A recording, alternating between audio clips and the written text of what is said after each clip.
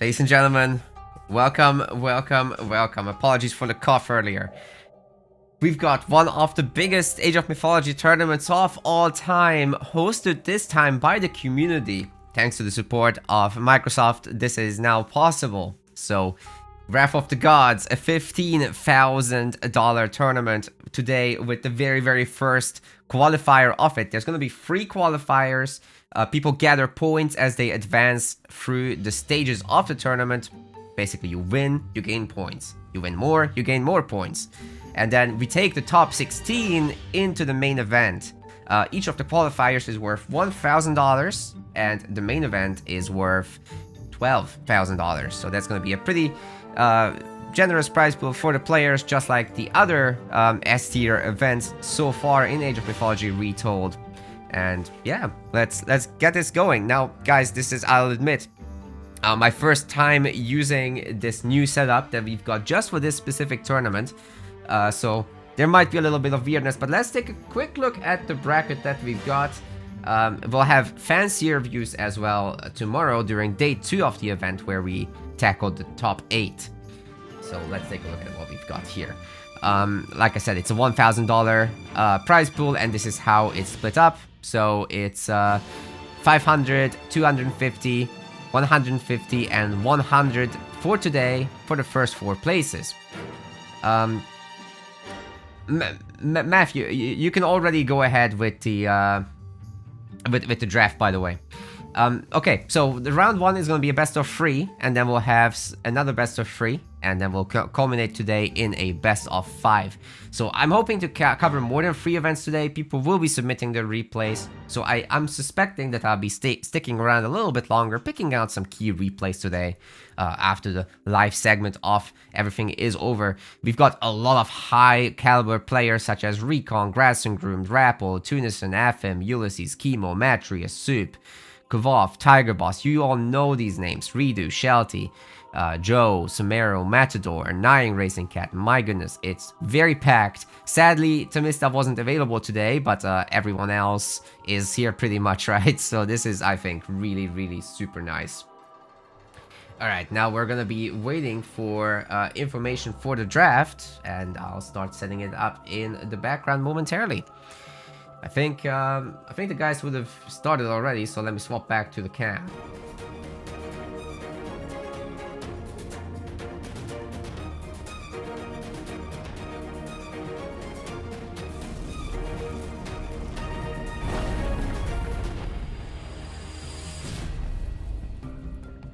Alright. We've got no god picks just yet. We're waiting for the map draft to finish up, and we'll see how that goes. First map will be Giza, so we already have that.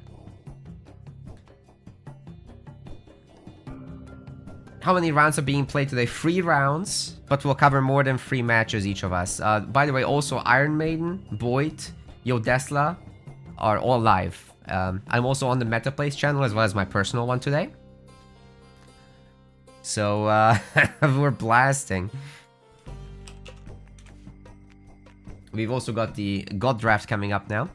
So I'm learning how to use this draft screen, which I'm about to bring up, by the way. It's my first time. You'll have to forgive me for being a little bit slow.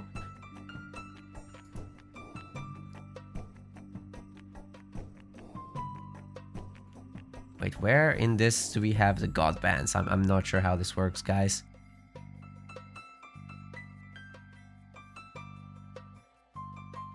Alright. I think we're only talking about the picks in the screen. So we've got 4 and Ra band for this series between Kenz and Matthew. The god picks are coming in. The map picks will be starting with Giza, and then we've got Land Unknown, Blue Lagoon, Mount Olympus for Kenz, with Midgard being the ban, and Matthew has banned Kerlaugar, and he's picked Elysium, Ghost Lake, and Marsh. Alright, god picks are coming in, ladies and gentlemen. We've got the 4 and the Ra ban, respectively, between Kenz and Matthew, and Kenz has picked Odin, Matthew has picked Gaia. Oh, Kansas picked Kronos. And Matthew has picked Loki. Got a Freyr pick from Kens. And from Matthew, we've gotten Oranos. Hades pick from Kens.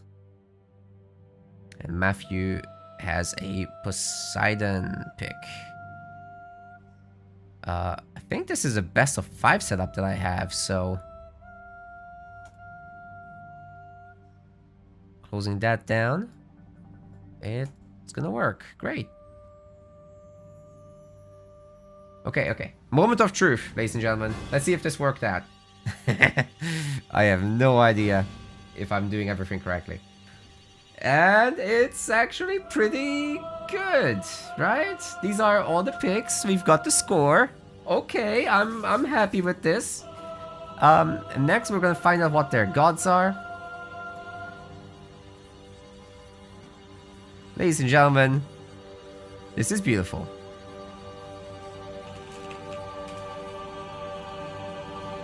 We've got the game URL from the player, so we should be jumping in momentarily. I'm excited. Are you excited?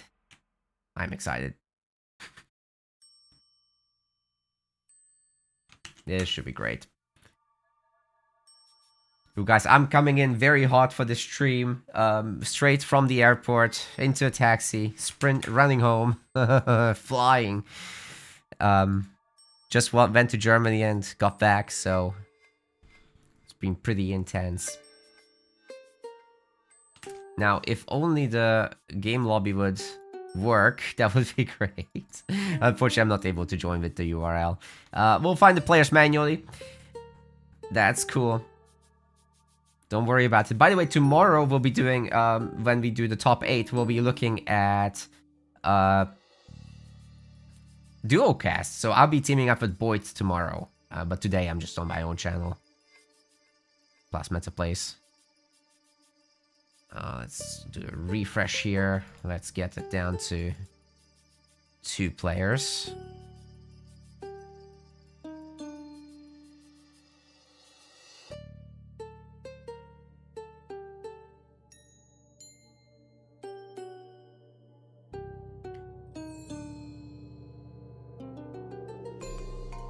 I'm just having trouble finding the game.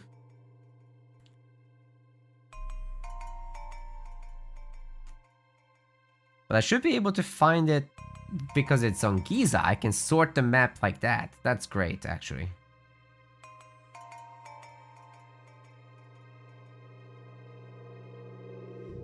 Just lock the gods. Got it. Oh, they picked the gods. That's great. Then we can add that information as well. Thank you so much for messaging about this so reliably. I appreciate it.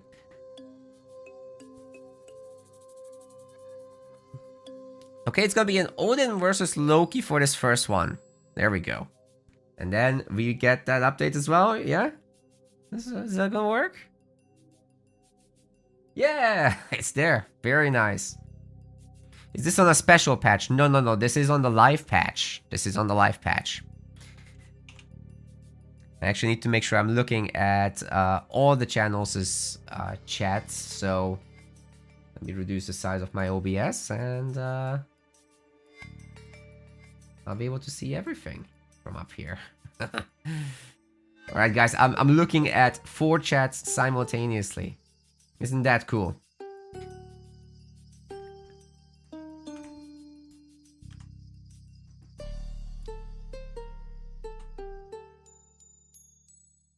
Kenzie Muffy's game. Very good. We've got it. Spectator delay is currently in effect. We are joining. Show us this RTS macro skills. I am multitasking, that's for sure. But yeah, good to see all of you in the chat. This is gonna be fun.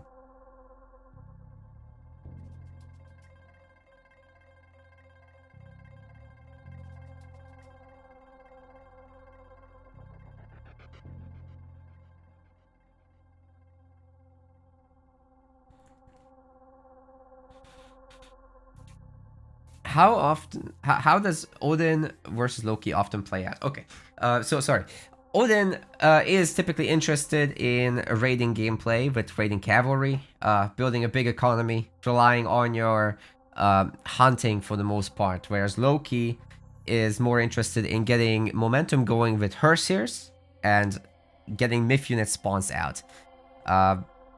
With the extra myth unit spawns that you get from Loki, you can definitely be overwhelming, but if Odin can get things under control with the economy to deny the Hersiers from coming out and stuff like that, then a lot can be made possible with that. So it's a very close and back and forth matchup. But if the Hersiers are out on the field and they're in numbers and they're controlling where the engagements go, and heroic age is reached and Odin does not have heroic, then flaming weapons beats classical Odin like a knife through butter. It just cuts right through. Whereas if you have frost available for Odin, you can stop that power spike and move to a very powerful late heroic age kind of play where Odin will dominate. But yeah, Loki is tough, man. It's tough. Ladies and gentlemen, it's time for the map intros. We've got new ones for this as well, and then we'll jump right into the match. Let's get this done.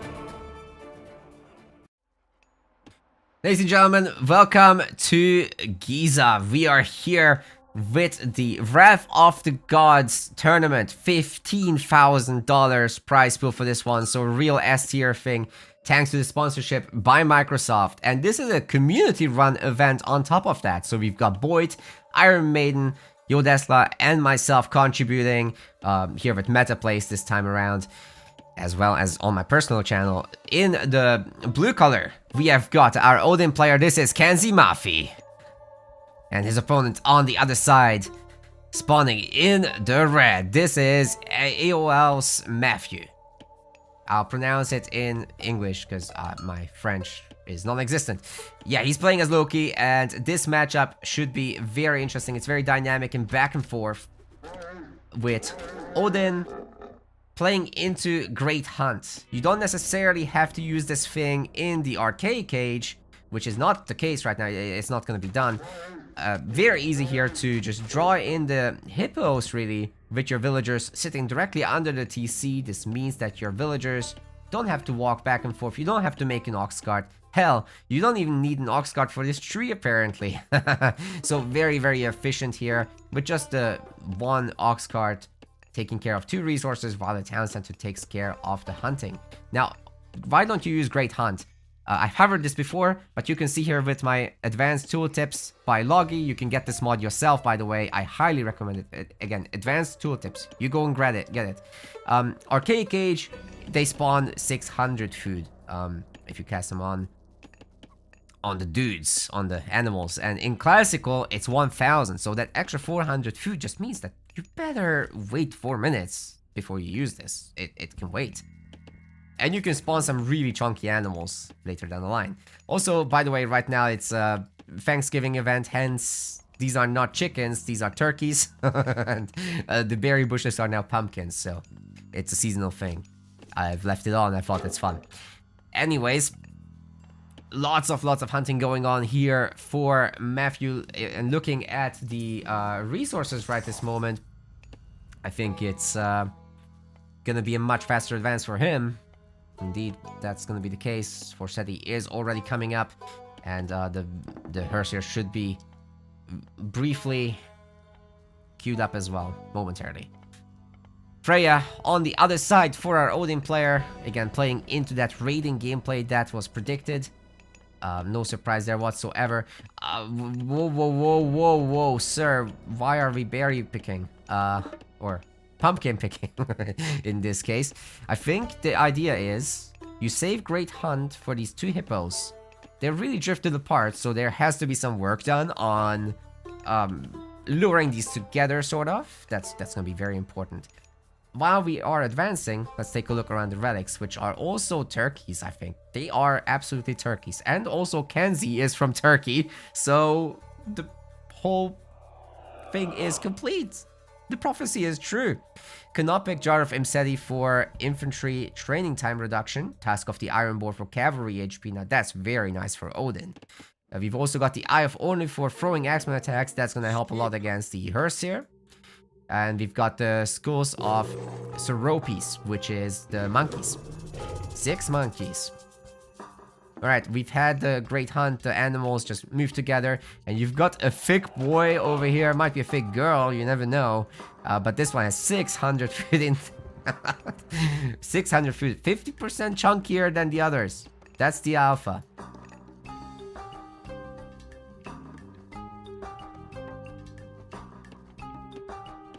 Alrighty then, we've got the Great Hall, we've got the Longhouse, everything's quite standard, ladies and gentlemen. The Valkyrie is looking for some damage, will not be easily finding it. I mean, if you've got Forest Fire, sure, you can at least shoo away these villagers, right? But it's not particularly powerful at all. Right now, in terms of the damage it does against units, it's like, you know, could be better. The Herseers take a bit of a beating from the town center, but so does the Valkyrie, getting just slammed on the chin with a hammer or 2. These Herseers have absolutely no mercy. There's no way for the Valkyrie to be healed up without making another Valkyrie. And when the other guy is making a ton of Herseers, you're not going to want to do that. So that will be like that for a time. Now, one thing that Loki players are really known for is to stock up on the dwarves. Now, why is that? Herseer don't cost a lot of gold, right? 80 food, 40 gold. That means that your food is your most precious resource. And if you just got enough people on food, like 7 or 8 villagers to hunt, then that will take care of your Herseer production just fine. And your goldies, they're producing excess. That's why you're making dwarves. You can see for our Odin player, it's not quite as heavy on the gold, right? Because of this. You do need to make the units and the dwarves, and not quite as many dwarves being made here for Kenzie, but I think it's going 50-50 on them still. The chunker is going down, ladies and gentlemen. Alright, we've got the raiders, medium raiders now, as predicted. Of course, Odin has the regeneration, so you don't super rely on healing like from the Valkyrie. But the Valkyrie itself can't heal. It's human units and heroes only.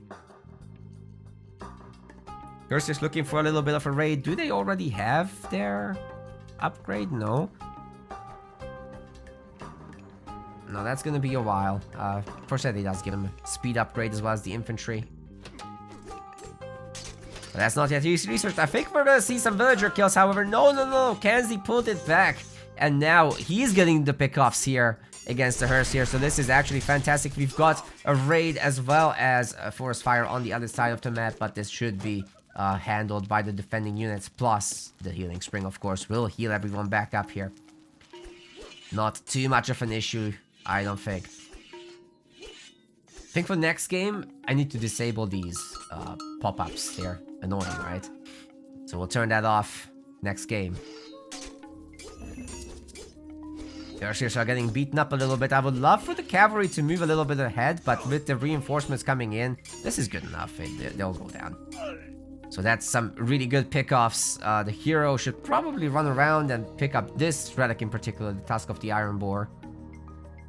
Having an extra upgrade on the cavalry, essentially, right? That's not something you want to...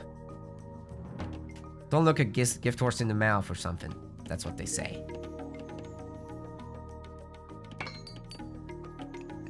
Although that's a turkey. But maybe the Turkish have something against eating turkey. I don't know. Okay, good talk. Moving on. We've got Watchtower coming in. We've got Hall of Fames coming in. That's going to be a 5% speed increase for the hearse here, but only 5. That used to be a lot more in the original game, right? So these guys end up at 5.2 speed. It's still significant. But the real benefit is for infantry, which gets 10%. So berserks are now 5.7. Maybe at some point having some berserks wouldn't be the worst. For Matthew, we've got also the tower upgrade. He's devoured the gold mine already, so that doesn't get protected by this. And these dwarves are about to get caught by the cavalry. There's no tower here to escape into. Oh my god, he's not moving! Oh, the surround is not quite full, ladies and gentlemen. However, there will be pickoffs. These dwarves are going down shortly, which is funny because they're short. Okay. That's a lot of losses right there. We're gonna see a bunch of herdmen getting added, but against pure throwing axemen and raiding cav, this is gonna be a rough composition to try to make something happen with. We've also got medium infantry coming in. We've got Skadi coming in. This is exactly what I was talking about before the games started, that if you have frost available, you can make so much happen with that. You can counter flaming weapons. You can use it preemptively to get the gold staff going. Like, imagine freezing all this and just building up your army significantly. Behind all that, there's some raiding cavalry by our Loki player also. And actually, you know, having these human units, or any units with bonus damages in particular, humans and heroes, they gain some extra from Loki's bonus. So they're actually pretty good at fighting, it turns out. A single pickoff has happened here. I don't think the cavalry is going to want to engage this. Not just because of the kitchen knives, but mostly because the large army group is following. Taking out a bunch of houses wouldn't be the worst. I am curious as to whether Matthew will get up to the heroic age in time. So far it's not queued, and making herdman just means that you're spending your food, which you're going to need for the heroic age. So that he might be shoehorning himself here into some serious trouble as the heavy infantry gets added for Kenzie. And that will absolutely catapult the power level of the throwing axemen in particular for this next fight. And then the heavy cavalry has been pre-queued, so once that kicks in, these raiding cav are gonna be bonkerinos. The Radic is still here, so I continue being annoyed. Gotta be really careful not running into the herdman and stuff like that though. But the gold control is looking solid, and this is the only place that Matthew can realistically go to. I mean, you could go here or try to sneak this. But as long as there's gonna be some minimal amount of vision from Kenzie, he should be able to cover that and go for the gold star. Now the gold star, for those of you new to Age of Mythology, is important because there's almost no unit you can make that doesn't cost gold in this video game. There's like trolls here. But anyway, the big fight coming down, and the replacement rate is gonna be in the toilet for Matthew. He's trying to save up for heroic, but what he really needs is men on the field, and he's not gonna have them, ladies and gentlemen. Kenzie Mafi takes away the very first game that we're casting today against Matthew. Congratulations, well done. But it is a best of 3. The work is not finished. Let's see the stats real quick before we move on. Alright, we've got poor Matthew only winning the losses category. That's, yeah, Kenzie has just played really well here, right? The total population chart tells a story. Civilian units in particular tell a story, because there were a bunch of pickoffs, especially here. But even before that, what's this flat line? I think Matthew wasn't making economic units for a little bit. That's not good. That is not good. The military units, as a result, were able to catapult forward. And this is what it looks like when it comes to all resources collected when you have a discrepancy like that. Now, Odin does have the benefits there anyhow, but this is on top of that because of hunting bonus, right? But also villagers on top of that, yeah. And the mobility of the raiding cav, once again, showing its power.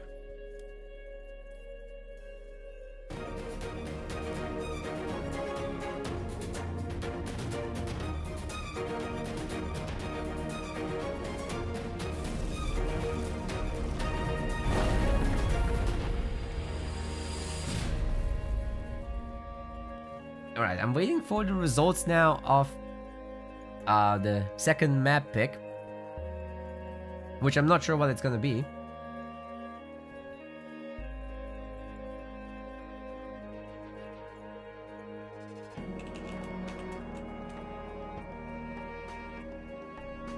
But I've asked the question, let's find out what it's gonna be. So out of the available stuff... Oh! It's gonna be Elysium, they're already playing. Okay, I'm slow.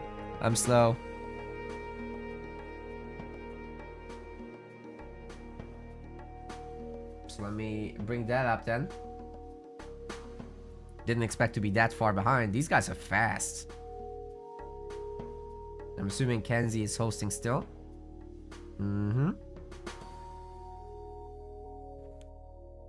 I should be able to join in rather fast. Alright, we've got a Freyr versus Gaia match here coming right up.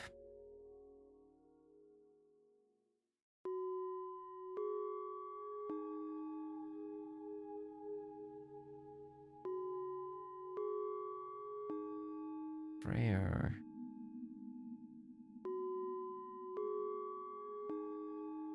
Gaia. Cool. There we go. Now if I update this, that should show everything, right?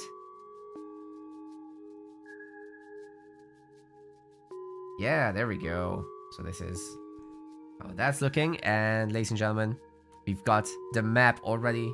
So it's all up. I'm gonna play the intro. Let's do this.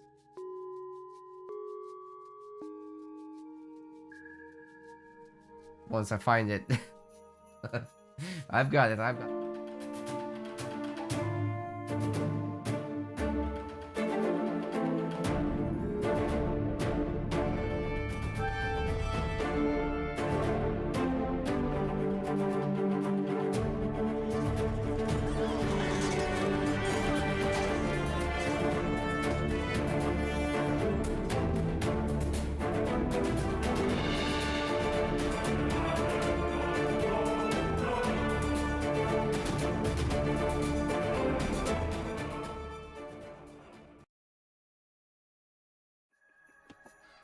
Ladies and gentlemen, welcome to Game 2 of the series. We are on Elysium. There's been a switcheroo of gods.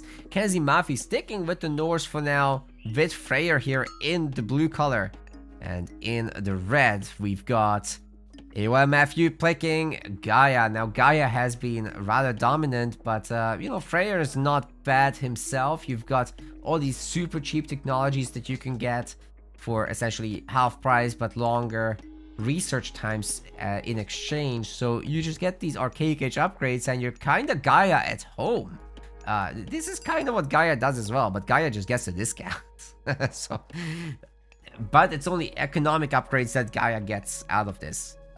Freyr's bonus affects all the military upgrades too. So technically it's a stronger bonus. But you know, with Gaia having a lot of momentum in the early ages, as well as getting boosted immediately from the start of the game with higher wood income. That's all really nice here with the Gaia trees. And they act as kind of natural protection for your gold mine. Then again, I don't see a world where Freyr really goes that aggressive and, you know, actually goes after Gaia's forward gold mine early on. I just don't think that's a thing.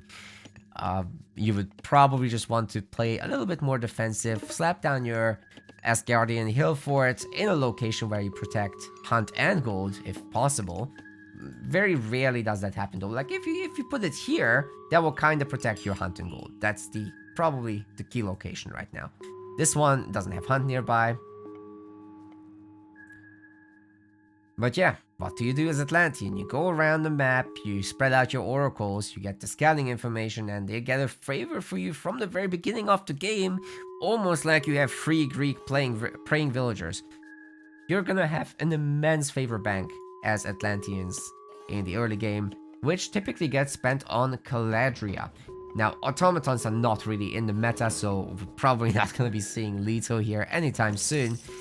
Maybe in a few patches, right? Like, the devs are clearly cooking something. And let them cook. They've done it with Ra, putting it all the way to the top. So I'm guessing Leto is next within the minor god pack of things. But right now we're gonna have Oceanus.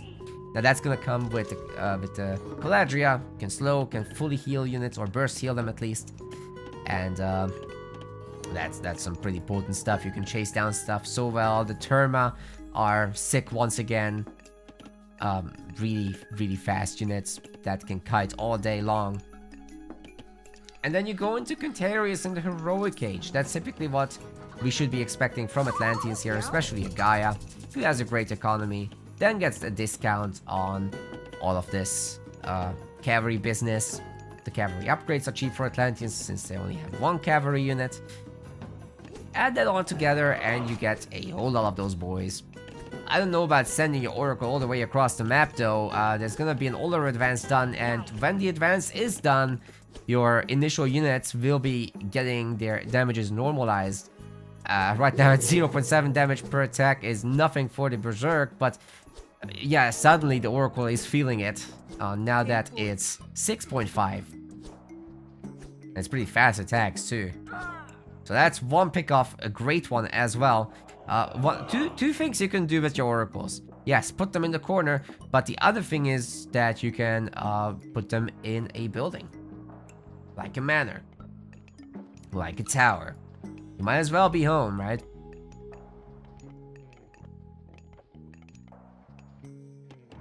So that can keep them safe. That's a double longhouse. What is going on? With Uller, you also get the technology for increasing the infantry speed, and I'd be very impressed with myself right now if I remembered the name, but alas. That's not happening, is it? We've got the second town center from Matthew. Loving that. So what's the purpose of these two longhouses? I'm sure there's gonna be an Asgardian bastion at some point in this game, but right now this is looking like we're playing Odin. There's more on wood, which could indicate the desire to get a TC, which against Gaia is not a bad idea at all. But then why would you make a Great Hall already? Or a double longhouse for that matter? No, this has to be aggression somehow.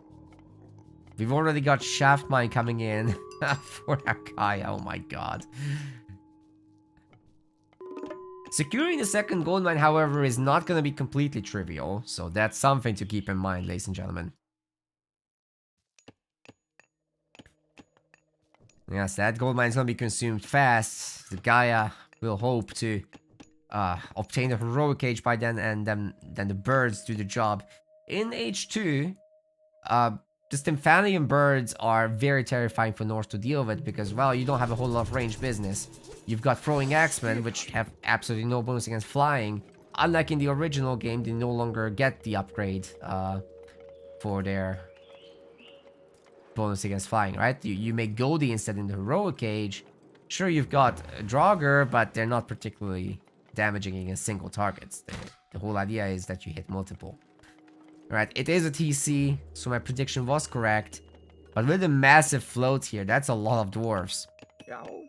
So I think it's time to put some dwarves to work on the other resources as well. This is a very economic Norse play, but I'm not sure it was super necessary to make all these buildings immediately, especially the Great Hall. But, you know, it's not like Gaia will be attacking. There's the Servants of Glory, that's what it's called, of course. That's what the speed tech is called. Now we've also got Bite of the Shark.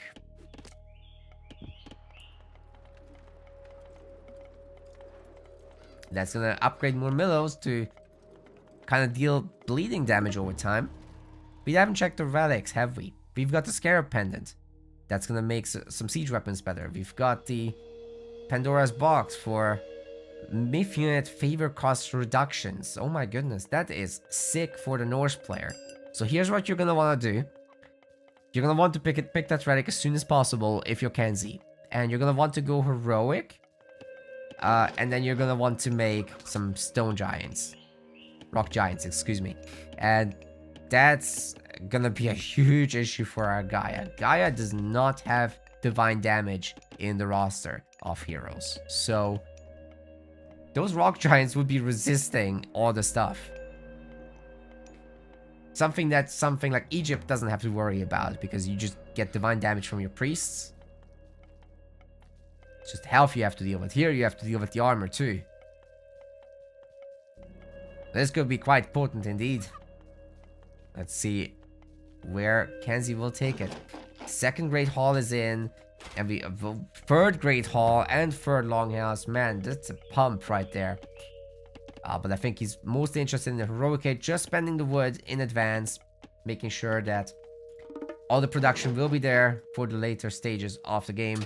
Here come the Terma and the forward dwarves as well, because the main gold mine has already expired for the Norse. Again, the dwarves gather insanely fast at 1.17 per second. It's a very high rate for the early game. Heard a market coming up. Or armory. That's a market though.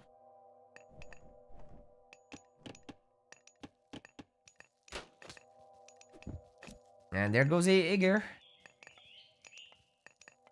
Which also gets a discount. The age ups get a discount. It's crazy, but they take longer. So not that much longer though. It's not that much cheaper either. It's a different modifier for that. Alright, with the upgrade of this is a very peaceful game, man. We've got the upgrades coming in, we've got copper armor, copper weapons. It might be worth considering actually making a second armory here if you're playing as Freyr. Freya is coming in also as predicted, as the script has been written, as the prophecy has foretold. Got an armory now for Matthew as well, but then you make a market and an armory? I don't know about that. Terma break a wall somehow. But the pierce damage is not very likely to occur, but hey, 5.5 speed. Guess what? The raiding cav are faster, so technically you have enough of those, you'll be fine.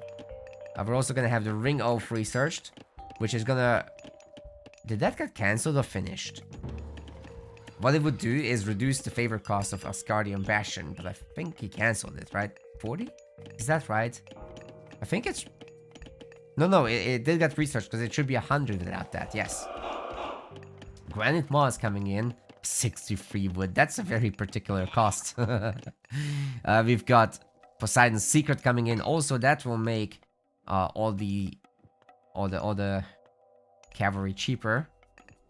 Not the Terma, but the Cantarius. And there should be quite a bunch of those coming up momentarily. He's just waiting to actually finish this tech to benefit from the discounts. In the meantime, you can make a bunch of Archers who are already heavy, alongside the Terma, of course. But it's looking like Kenzie is interested in some fighting. We're gonna also see some Goldie added in, by the way. Even Watchtower. Ooh, that's a really good catch on that citizen. Should have garrisoned through the manor.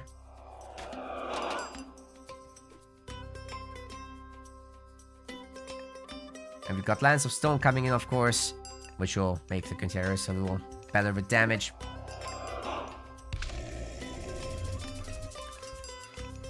Not just that, it slows down enemies. We've also got Feast of Renown coming in, and I think there's not enough conversation about this technology, ladies and gentlemen. If you've got talent centers, if you've got fortresses, which you can have quite a bunch of, especially when you play as Freyr, because you can go over the limit thanks to Asgardian Bastion. Oh my god. You can get so much food. It's one per each of those buildings. Per second. It's crazy income right there. And these are crazy good raids. These fast berserks are doing the work. Very nicely done by Kenzie. No reaction thus far from Matthew. But if he gets enough Cantarius out, surely he can get some business done. Already got copper armor as well as weapons. So not gonna be too far behind the Norse. The shields there, that's the difference for now. We're gonna have 9 waves researched. It's like... It's gonna make the ramps into early battle ramps, essentially. It's the same kind of tech with movement speed and damage for your siege weapons. And we've got Tempest coming in. Now this is gonna be your baby lightning storm. The Norse army is just looking absolutely devastating here. And I'm not sure the Atlanteans can hold on. The mini lightning storm from Tempest is destroying everything, freezing up the villagers in a moment. They're super slow already. But actually, you know what? The Arcus and the Terma and the Palace Fire are doing okay. And now the God Power is gone, and suddenly there's not that many Norse units. The Terma on the ranged units will be doing devastating damage. This could work out, actually, in the defense. Very nicely done by Matthew. He's ahead now in the score. And actually has a chance of pushing in a moment. Oh god. The pig! It's the oink! It's so slow now. It's been casted so far away from the town center. Can it even do anything? It's barely got any lifespan left, but right now it's just blocking all these boys left and right. They're flying or learning to. Holy crap, it's killing everything. Oh my god. Okay, it's been finally dispatched, or did it run out of life? It certainly didn't run out of hit points. That was actually pretty strong for such a silly way of using it. It was actually pretty good. Right, are we gonna see Rams? No, it's gonna be actually Huskar, which are not a bad idea against all these Terma and Arcus. They have some really high pierce armor. The Yard is also a really good addition. Also high pierce armor, high health, good cost efficiency. The walls will be holding for a moment. This is Stone Gate after all. We're gonna see the dwarves backing off to different gold mine. Matthew grabbing a third settlement, however. This is starting to get real interesting. So far, however, the man only has two oracles, as I was saying. And that's not quite as much as you should have. I think you should double or triple that at the very least. Ideally triple.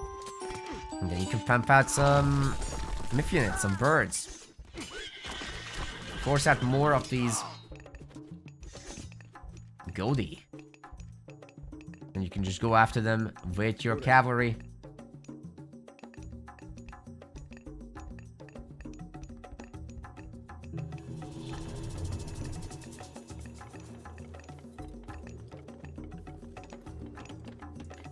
Second Asgardian hill forts. 2 hill forts are better than 1. 3 hill forts are better than 2. Oh, that's a house that's not finished. Oh no. Anyways, this is gonna make it so that the food income is now gonna be... what, 5 per second? Because of the upgrade. Oh, and I forgot to mention that that Feast of Renantec also causes some slow healing in the vicinity of these buildings, so that's pretty good. Alright, I want to see the Dryads now. Second tree has been cast, of course. And Matthew is now pumping out the Dryads, which is going to be a great addition to this army. Also, they cost wood now in Retold, so... used to cost gold in the original game. They got the stat buff as well. They're really nice, I think. Oh, and when you have multiple trees, you can make more of them. That's even better. Fortified TC is done, and Mythic Age is coming in with Atlas. Now, on the current patch, Implode is one of the strongest god powers in the game. You can't really avoid it. You can't garrison during it. You can't run, you can't hide. You can die, I guess. That's what I always say. Guess I'll die when I see it. Maybe these guys are better, though. We'll see. More walling. More stalling. It's a good idea. You know, Vidar is coming in. Now, that's a much more avoidable thing when it comes to his god power. Inferno is definitely something you can manage. But if you eat it, it's gonna hurt. Guaranteed. A bunch of berserks here, but not quite enough to shoo away all that cavalry. However, the addition of the Oh, this is now Bear Greasy, not just a rock giant. Very nice. Its health has been quite drastically reduced, however. So maybe what I said earlier about lacking divine damage for Atlanteans is maybe not that big of a deal anymore. I did forget that.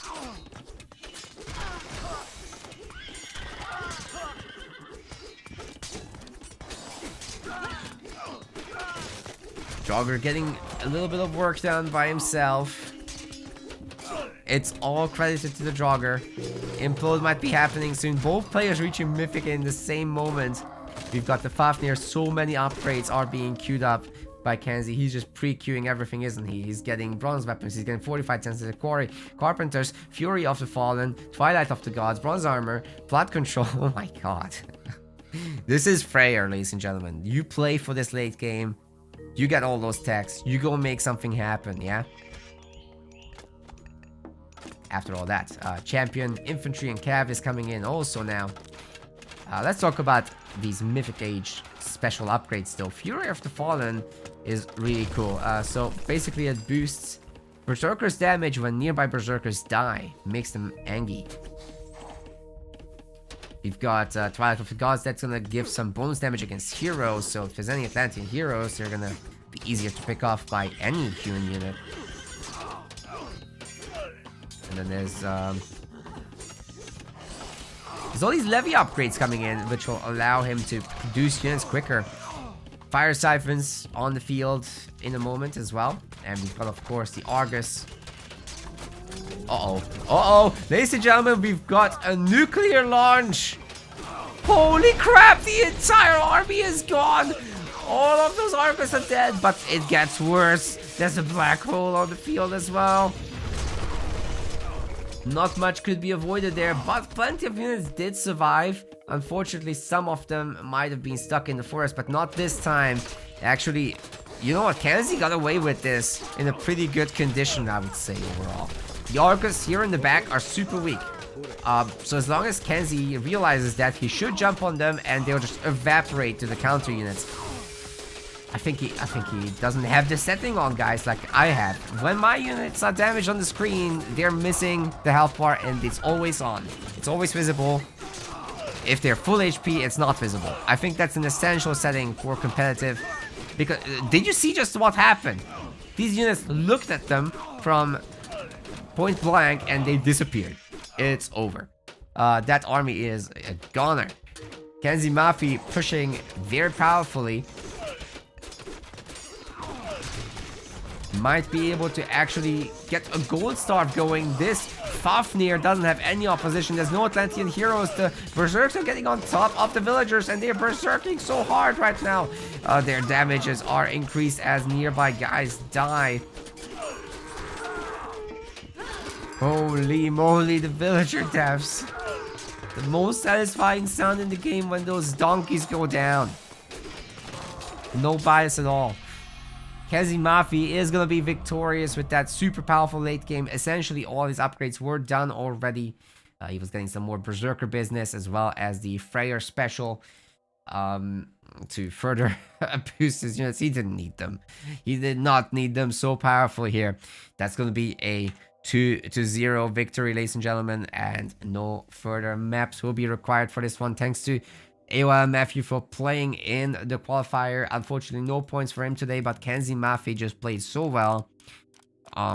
Really very little to add besides that one thing about the Arcus and the hit point bar setting. That would have helped him a lot there to do it earlier, but whatever. He didn't need the help, did he? 186 kills to 123. I think he was very comfortable. His resources have gone bonkers earlier. Going back to the timeline once again, civilian units, sure, he wasn't ahead there. His TC was later. He built 3 military buildings after all and several units, as you have to do with Norse. But in terms of all resources collected, he kept pace with Gaia. That's impressive by itself.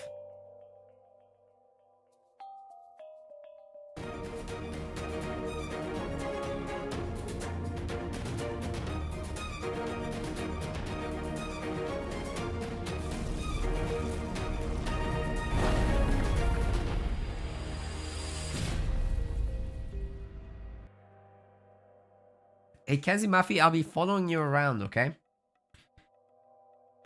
Who are you up against next? Let's see. Should have gone to the other screen, honestly. But yeah, GG's here. Well done, boys. Sir Liam, I am on MetaPlace as well as on my personal channel today, so you'll be finding me on both. Even on YouTube. I'm on YouTube too. Same time.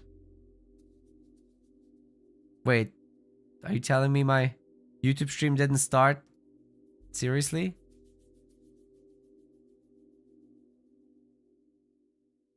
Oh my god. Did my YouTube stream not start? My YouTube stream didn't start. It's live on the MetaPlace YouTube, but not my personal YouTube. Okay. Hi guys, on my personal YouTube, we missed the first series because I forgot to set the auto start. That's unfortunate. Hopefully you will have caught it on my Twitch or my on the MetaPlace streams. Well, that's funny. Okay. Taking care of 4 streams at the same time is hard, as it turns out. No worries. You can catch the matches after the fact if you're finding this on my personal channel. Moving on, we've just had the series between Kenzie Mafi and Matthew, and that has concluded. So let me enter the scores on the website. It's already been entered. Thank you, Olvadi, I'm assuming. Kovav versus Kenzie Mafi is coming up. So let's get the drafts rolling, ladies and gentlemen. And guys, if you can send me the links, please, then that will be much, much appreciated indeed.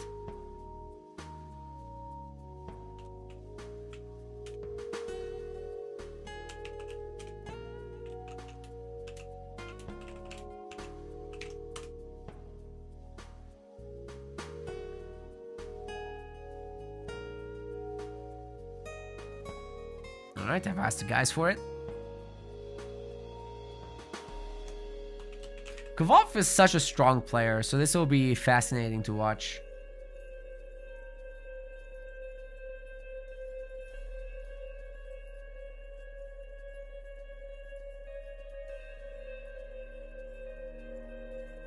Yes, Yodesla, just put no map until the map is revealed. So once the guys give you the map, just add the next one. If you have no map selected, you can just that's a hidden map essentially, right? It's not appearing.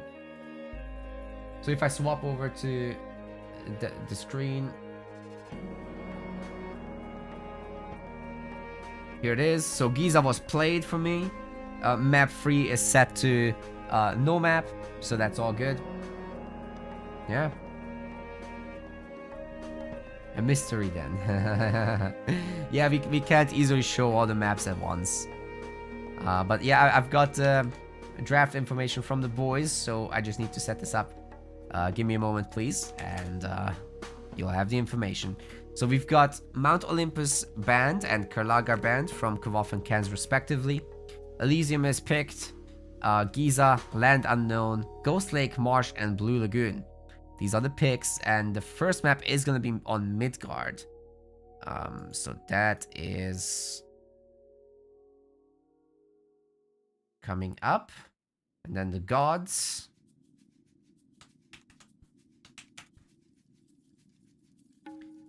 We've got an Odin ban from Kvav and a Ra ban from Kans.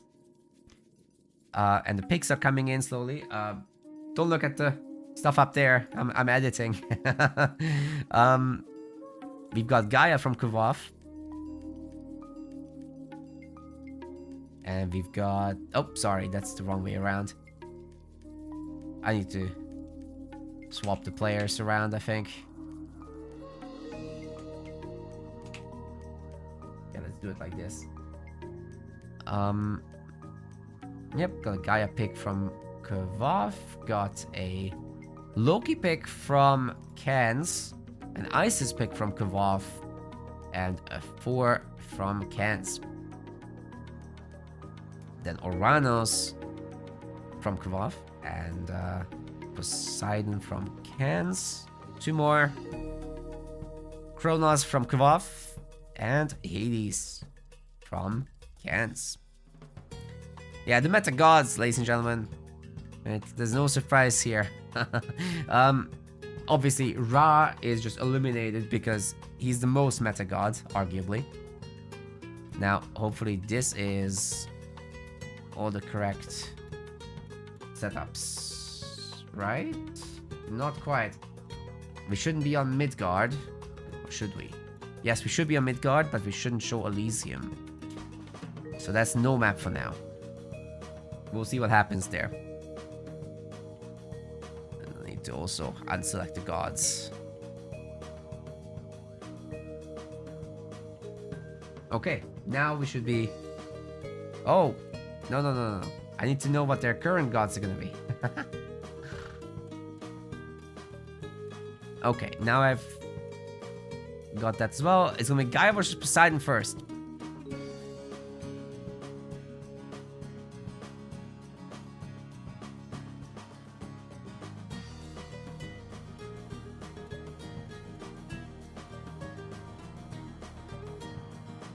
And now, that should be fixed up there. This is the draft. We're in.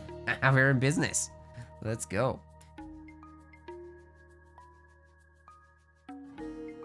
Now we're just waiting for the game to start. Midgard, that's gonna be really interesting, guys. Does Echo? What Echo?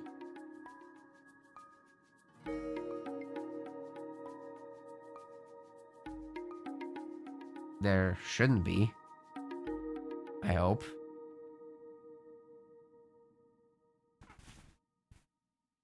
I'm not seeing anything, any movement on my sound.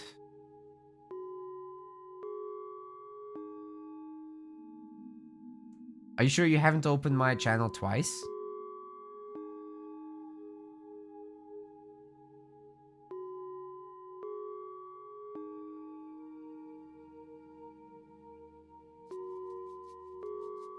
Lots of results are coming in, ladies and gentlemen. So while we wait for these guys to kick in, we could look at the results this far. Actually, let me get a refresh on this. We've still not got match 1 done. Wow. El Matador 2-0. We'll be playing against Nyan coming up. And Nyan defeated Revolutionary. Matches defeated Nito. Waiting for B versus Azad. Soup defeated Electro Ninja, fighting Mini Yeti in a moment. Ryuk has been eliminated by Mini Yeti. Nora and Killuminati are fighting. Shelty and Mayo are done 2-0. Shelty and AC the Great are about to fight as well. And we've got Zerton versus Grand Monster going on. Redo has defeated Monkfish, waiting for Borim and Naumf. All Apes and House Ravage are fighting. Somero and Revolt have a 2-0 result. Divine ATP and Pretty Prime are fighting. Chemo and Kratos are fighting. Mosca ended up leaving, I guess. Daruis moving on. Kvov and Kazimafi on our channel here. It should be cool. We've got Zastozi versus Decisive going up against Rappel. And I Am Joe versus Eric BR on match 40. Damn, that's some sick games coming up. I'll definitely cover some of these replays later. We got Zakulo versus Haza. Still going on. Ulysses waiting. He's waiting for a long time. Tiger Boss versus Garnaf is also on. There's some great stuff happening. Alright, let me see if I can join that game now. Filter for 2 players. Yep. And search for Midgard.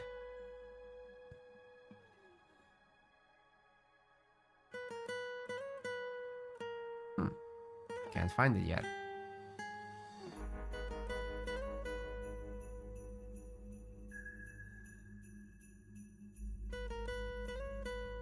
It should be Kvov hosting.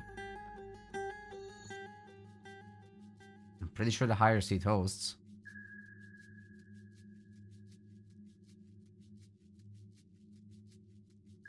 I just don't see it yet.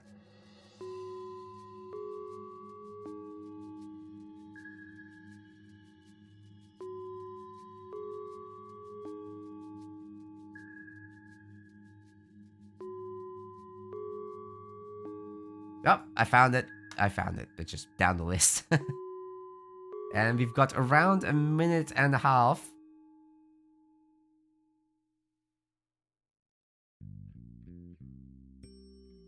But yeah, Gaia versus Poseidon. Should be all about that cavalry play. Now, Poseidon can do some early damage for sure. I would expect no Cyclops funny business, but if it does happen, it could be really funny. A bunch of big Cyclops throws can just get rid of an army even post nerfs. I just don't think that against Gavov you're gonna want to do that, because he just kites your Cyclops with his Terma and slows down your Cyclops with his not Carnivore, Caladria. So I think it's gonna be more on the macro side of things here for our Poseidon player. 2TC into cavalry. Similar story for Kavov, but obviously that requires the heroic age too.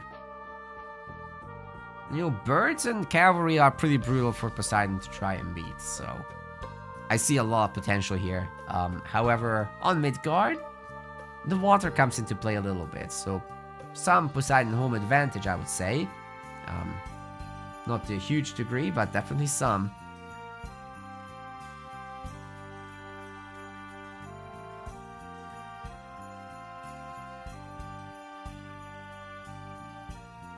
Alright, ladies and gentlemen, let's head over to Midgard.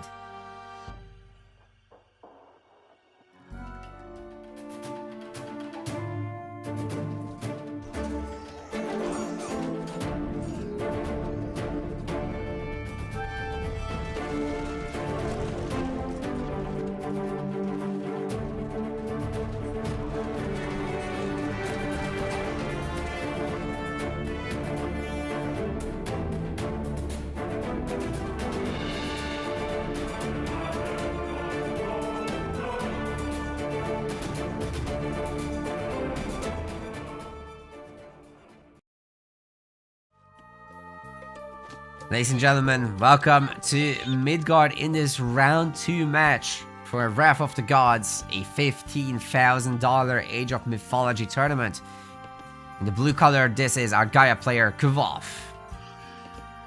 And in the red, we have got Kenzie Mafi playing as Poseidon. Now this is the first qualifier of this event, and the event itself is sponsored by Microsoft, Boyd, myself, as well as Iron Maiden. Yodesla is also helping us with the casting, and all our production assets are built by Wolf Studios for this one. Credits where credit is due. Now, Midgard is a map that has eluded the competitive scene for a while in Age of Mythology Retold, but it is a classic, and us, the hosts, being classic players ourselves, you bet we're gonna try it out.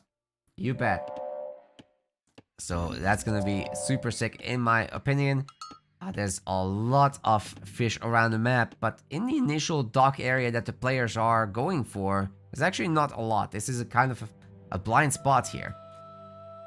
So I have to sail out and find more fish, which makes it play more like a land map because of the delays in fishing. It's gonna be less important to have docks, but if you can somehow make it up to a higher dock count and populate the waters kind of like you would on Anatolia, because look at this little water passage, it's very thin, right? So your dock can pretty much protect yourself there. Of course, there's other factors to it.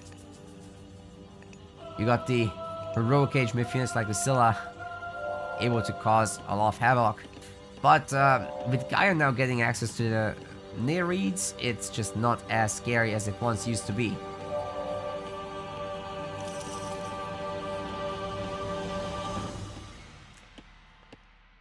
So I do think most of this will play out on land, which is also why we have so much hunting from our Gaia player. Kenzie Mafi, on the other hand, isn't hunting quite as heavily, but it's just great to see the ability to pull in the boar, making sure that you do hunt on this kind of map, even without a drop-off spot. Saving a little bit of resources right there. Oracle Hero gets made. Must really like the relic. The Task of the Iron Boar is in fact a really good relic to pick up at this point in time. You can get the hero as soon as you have your temple. And yeah, cavalry hit points for a god that will go cavalry anyways in the later stages. I love it. It's a nice stick stack. We've got the Head of Orpheus as well for some line of sight. We've got the Hestia's Heart for villager train time reduction. Very powerful, but it's only 5%, so, you know, it adds up, but it's not immediately powerful. We got Ulr's Bow as well for a little bit of range. And now that sufficient income has been established from the sea, the players are swapping off of the hunting. Just really need that 400 food as soon as possible so you can start making military stuff in H2. But now we've got the extra docks that I was talking about. These docks will not only secure the spots, but also make it so that these fishing ships can just easily drop off here without much travel time required. Our Greeks are going up to 3 docks immediately, whereas our Atlantis are not doing that just yet. I wonder if it would have been better to just put the dock here between the 2 spots. With some walling action coming in, as well as hand axe and pickaxe. Really dirt cheap. Might as well get him.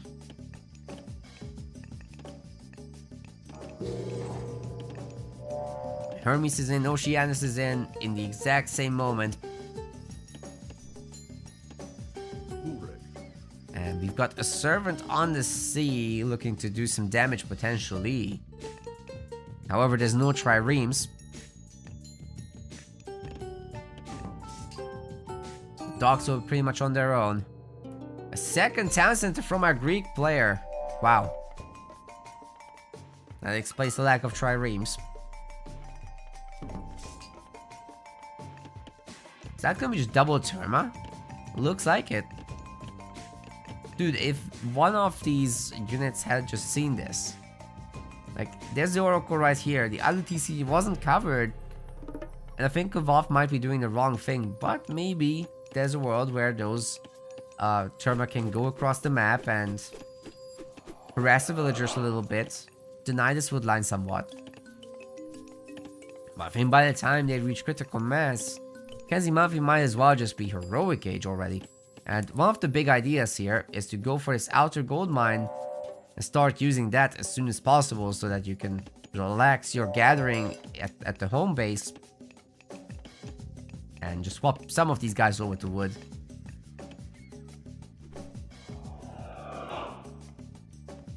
It's gonna be a hunting party instead, which is also fine. It's definitely risky. Now, the slowdown from the Coladria plus the Terma Heroes is obviously gonna get the kill against Centaurs trying to run away, and it's just one anyway. Not much you can do about it. I'm not sure I love going after the cow here.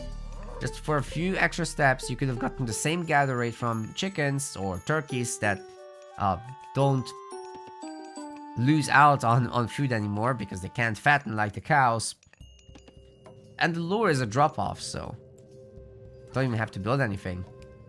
Oh my god, it's a... Okay. It transforms. The Atlanteans are gonna try to take a settlement as well.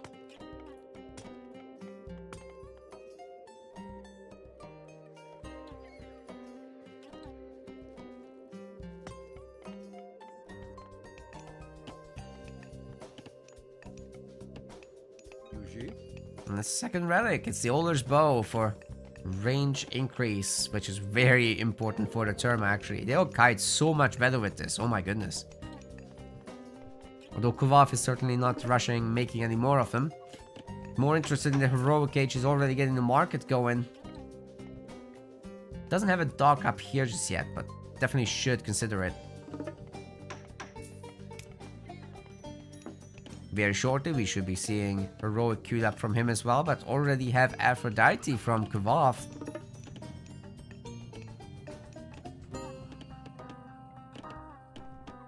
Long term, that will be very useful. But I do wonder, would bronze have been better? Absolutely no combat on the sea, by the way. It's a very peaceful game.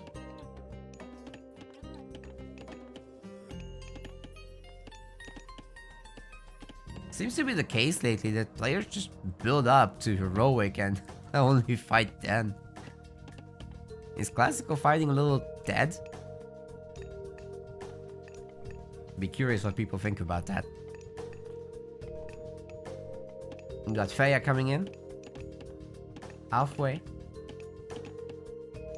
And per scene is going to be unlocked by both players as soon as possible. It's pretty cute. Got the hoplites and the prodromos. Kenzie really does not want to deal with Contarius, but you know what? He is gonna have to deal with pigs. Because those are now pigs.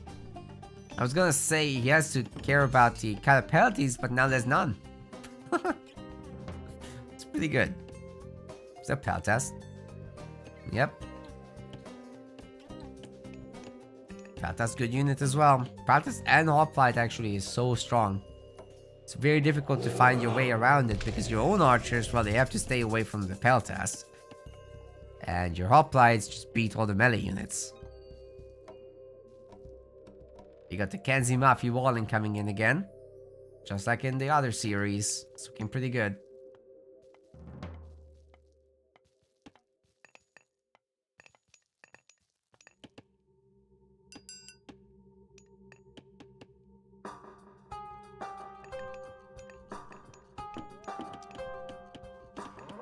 And of course, the heroic standard business. We've got Poseidon's Secret, we've got Lance of Stone, which will make the Contarius raid rather cheap. The 2 trees will be in as well, immediately spawning 4 dryads to help out. Oh, the Nereid and Scylla had an exchange in the meantime. I missed that. But yeah, this is what I was saying. The Nereid just cancels out the Scylla. It's really strong against naval myth units. And if you can kite with her and just only use the abilities to fight, it's gonna be pretty easy. The Scylla just doesn't hold a candle to that. Okay, the second tree has been used as well. Now there's a ton of heavy Contarius that are cheap. They're gonna have armory upgrades. Meanwhile, the Greek army remains tiny. There's no more prodromos, which is actually gonna be a slight bit of a problem. But the Murmillos, however, they are base Murmillos, they're not medium or anything.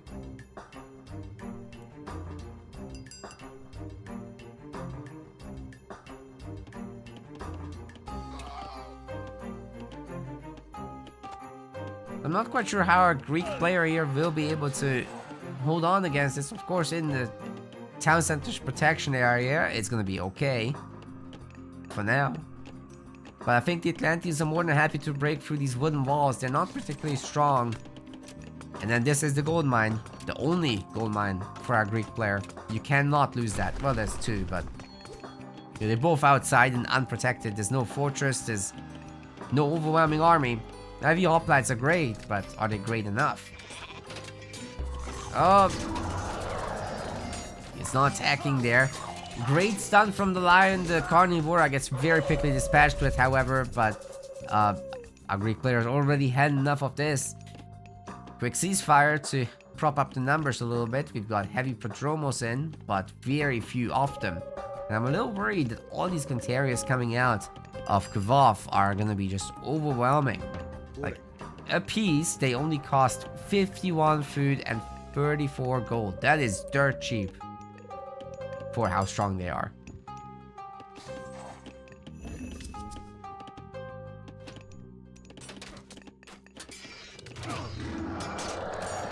Hoplites forming a line here. They're actually holding pretty well, but will they be able to continue that? There's 2 birds now, and they are something that you can heal with the Caladria quite well. So putting them back. And continuing to fire should be a pretty strong solution, but Hippolyta is on the case. The hoplites are getting thinned out, ladies and gentlemen. And there are plenty of Contarius left. The villagers have to pull out of here. I'm not sure there's enough Greek units to defend this push right now. In fact, if you're Kvov, you might want to throw down the palace right here instead of there. That gold mine does not need to be secured. There's 3 town centers behind this for Kvov. I think you can go. You go for the gold denial at this point, as Mafi's army is just getting obliterated here, ladies and gentlemen. This is not even close anymore. Kvov being just one of the very dominant players. Several times he's been first in the leaderboard, in ranked at least. Tournaments are a different story, but he's been first in rank for sure. Now hoplites are holding strong for now, and the town center fire is helping a lot. It would be great if he had had a fortress here though, that's for sure. Destroyers are now coming out. Tons of pre-queued technologies. Even the militia are helping, but it's just not enough. The destroyers are looking to destroy the town center. They are medium destroyers, and Kvov just has absolutely rampaged through Kenzie Mafi's army. He's got nothing left. 200 population to 93. There's no hope left here. Even a second curse wouldn't have been possible for a long time. So there's no quick remedy to this one, I'm afraid. The Gaia economy just got to explode a little bit too much. And I'm not sure what happened to the military. We're gonna check in a moment what happened with the all resources collected. It was pretty much neck to neck. So it should have been possible for the Greek player to make more units. I'm not sure what happened. I guess the cost of the Contarius is really low. So that plays a big part. Very well done by Kvov. That's gonna be a 1-0.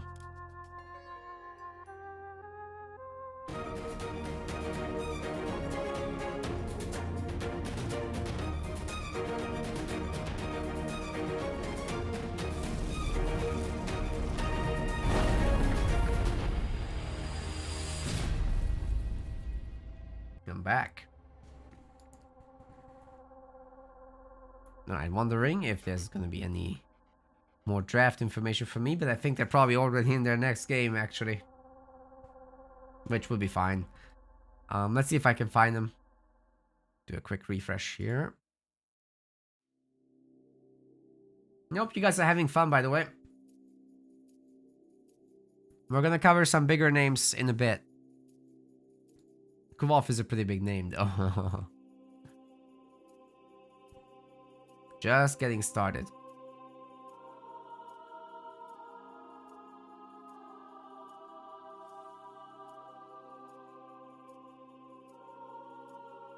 Having difficulties finding the lobby here, I'm afraid.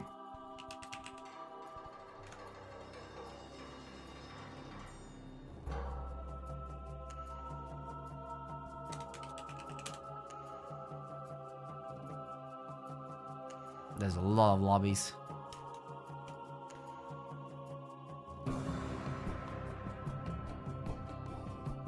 And I'm still not sure what the second match is.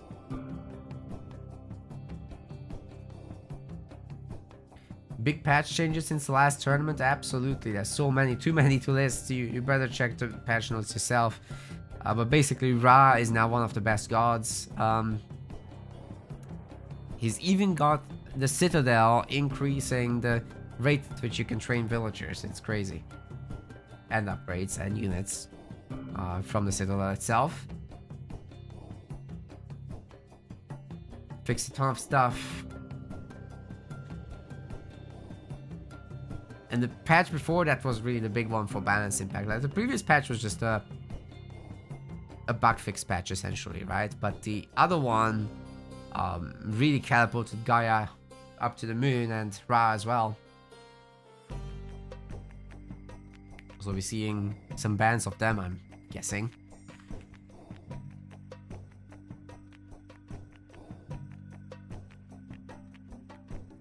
Alright, what's going on here?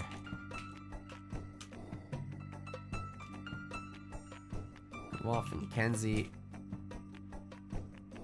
draft for game 2. Let's find out.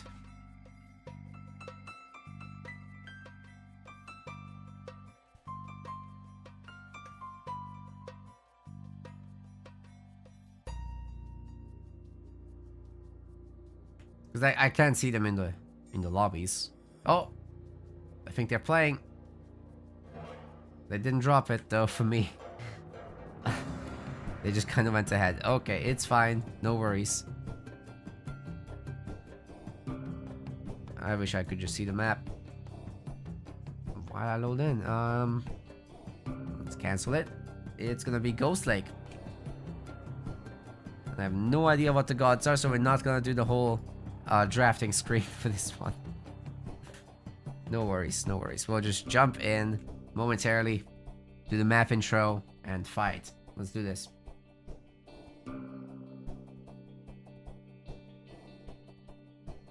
Let's do this. Pressing the button. Is this one not working? Oh, that's great. Let me fix it.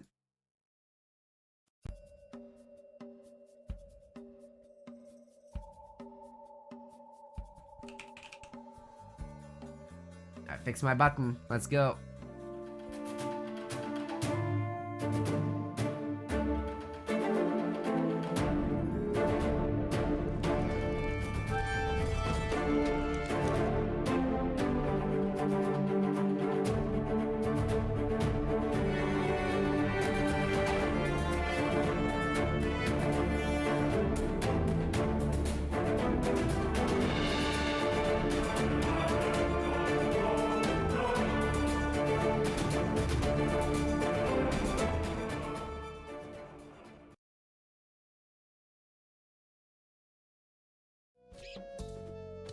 Ladies and gentlemen, welcome to Ghost Lake.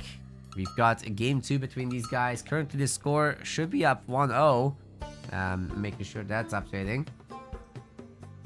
And it should come through. There it is. Okay, in the blue color we have got Kavov swapping over to Egyptians, now playing as ISIS. And on the other side of Ghost Lake here we've got Kazimafi playing as 4 in the red color. That's already a ton of dwarves. He's working on the dwarven armory business.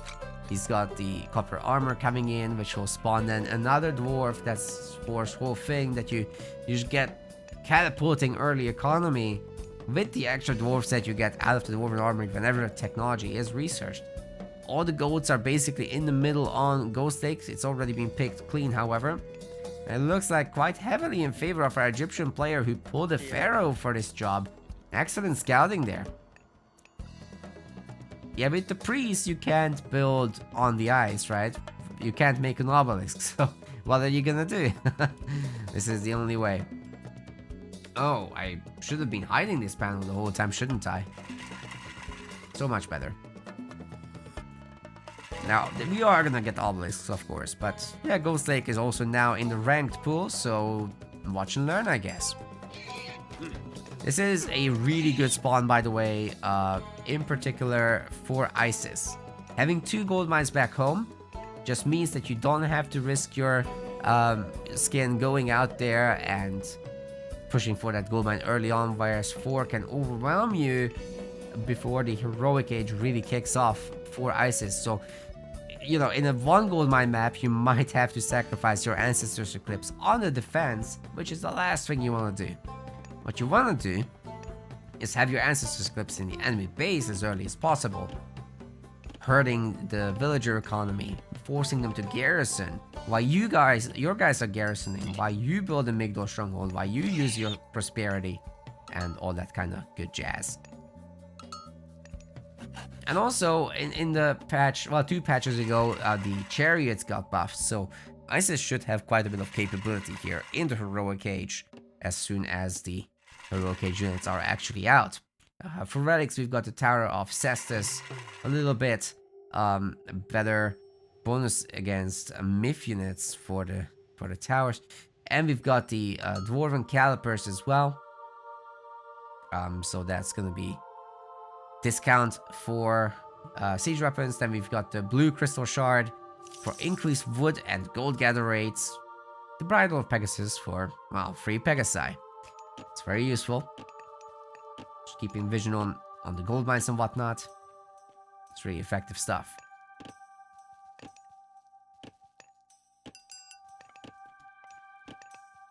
Copper shields are coming in for even more dwarves. No regular villagers allowed. This is the Shorty Club exclusively. Oh my god. All the shorties. Bast is coming in also. It's gonna go up against Forsetti. Which indicates no heavy cavalry play. I do wonder what it's gonna be.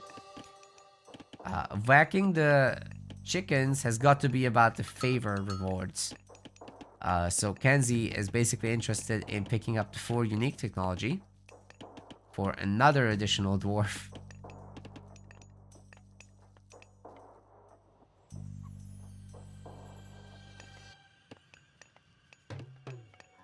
Lots of gold mining going on. No prosperity just yet.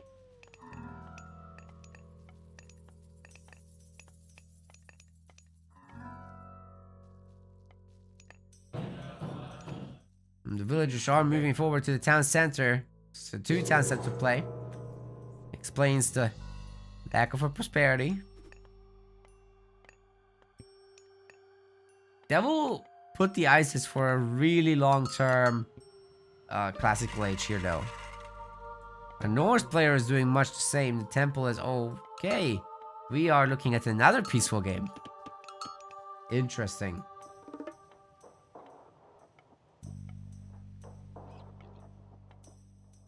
Multiple hearsers coming up. I'll help build the settlement a little faster. You can't build it as fast as the Egyptians can, of course. I mean, that's a huge commitment here with the villagers. Good kill on the obelisk there with the berserk, so later raids can be more effective because of this, unless the obelisk gets remade, of course. Got the barracks coming in. But typically speaking, ISIS is not going to go too heavy on the classical fighting, especially with Bast.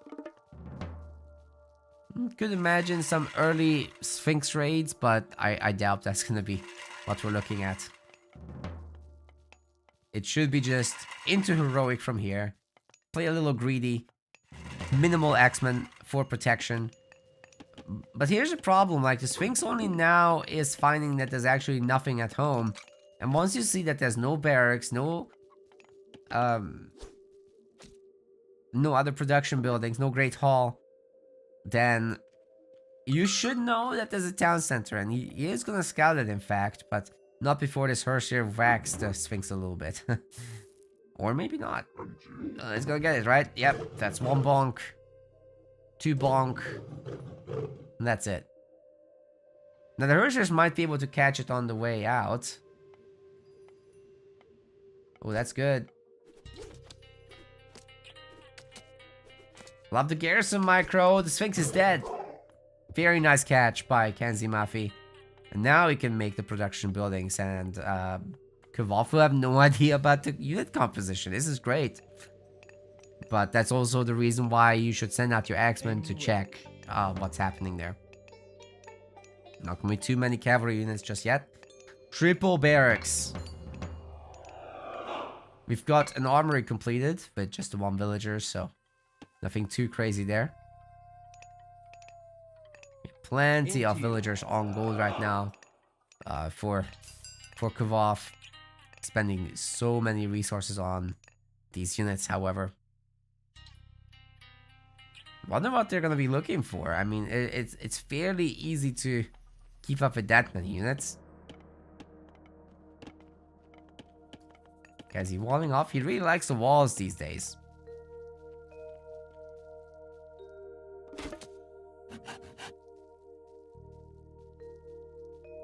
You know, the X-Men are actually quite difficult to deal with for Norse, but it's the numbers right now. The numbers are not scary.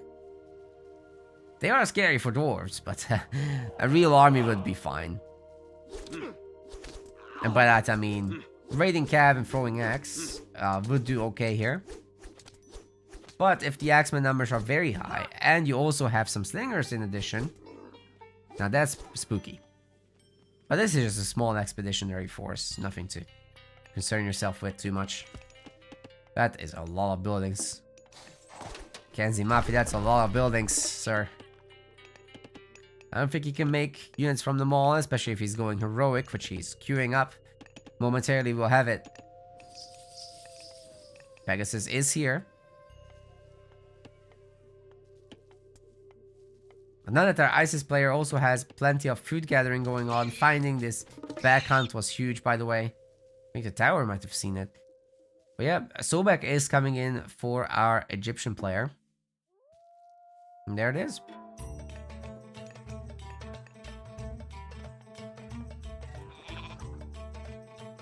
Hammer of Thunder, I'm gonna get researched. As well as a Dwarven Blast Plate. That's also a Forseti upgrade. Medium Infantry, Medium Cavalry coming in. And stopping flaming weapons won't be the easiest thing, but right now the Norse army is just not that huge yet, so don't worry too much.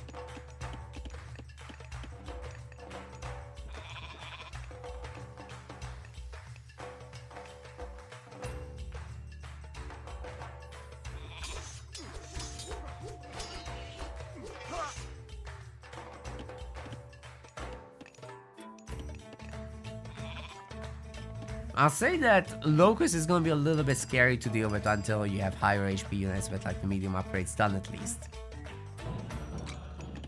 You certainly do a lot of damage.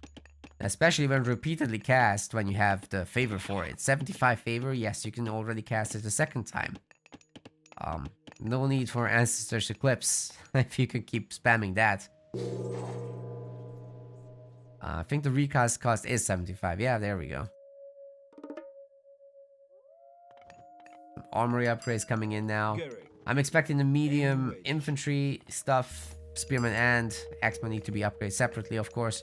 Call of Valhalla is getting done. That's gonna give back favor when your berserks die. And then it gives them some hit points as well.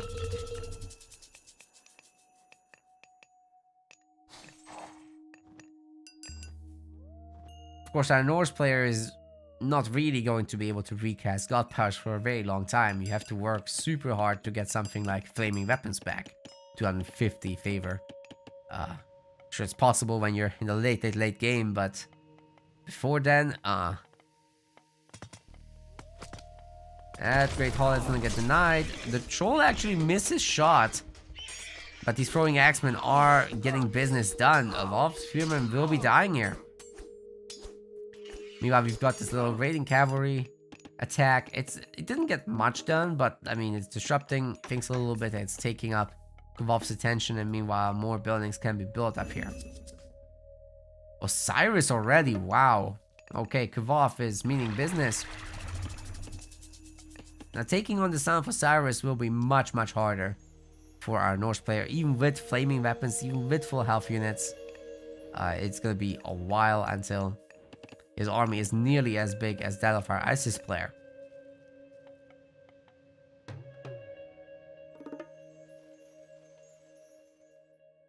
Population-wise is looking good, but these are throwing axemen.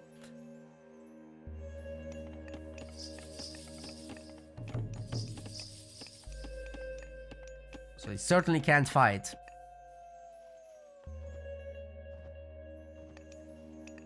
And you can watch his army disappear in a bit when, when Locust gets triggered.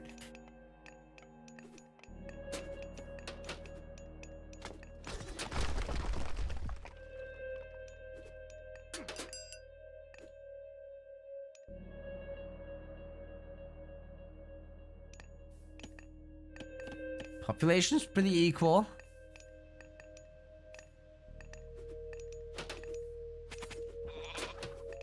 Good opportunity to use flaming weapons here, but Son of Osiris is nearly gonna be here. Good, an opportunity for Locust for sure. Oh, it's going right over the throwing axeman. It's very painful. Oh my goodness. Holy. I'm not sure the flaming weapons is doing much of anything.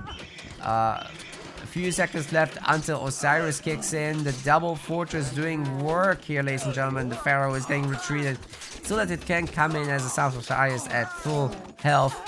And the camos are getting everything done. They are slowly regenerating. The two fortresses are shooting super hard. And here we go. Son of Osiris is ready. Gets cast immediately, of course. The Giga Bird is here to end the nerd. Kvaff wins. That's gonna be a 2-0. Thanks to Kenzie Mafi for playing, but Kvaff too strong. Very well done overall. Still, Kenzie Mafi does walk away with some points. It's not been in vain. So I'm really like where we are here. Let's see who Kvaff is going to be going up against. I'll cover that next, and then we'll swap to some replay casting.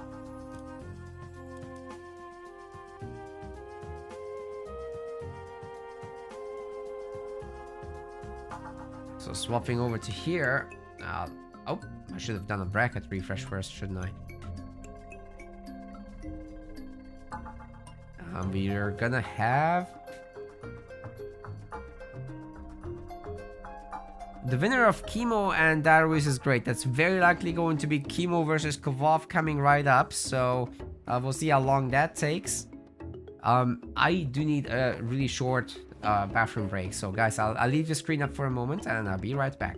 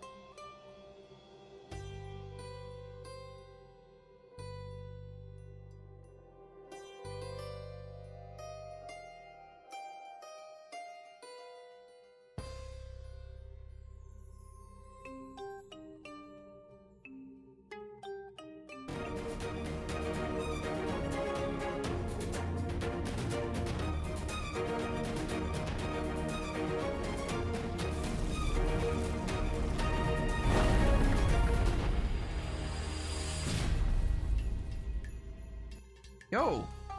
Thanks everyone for waiting, appreciate it. We're back. Hey, Floon. I know who you are. Greetings from the UK.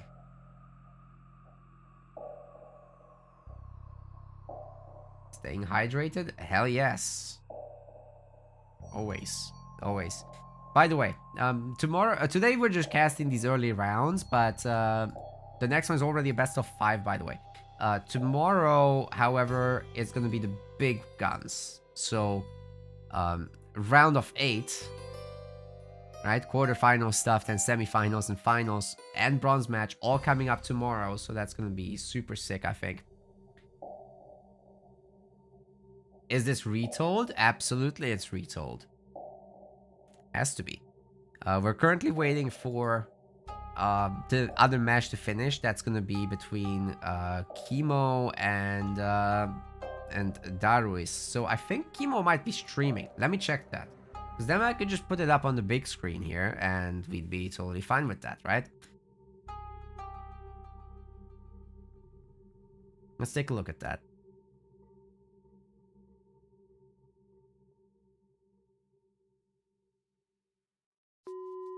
He usually streams his stuff. Maybe not today. He's allowed to. I mean, anyone's allowed to cover.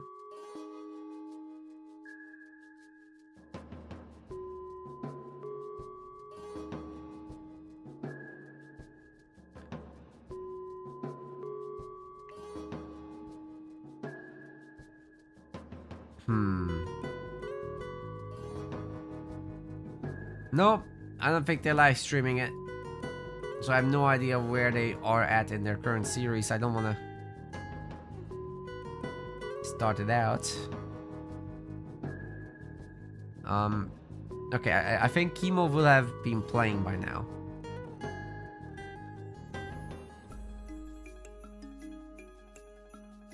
But at some point we're gonna be swapping to replays after the next series.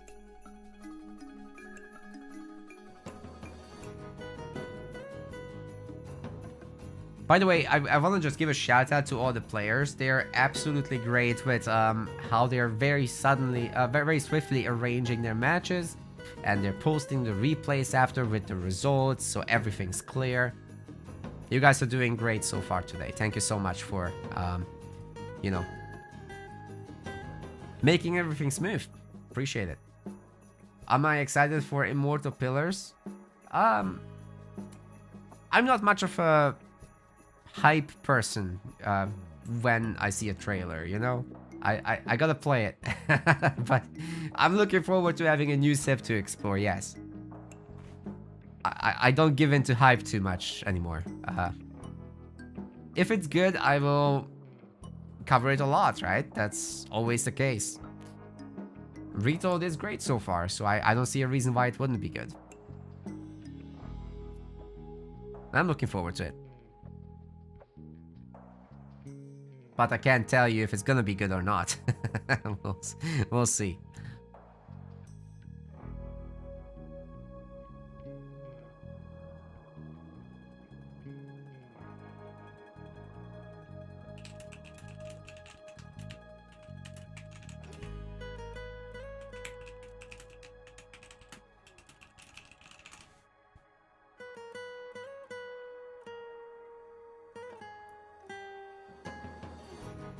I'm a game weary veteran. That's true. That's true, I'm very weary. Alright, let me see if I can find Chemo's game somewhere. See how far along it is. I didn't think about that. Chemo. Next Civ Aztecs. Maybe. You never know. For now it's China, then we'll see what's next. Could be going to the Americas. So far that hasn't happened, but you know, getting China right early after the first try in the extended edition, I think it's a good move. I approve.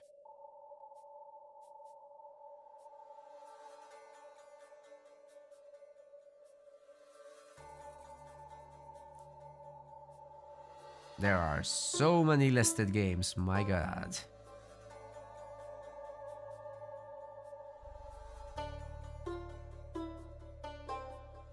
I found Chemo's. It's only 3 minutes in, so I have no idea if this is game 1 or 2. We could jump in.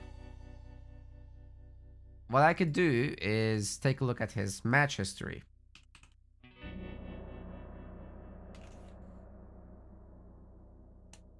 AOM stats, real quick.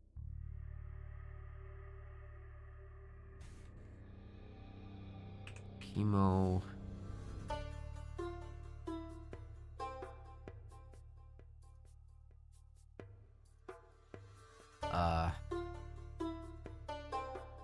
Is he not on his main account? I think it's his first game, guys. In this, so I think we're catching it. Okay. Let's jump in.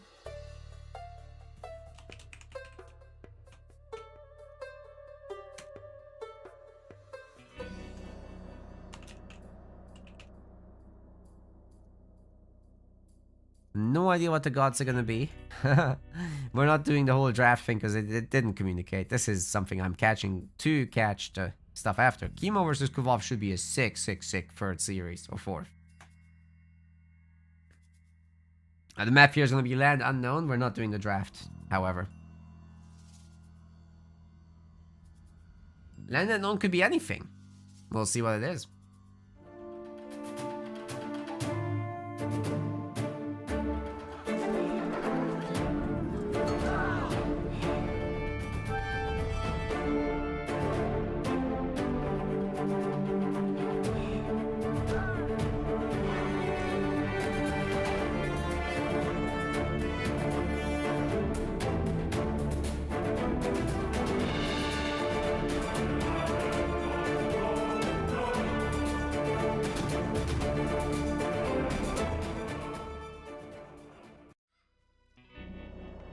Ladies and gentlemen, welcome to Wrath of the Gods, a $15,000 community-run tournament sponsored by Microsoft, Boyd, myself, as well as AOL Iron Maiden, also covered by Yo Desla and in collaboration with both studios. Now, this is the first qualifier, and we are in the second round here, so we're already playing 4 points.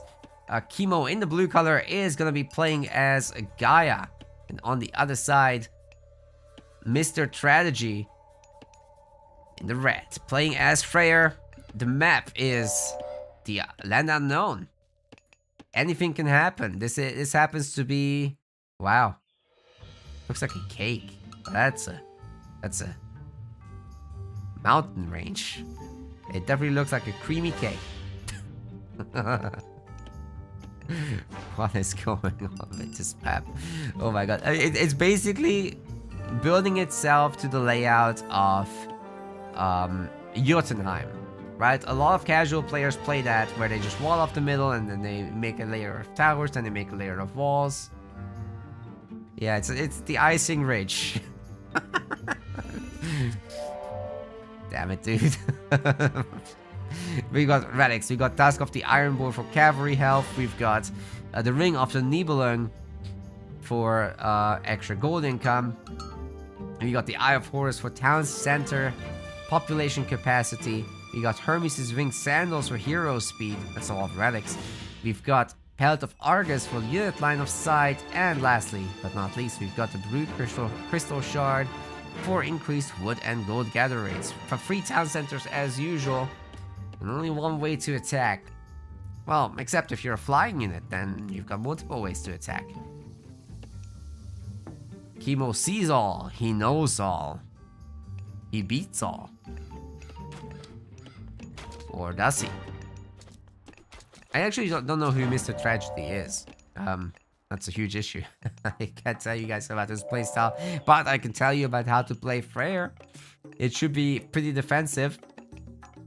It should be about a lot of upgrades. As soon as you click up to the next stage, we should be seeing the early economic ups are already done in the early Archaic Age. Okay. Has Chemo done the same? Yes. Yeah, see, both of them have hand axe and pickaxe, so they're keeping pace with each other. Oler is gonna come in momentarily a little bit slower than it did for Chemo there with Oceanus. There's no surprises here in terms of the meta, right?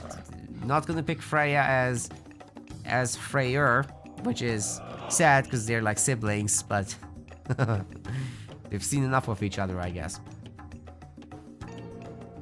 Uller is the new god, therefore that's the one we get. It's really interesting how Freya works like that, that you only get the new gods to really get picked. Some people would pick flaming weapons, however. There's a thing like that. I've also seen people go hell before. Certainly not in H2, however.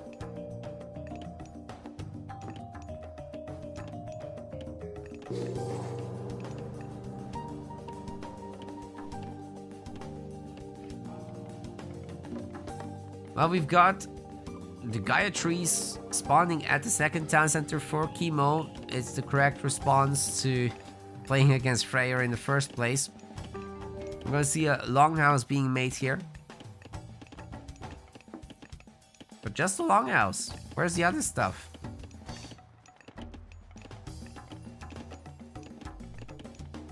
We're gonna build up to 2 longhouses and then a town center, I'm guessing so. Not quite enough people on wood for that just yet. And oh god, they're splitting up.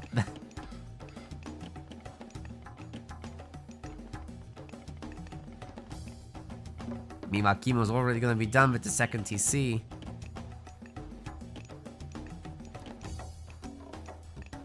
Berserks, berserks, berserks.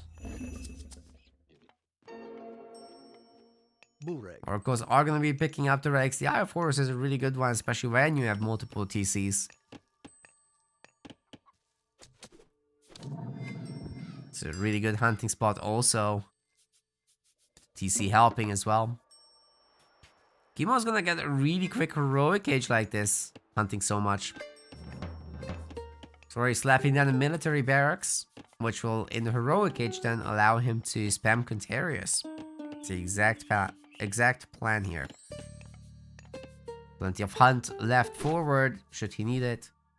But for now, I think the Norse player will be having control over the middle with all these units that were made, but the problem is that any such advantage will quickly evaporate as the Atlanteans are propping up the economy. You can already see it in the civilian population count. 32 to 24 is a massive difference.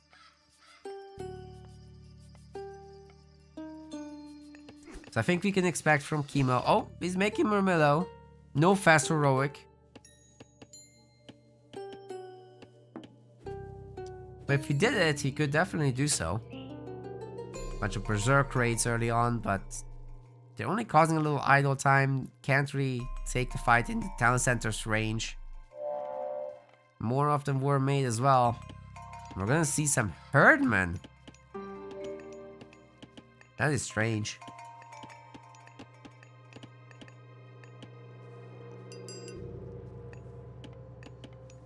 I'm not entirely sure what's going on in this game. Chemo could be, I guess, getting the bite of the shark Murmillo. Now we've got a TC from Mr. Strategy. It's a very late town center. Very late. So many units were built. Not much damage was had, and then a TC much later than your opponent. They're gonna be going up heroic by the time this thing is done. 39 seconds. Oh god. Well, these two guys are getting added. That will drop it down by a few for sure. So maybe Chemo will go heroic anyway. Oh my god. That's crazy, dude.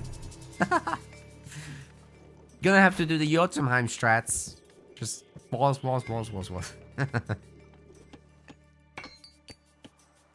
And Chemo should be clicking up. The free Murmillo were exclusively for defense. This is not about attacking. This is not about bite of the shark. Chemo wants his Contarius. You can tell by the fact that he didn't upgrade the medium infantry tech.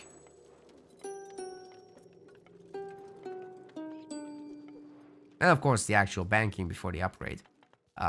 Okay, heroic should be coming in for Mr. Tragedy as well. But it will be a much weaker economy behind it. The Carnivora is here to bully. Oh my god, there's nothing to really protect the hill fort. The Asgardia hill fort will be cancelled. The god power is down. Traded for a free Carnivora.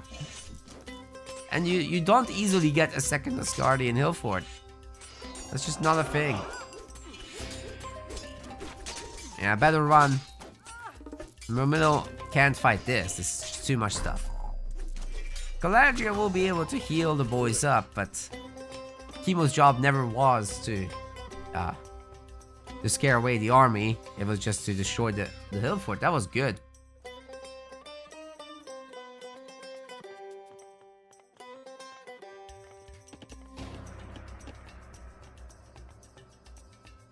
Now, Carnivorous will be back. At 20 favor, that's pretty affordable.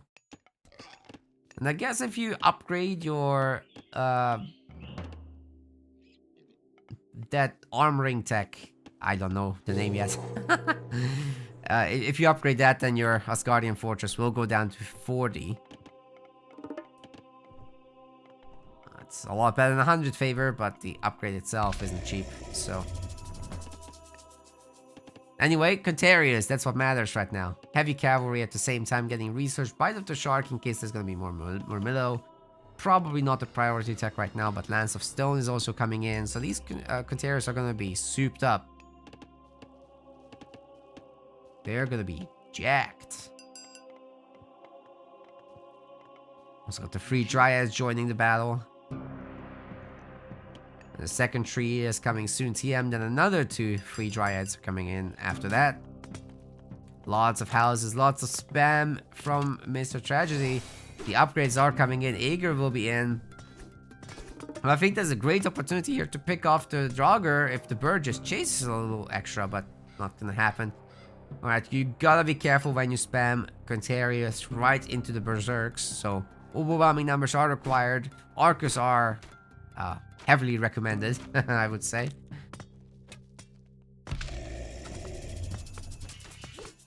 Let's see where that gets taken.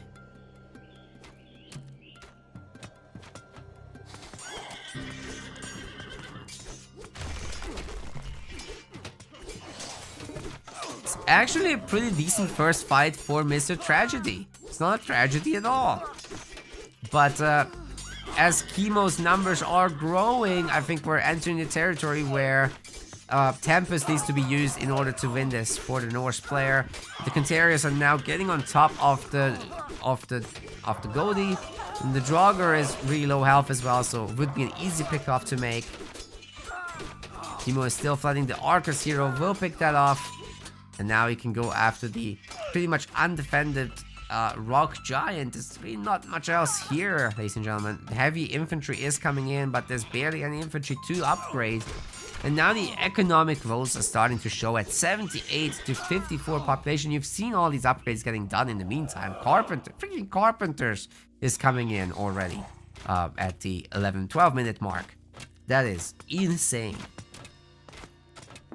The Gaia economy is just going to be through the roof. And a third talent center is very easy consideration, I would say.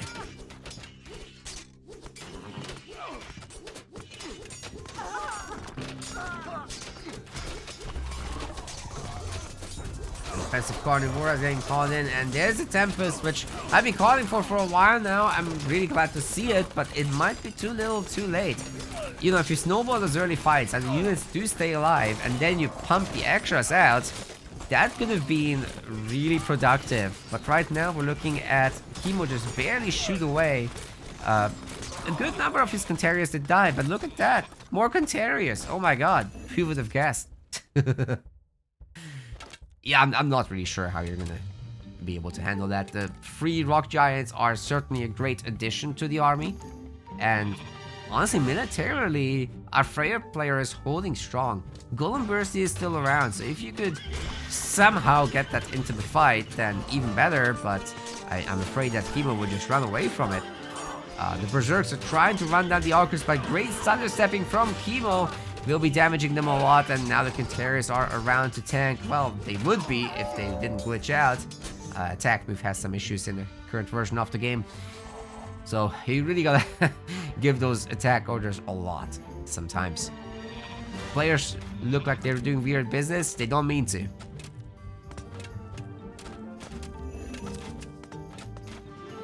I'm sure it gets fixed at some point. We've got heavy heavy archers coming in as well, so those archers are going to be a whole lot more potent. And you know, these goalie are nice. They can certainly pick off things like the dryads. But I think what you really want to do is have more birds. Because then you got Quintarius and birds, and the goalie can't come in too close to the Quintarius. They'll just get bonked. And then the birds pretty much free reign. I love the decision from Kimo to promote some units to heroes here. And his raid in the back. Wait a second. Are those converted berserks? I'm sure the villager number has gone down here. So I think those must be converted berserks. And they're trading okay into Quintarius. But if that was converted vills, then the vills are gone. So the economy is gone, and Kimo is now on full vills. He's making another TC. He can start the market. He started the market. He's getting his bronze upgrades in the armory. Plow is now on because he's starting to swap to farming. That's a little late, to be honest. It's already all here. But, I mean, he can afford it for now. As long as our Freya player doesn't get to 200 population free town centers, or more than 200, then things should be fine for Kimo still. I think he's quite ahead for the moment, but his opponent is actually playing pretty well. Who is this? I just have no idea who this is, but I'm actually quite impressed. This is not bad. Considering the circumstances of, you know, not quite going for the right strategy against the 2TC Gaia, but had it been correct, I think this would be a very, very close game, because this is not a bad player at all. Mr. Tragedy is performing. But Kimo just had a massive economy. He has more stuff, and more stuff beats less stuff. That's the science behind this.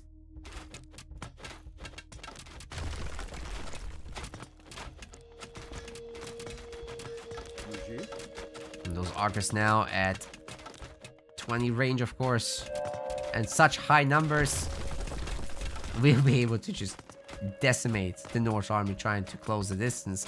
And to close it off, we're gonna have Atlas research. So Atlas will be granting the implode god power. You don't get away from that. It's so strong.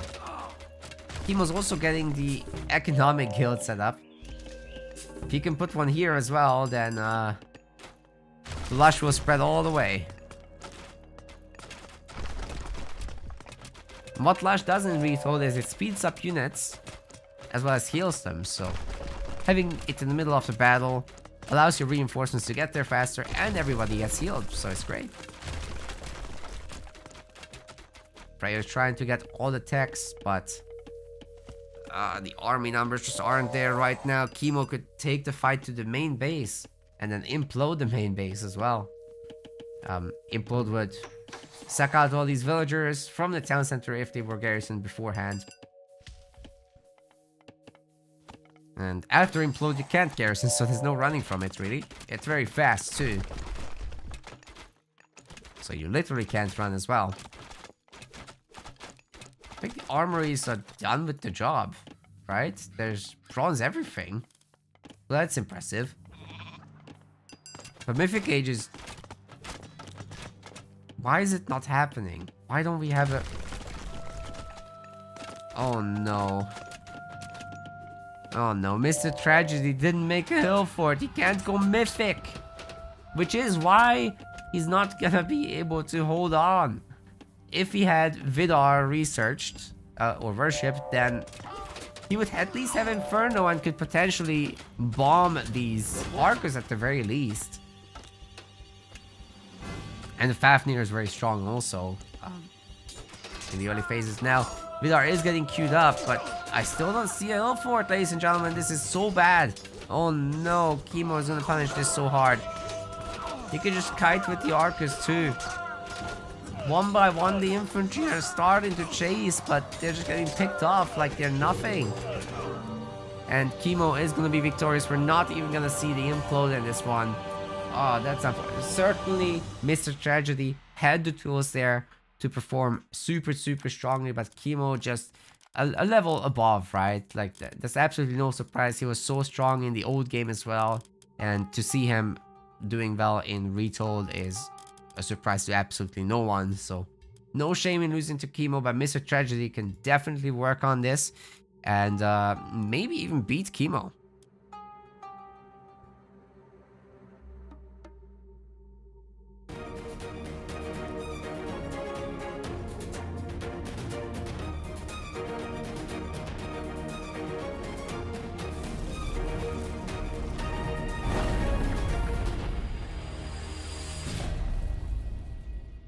Why not Murmillo instead of Cavalry?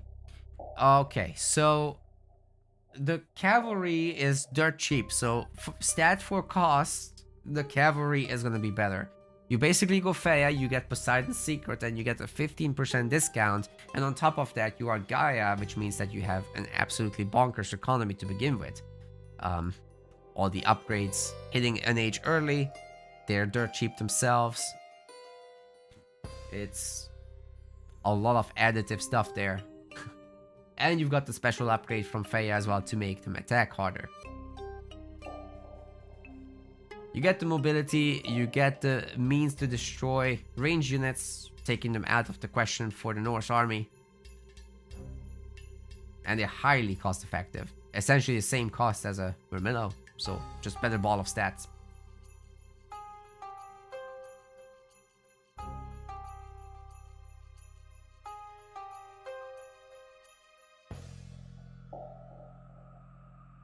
Oh, not Freya, but Feya.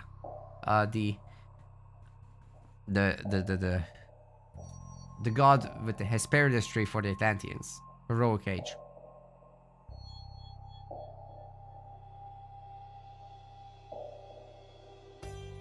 I'm just trying to search for their game too. Let's see if I can find it.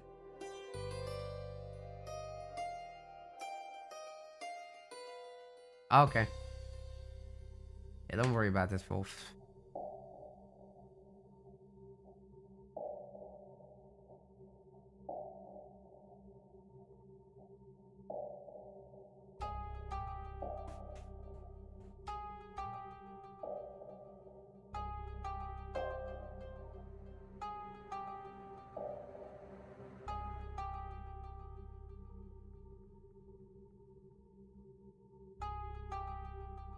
Trying to find stuff, but it's hard.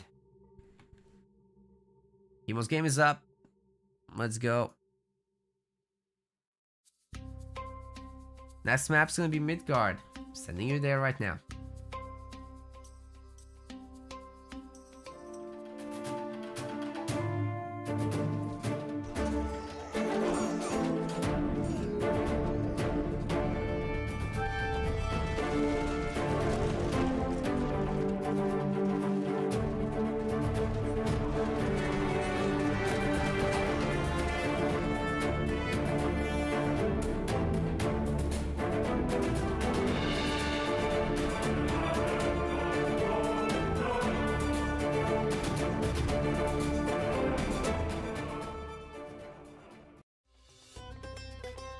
Ladies and gentlemen, welcome to Midgard.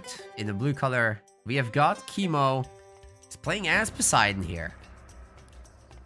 His opponent on the other side of the map, Mr. Tragedy, is the Red Isis.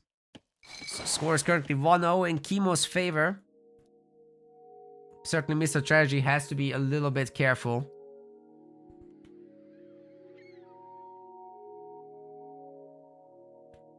Can't just give the game away like that, but it's not the easiest matchup. So both players have high potential here on this map. They're basically home maps for both of these gods. Like Isis pushing forward with Ancestors Eclipse. Yeah, you've got a gold mine secured. That's basically a guarantee. Fast heroic suits her really well here. If you get the side docks, then you know your fish is basically immediately droppable like an Anatolia, and it's pretty secure overall. You get a lot of docks as Isis anyhow, and then you get the Leviathan in the heroic age against the Scylla to kind of cancel it out. With Eclipse, actually, the Scylla will be losing that one, so you gotta be careful with that too.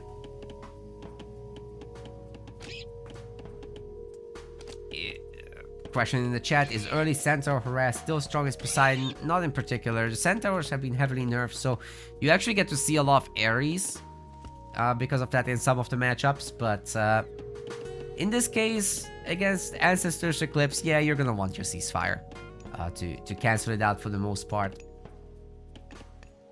And then you still get your cavalry upgrades, your cavalry still regenerates, and then Dionysus has also a lifesteal for cavalry units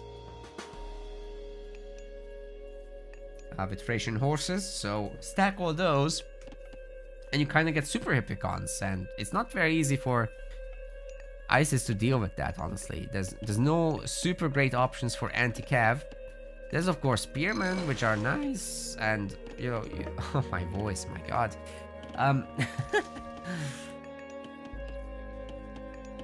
You could get Anubis spearmen, but ideally you want your Ancestors Eclipse. So people just go Bast for the most part. But the options are there. On this map, however, I wouldn't bother.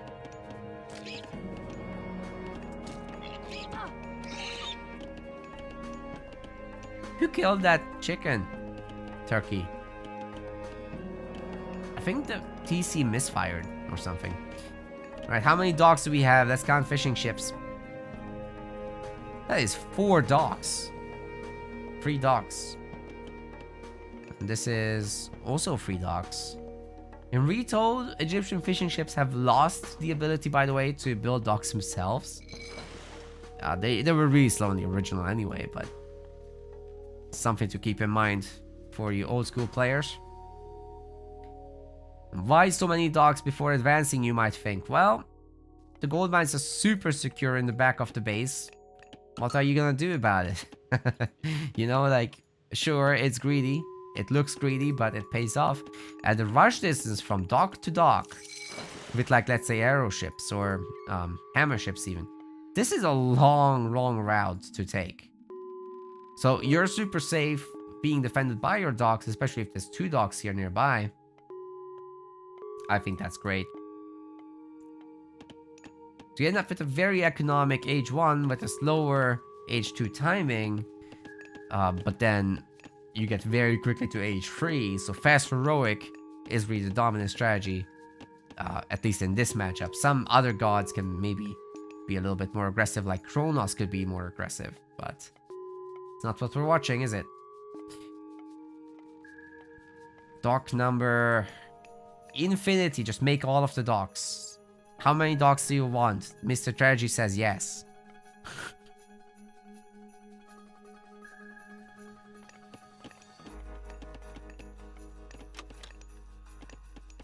We got pickaxe coming in for both players, a ramming galley, as well as a cabinet. Didn't expect the whole naval wars.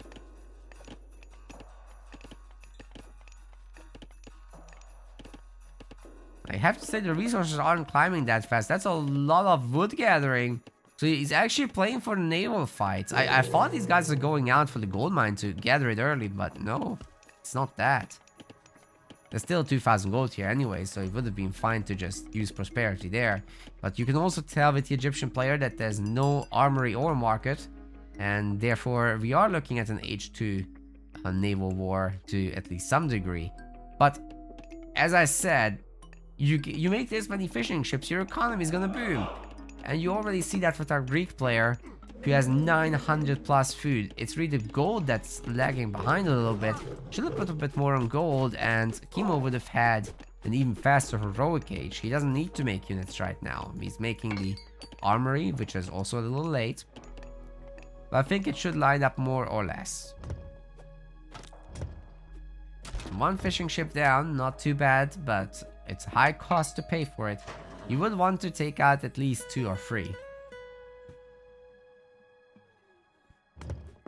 Doesn't have to do resource damage that the units cost, but the income damage adds up over time. 2-sided raids. Very nice by Mr. Tragedy. And we've got some Pentaconners coming out from Chemo also. He's not in a big rush to go heroic, but now he's finally clicking in. He's gonna have He's not after the Dionysus. We've changed our minds.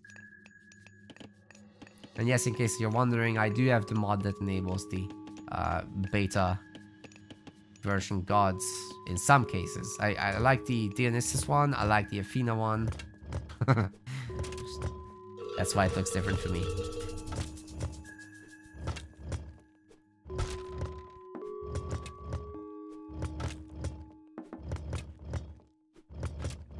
Well, there's not a whole lot more coming out of Mr. Tragedy, and he's actually gotten a reasonably fast heroic age nonetheless, regardless of everything that was happening. As far as gold mining goes, there's quite a bit of that going on still, and I'm assuming he's gonna go into chariot-based composition, but he's likely going to face a lot of cavalry in the heroic age, but right now we're not seeing any sign of that just yet. There's only one stable, and Chemo might be overcommitting to the sea, which is probably the entire idea of Mr. Tragedy, just throwing Chemo off and baiting too much ship spam. If that works out, he could go a super long way actually with the chariots. My god, that's a lot of houses in one place. Oh boy. Going forward to secure the gold mines as suggested earlier. Somewhere we're gonna see a Migdol stronghold slapped down. Now, Chemo might spot this with the Greek scout. There's a third stable coming down already as well. Second Scylla will be made. The other one is already spawned here and ready to devour the ships. Ready to devour the ships. Ready to move it. There we go. Alright. Yeah, he's gonna chomp on these for sure. We've got the Migdol stronghold in the middle of the map as predicted. This will secure the gold mine, which is exactly what Mr. Tragedy is looking for. He's gonna get the monument to soldiers. Not that that truly matters right now. Yeah, the Scorpion man also was looking for some damage, but didn't find any. Not so easy to use Ancestors Eclipse in a good way. If there's 3 heroes out for the Greek player already, that's gonna be a hard one. Scylla getting to work. 2 head.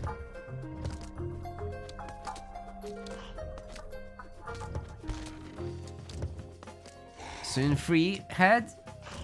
Anytime now, there it is. Oh, it's doing so much damage. 90 ag, 45 crush. That's so much.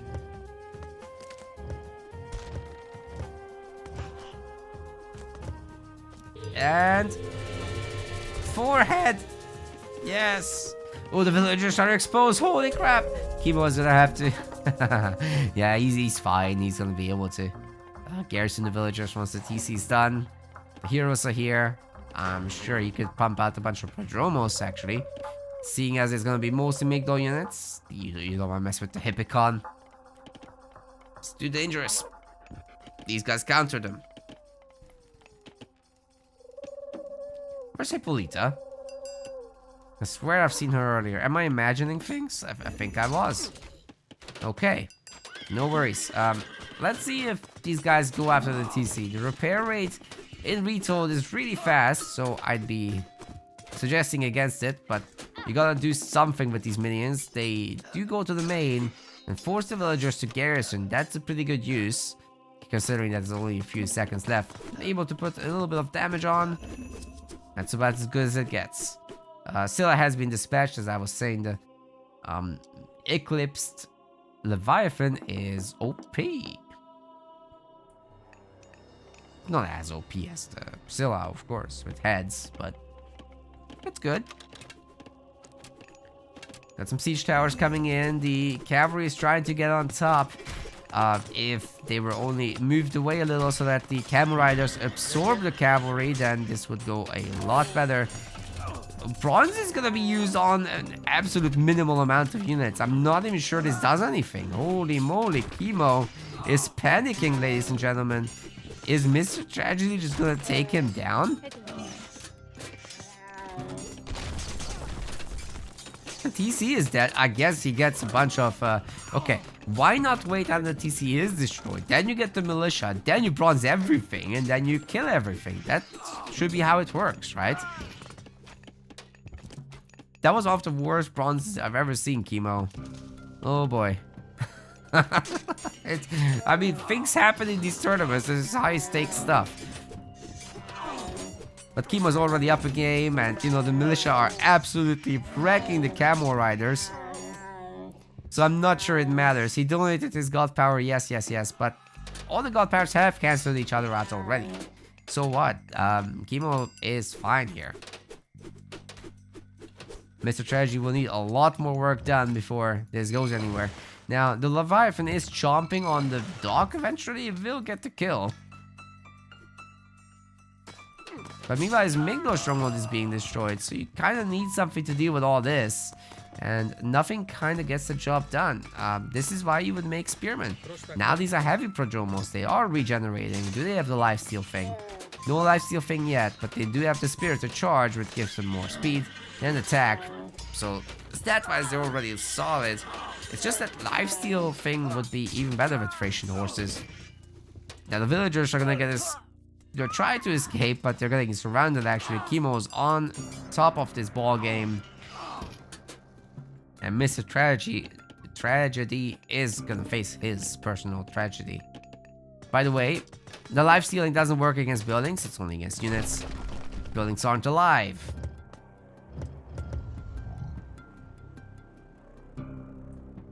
Chomper has fallen. Or sunk. Sleeping with the fishes now.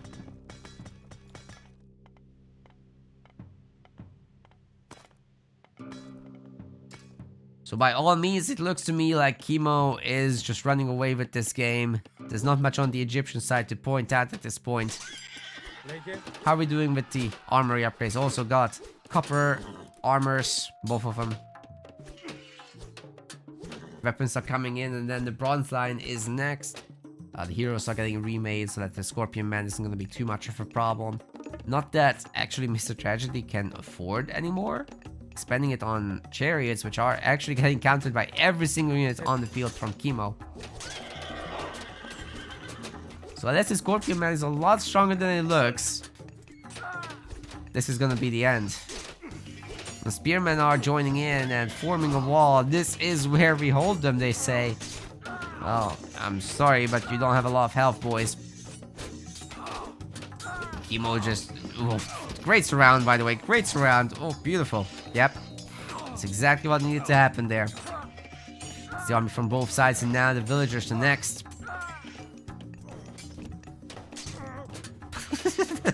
Did you see that Prodromo spinning?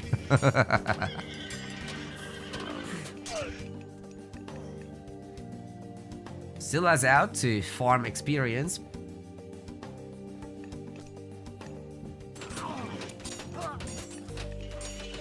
Now the villagers are being pulled into the fight with the kitchen knives. They're not even upgraded for health. Oh boy. They're getting cut down by the cavalry so fast. Bacchanalia is getting researched. Or Dionysia, sorry. It's the old name, Bacchanalia. For some extra unit hit points, it helps. But Chemo certainly doesn't need it at this point. Doesn't matter. I would love for him to add a little bit of Hippospis to this. Just to deal with the Spearmen. But there's not enough Spearmen to deal with the Chemo. Haha. Now the cavalry will be going after the Migdor stronghold. There's supposedly some hidden Spearmen there. We can take a look at how many it was. But nowhere near 8 Spearmen. No, that's not going to be enough. 8 Spearmen is not enough. Not even close. Even with 12, this would be a very, very tough fight. Even under the Migdor stronghold. Too many villagers have been lost. 164 population at the end here to 48. That's a Chemo victory, ladies and gentlemen. Super clean as well. Mr. Tragedy did build a lot of units, but they were alive at different points in the game. Never at once. Chemo just kind of rocketing away with both civilian population as well as this military business. Look at that reversal after Ancestors. Just insane. Very well played by Chemo. GG.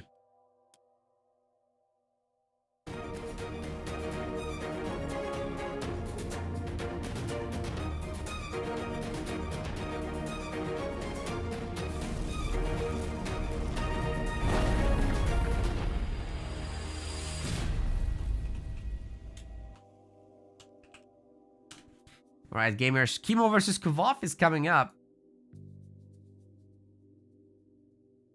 And I think the guys are now sharing their drafts, so I'm looking at it.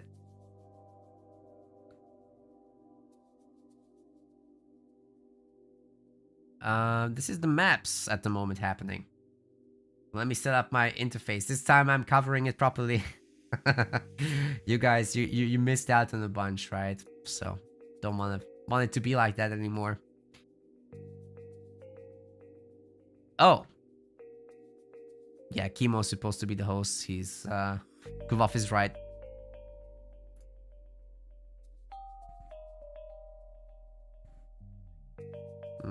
Short wait, but this is gonna be some high-level business.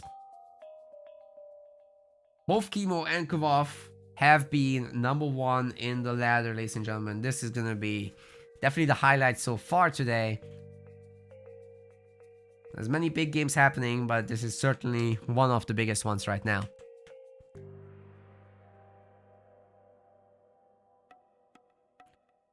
Alright, they sorted out their draft.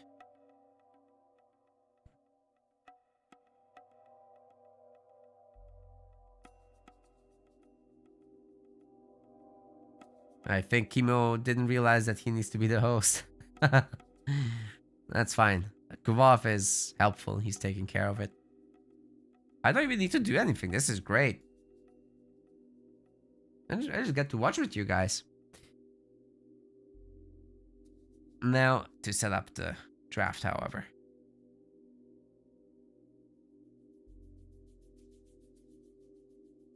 Haha, looks like the viewers are starting to flood in. Welcome, everyone. Got a little bit across all the channels.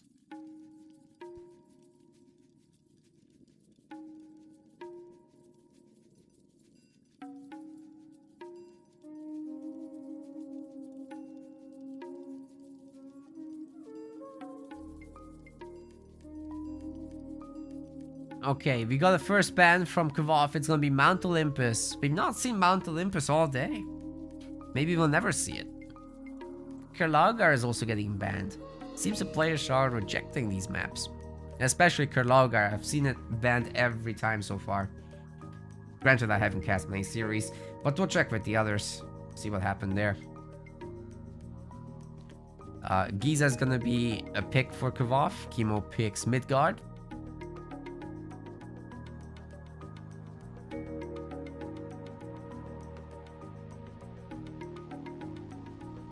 Hey, I mean, I might as well show this, right? Might be just easier. Then now separately update the interface.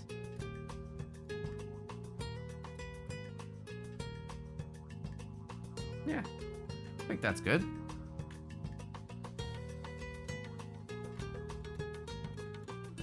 What new pantheons would I like to see? Right now, I'm actually not terribly concerned about new content. Like, doing the China DLC is well and good, but I'd rather see improvements to the spectator mode and stuff like that. That's what would excite me the most right now, to be able to make you guys better content. But anyway, we've got Land Unknown, we've got Marsh, Blue Lagoon, and Ghost Lake in the picked set. And Elysium is going to be the first map. So now the guys are going to do their god bans. Let's see how that goes. So map 1 is Elysium. Again.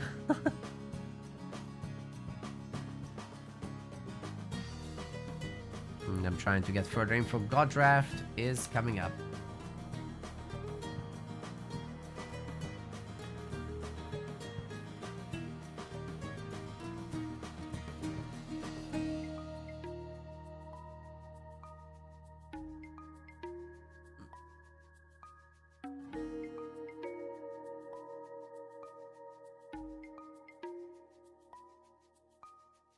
Chemo's deciding a ban. What happens if he runs out of time? He's not gonna allow it to happen, but I do wonder what happens if he runs out of time. That's the one thing I don't know. We've got Loki picked by him. Or banned by him, rather, sorry. Kuvov is working on the next thing. It's gonna be set. Chemo's pick. This is gonna go into the pool of gods that he can play. It doesn't mean they have to play them in this order. Based on one map at a time decisions, you can use up your gods. You can only play them each one time. And if Chemo picks one, Kuvov can't pick that one at all. It's just not gonna be in his roster. Alright, a Ra pick getting allowed is a big deal. Oh my god. We'll have to see what's better, Ra or Gaia. I honestly don't know. They're so close in power levels.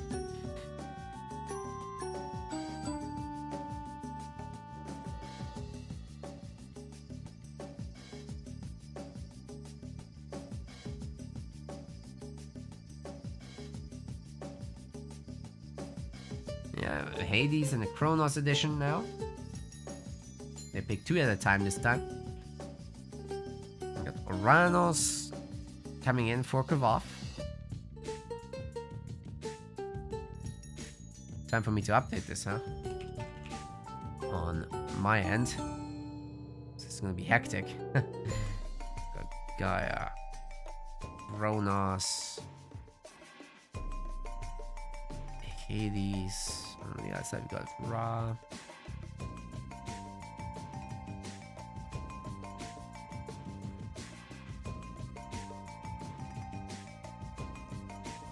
This is Oranos. Poseidon. Yeah, Zeus and Freya are getting added in for Chemo. Interesting.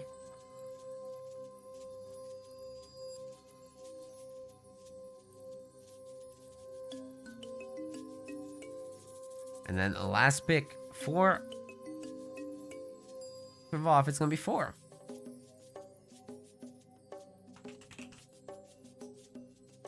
Alright, this is gonna be a best of 5. And now the only information left is finding out what is gonna be the gods in game 1.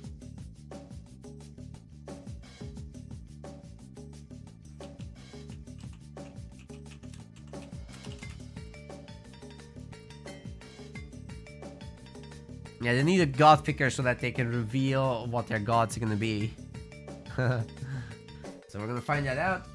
In the meantime, I'll show you this screen. This is what we're gonna do. Ghost Lake is not actually confirmed. We'll see where that goes.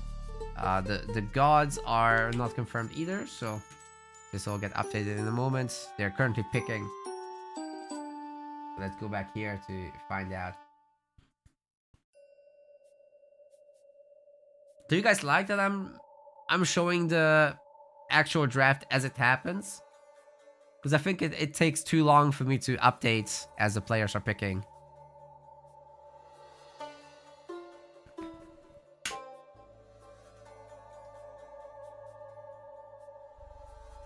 I don't know. How does that work in your opinions?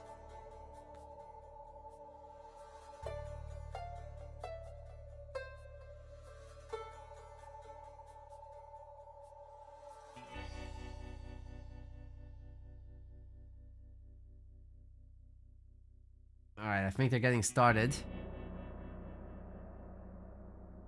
Chemo has it.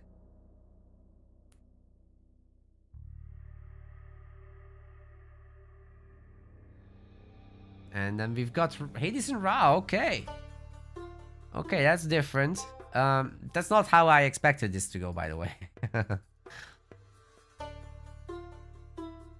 I really did not expect this matchup, but fine. Let's get it.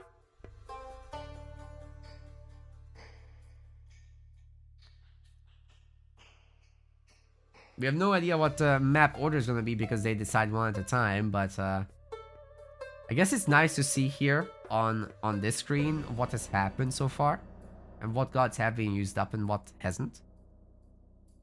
I think I like that part.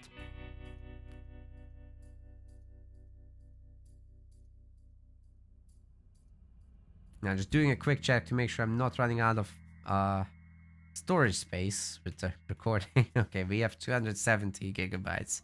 It's fine. But I probably need to move some files out tomorrow. Okay, let's see who's hosting. I still got some phantom lobbies from before. It should be Kuvov hosting. Although it really shouldn't matter too much.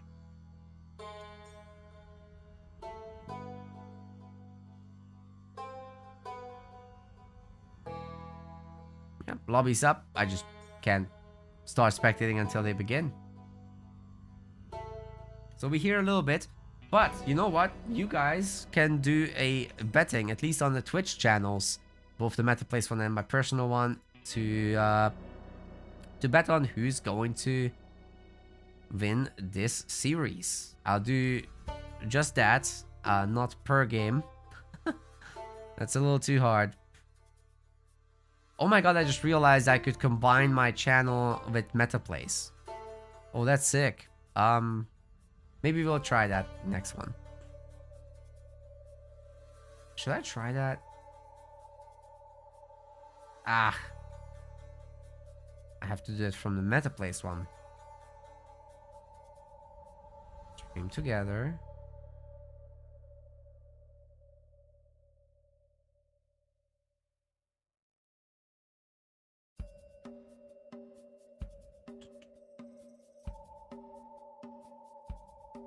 I think I'll figure this out another time. But technically I could combine my chats. That would be great. I think we'll do that next time.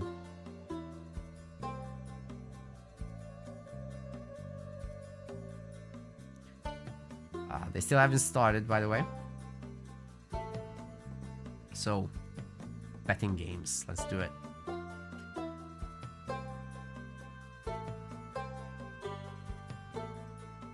Why can't I... Where's my button gone? That's weird. My prediction button disappeared. Okay, there it is. I added it back.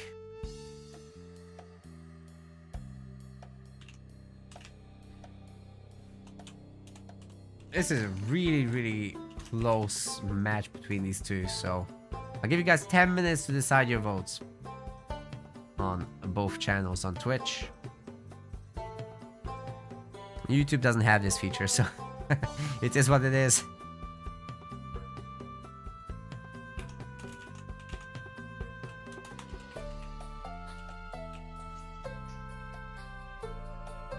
Alright, there you go.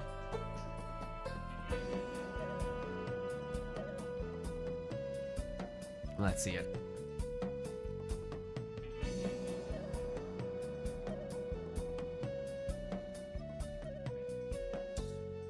They still didn't start. Wait, they're both hosting? Oh, silly guys.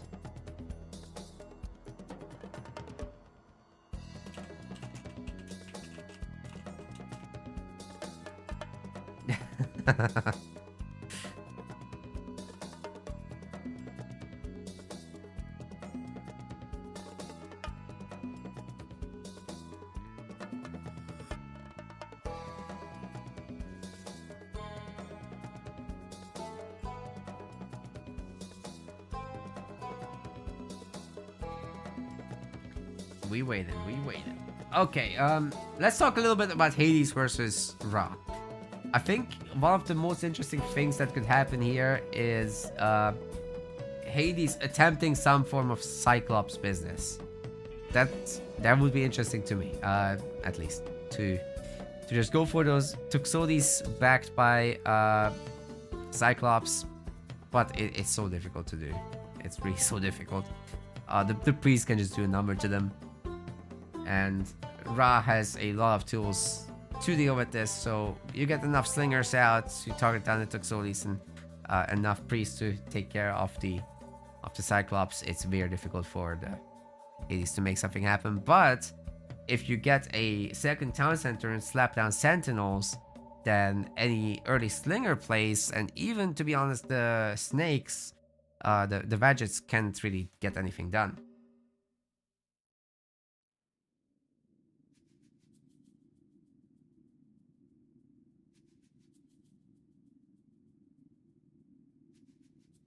I do think that Greek has a pretty good time later in the game, but I think Heroic is scary. Certainly the jump to Son of Osiris is also really scary for Hades. And now with the Citadels pumping villagers faster, I think the maxing out of the economy could occur really quickly as well for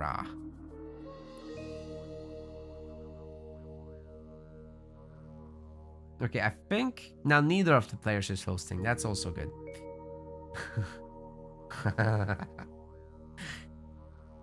What a juggle this is.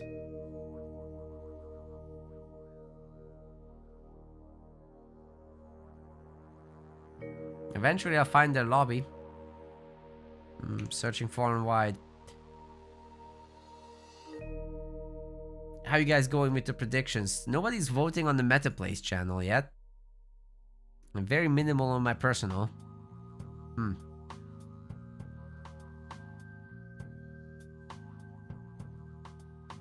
Alright, I think they're on. They're on. Ladies and gentlemen, we are ready to go. The lobby just didn't appear for a second, but it's time for Elysium. Let's get it done.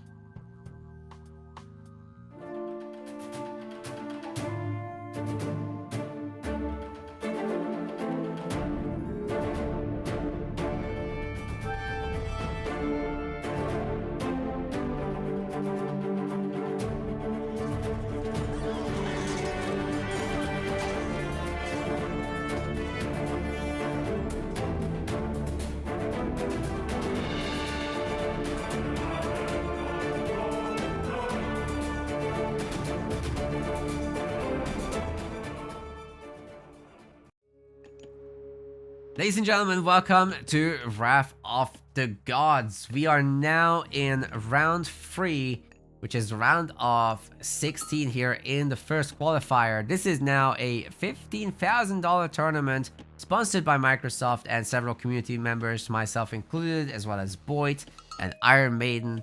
Yodesla is helping with the casting also, and we've got Wolf Studios on production. So fantastic collaboration, I think, between all the OGs. Now, this first qualifier has a $1,000 prize pool, and the players are fighting for points and a little bit of money rewards, of course, to qualify for the main event, which will be for the top 16 only. In the blue color, we have got Chemo here on Elysium, playing as Hades. And on the other side, this is, in the red color, Kuvov, playing as the Red Ra. In the red color. I've said it 3 times now. Alright, this is a really top-end matchup when it comes to the players. Both of these guys have been at the very top of the leaderboard. At least when it comes to ranked. Neither of them has won a tournament so far, though. Not even a qualifier. But today, there is no Demista. There is no magic as far as I'm aware as well. They just didn't have time to play. But hopefully they will in the future. 2 qualifiers. There's only 3 of them, so we hope to see them in the future. Oh, Chemo is doing the build. He's getting the early favor, and he's gonna be clicking up for this thing over here, Waltz of Erebus. I wish the tooltip worked in the spectator mode, but anyways, what it does is it gives you just gold for free over time, and you know, the earlier you get it, the faster it will pay off, right? That's the theory, but it is expensive. This is a very expensive build order, although it can be quite nice as well. Especially if the Ra is a little bit more passive. If not, if the Ra is a little bit more active and actually bullying this forward gold mine with slingers, with Vadgets. Now that's scary, and for such a scenario, I think what Chemo is doing actually makes sense, because he'll be pushed off the gold mine most likely. Unless he has some really crazy ideas about how to hold this. Maybe a good wall could slow things down. But anyways, as long as you're pushed off a gold mine, you can stay alive with this thing. Wolf, however, is going for a super fast advance. My goodness. This is going to be 4 minutes. And then it looks to me like with 3 wood choppers, there's definitely slingers on the table. Athena is going to be as well. around, and supposedly there will be the 2 heroes after that for our Greek player. It's a very heavy transition to wood and gold, but there's still plenty of hunters. So I would say Chemo doesn't necessarily have to go 2TC here. Now consider that with 2TC, you didn't really cover the gold mines in a secure way, so you can be gold star very easily still. I wouldn't go for it here right now. Let's see first what Kvov does and reacts, right? I think that should be the idea. It's gonna be a barracks built by 3 villagers, and of course the monument empowering aura will be affecting that so that it gets built really quickly. Spearman is coming out already. There's enough favor saved up for additional gadgets should that be Kvov's wish to go for. It's certainly not Chemo's wish. One thing we can quickly look at, okay, it's gonna be the town center after all. I'm not confident about this. So Kvov has seen it. Sure, he doesn't have the units to stop it right now, but he's going to. And you can see it. The obelisk is right here. You can also take your pharaoh, and I think it could be quite devastating what's about to go down there. Oh man, it's gonna happen. Oh god. The pharaoh didn't come. Villager's dead. The second villager's being targeted already. The poison effect will finish that one off. The third one is getting severely damaged as well, but ultimately Chemo does back off, and he could be going for the other town center, but there's also vision there, and you know, Kvov can just send out the newly produced units immediately, or he can just stick around here, destroy this town center, and damage the overall resource bank of Chemo significantly. The majority of the resources here has been actually lost. So he can no longer slap down another town center immediately, whereas Kvov is just like, yeah, I'm gonna build one myself. Peace. So this is kind of crazy right now.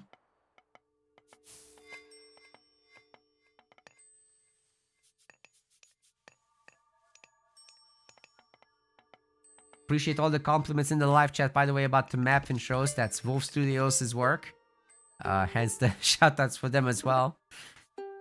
Okay, we've got the Ankh of Ra for relics. That's a free favor trickle over time. We've got the Bow of Artemis.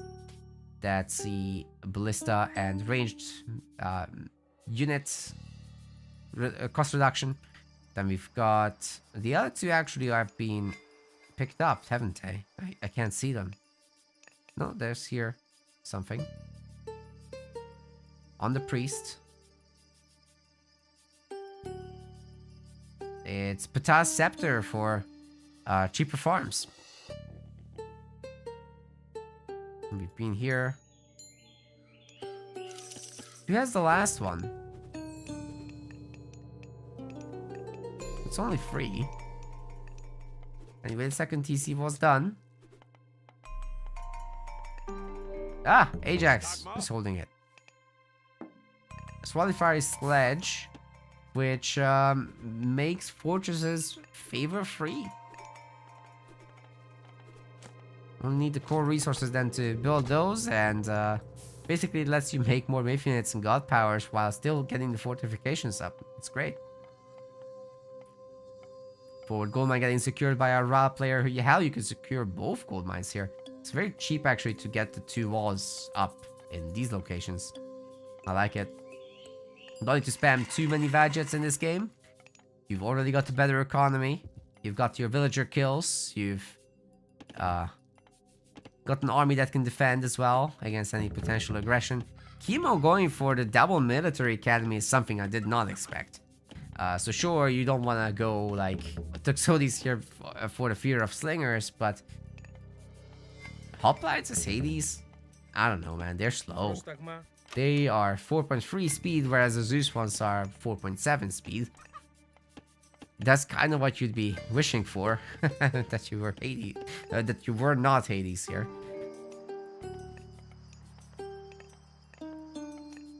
And don't get me wrong, normal hoplites are still good, but You want the Zeus ones, really.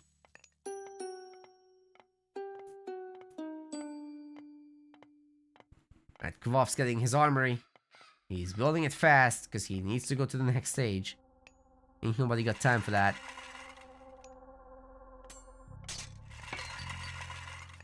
Spearman will be getting away, which does mean that the priests get to heal that up. Should be no problem at all. And Kvov is in fact considering this whole business with the wooden walls, so everything's Gucci there.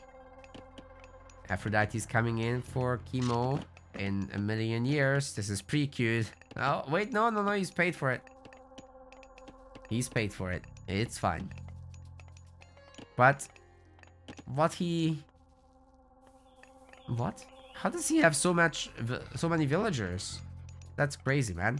Despite the losses, despite this lower TC. Alright. And we're gonna see Sobek here from our Egyptian player. I wanted to see that new citadel in action, but I think nobody's practiced it yet. Maybe it's good. Maybe it's even OP, but probably too little time to fully map that out.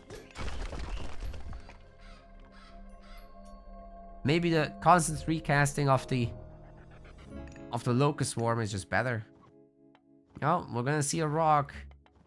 It's gonna be used as a Pegasus. It's very sad. But it is what it is.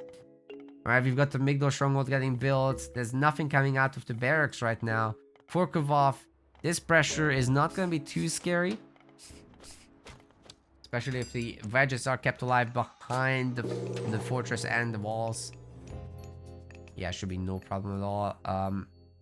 Aphrodite does give curse here, so that should help quite a bit with pushing through this location later, but Chemo will need a much larger army than that.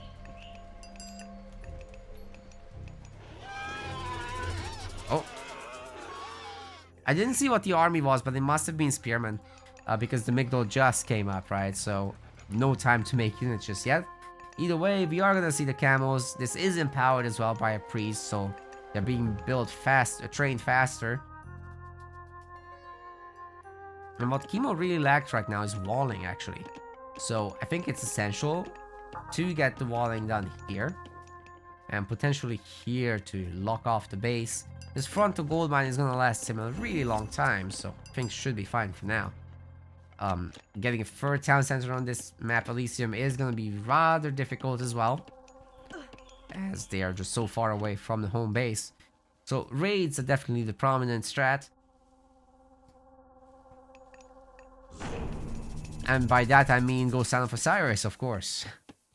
Not gonna be very heavy on raiding at all. It's death balls.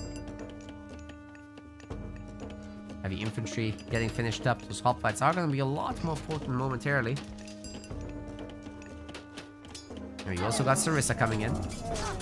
It's a good locust, but guess what counters it? Only one villager went down. This is very acceptable damage. And the stunned and slowed camos are getting picked up by the town center by the looks of it. And they're gone. All three are dead.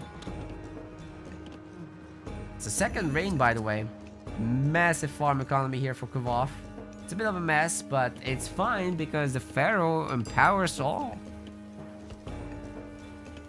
It's fine. It doesn't matter anymore if it's a mess. As long as it's around drop-offs, it's cool.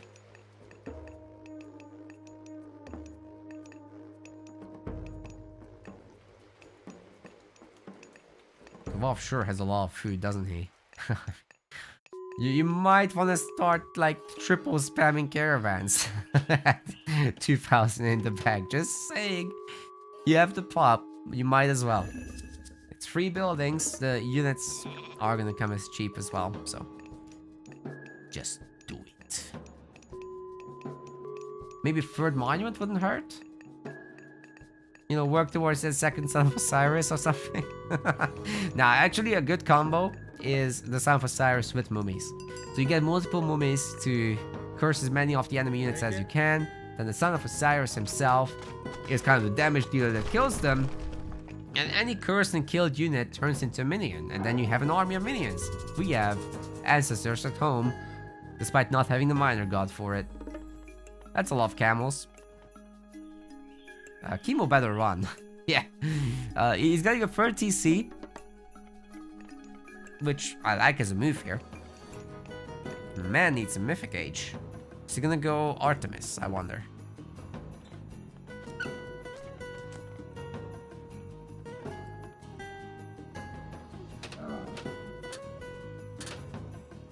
All the camels are gonna enter the economy here. I do wonder where they're gonna go.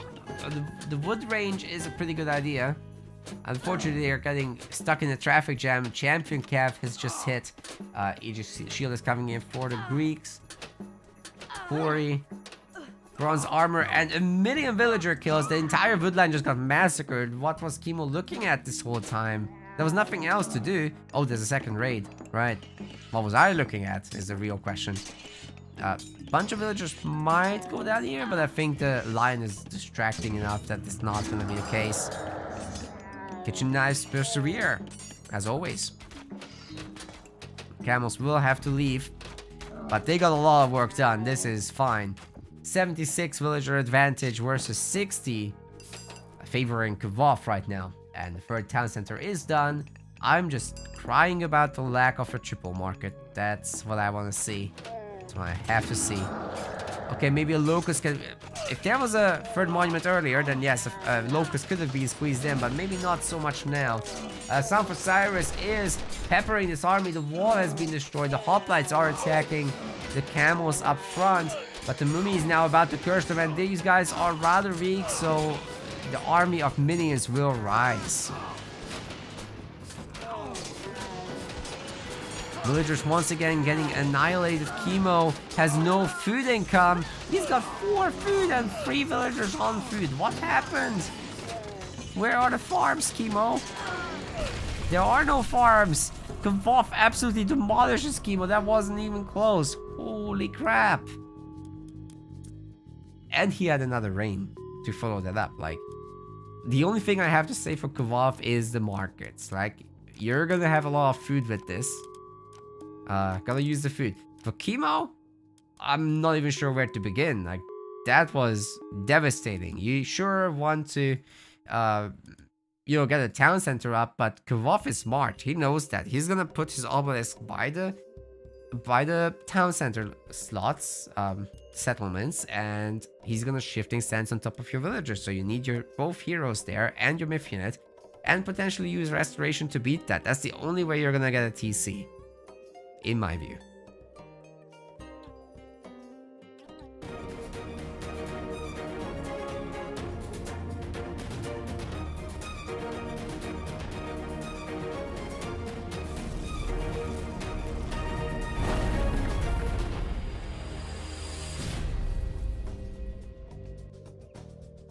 Ladies and gentlemen, the next map is going to be Midgard by the looks of it. Let's see if there's going to be a god picker. I'm not sure there is. It's hard to do this whole production thing if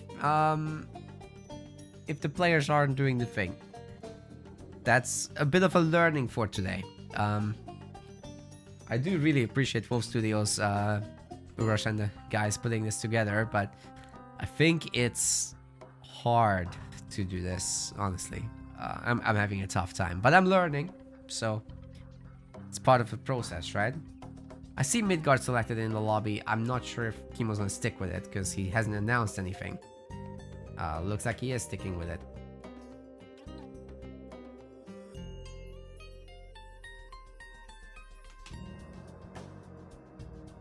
Alright, we've got the next god picker.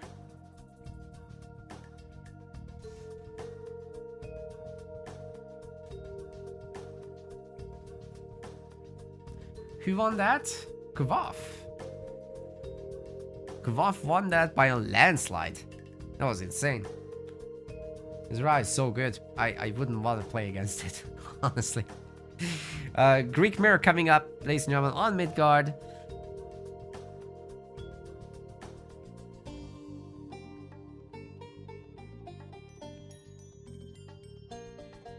With Chemo being the Zeus. And And we've got Poseidon for Kvov. So this should be starting momentarily. And essentially this is where we are. Should show up now, right? What did I do wrong? Oh. There's many buttons. Yeah, we're coming up to Midgard. And remember, this is a best of 5 actually. This will take a little bit longer. We might have a 5-game series. Feels like 2-0 for Kvov. I don't know about whether he can do that in the Greek mirror. If he can, that's great. Again, Chemo has his comeback potential with his Gaia, with his Freyr. But Kvov is honestly a really tough cookie. In terms of how we seeded this, we went by tournament points for these guys. So basically on aom.gg, there's this whole leaderboard. And that's how we just borrowed that straight up, right? And then for players that are below 1,000 elo on that, did I say AOMGG? It's AOMstats.io, excuse me. So we just straight up borrowed that, and over there, Kvov is rank 14 and Chemo is rank 11. So Kvov is kind of punching above his weight in terms of results, but there's only been 2 tournaments thus far. Red Bull Vololo and Genesis Retold at this tier at least. And now it's us. So we'll see how this works out in the long term. But I think it's a really good way to seed the players. Just you take the major events and you look at their results as if they were ladder games individually. It's a really cool method of ranking players. No more stupid tier lists. Just do the real thing.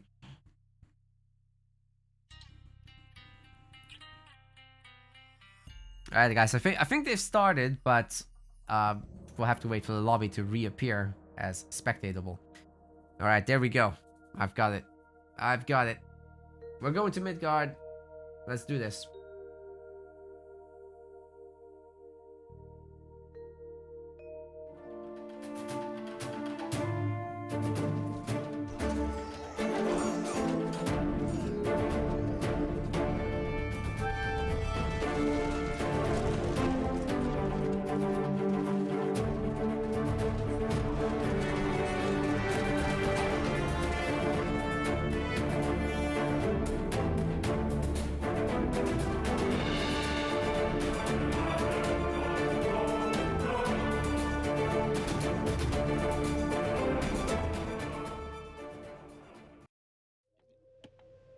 Ladies and gentlemen, welcome to Midgard.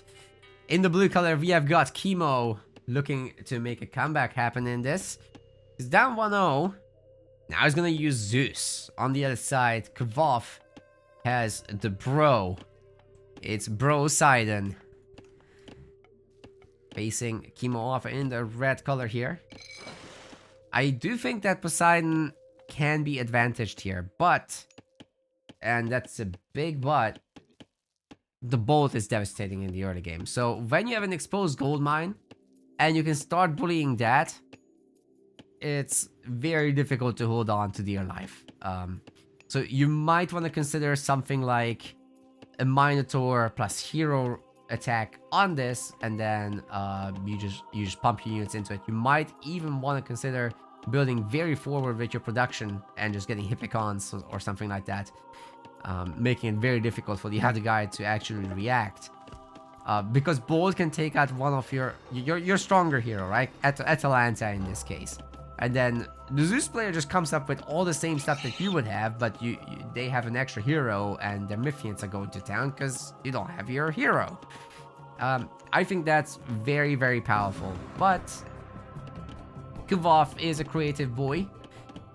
He can fend for himself, he can make a lot of docks and potentially get to the heroic age early on. We'll see. But I think that could be a surprising, shocking play available to Chemo. It's going very heavy, however, on the wood economy with 8 villagers, so this is very macro-oriented play. You should be expecting 3 or 4 docks before the click up to classical age, which is a rather significant number, as you might imagine.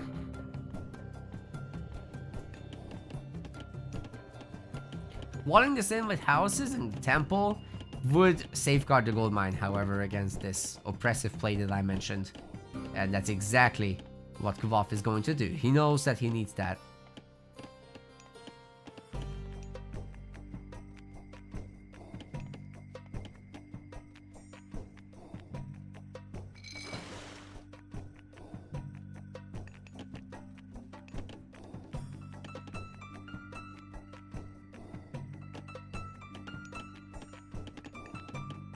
Still a lot of wood people.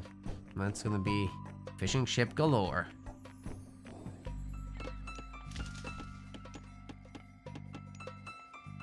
Oh no, what happened? Kvaff? No!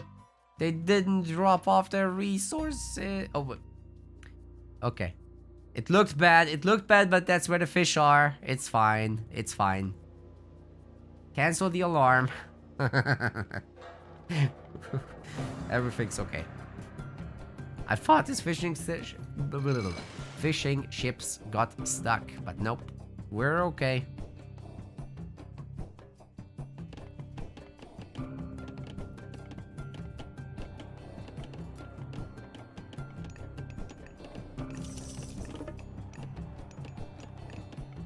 Hermes coming in from Kvaff. It's much earlier than Chemo's. And Chemo is going to be running with Athena here.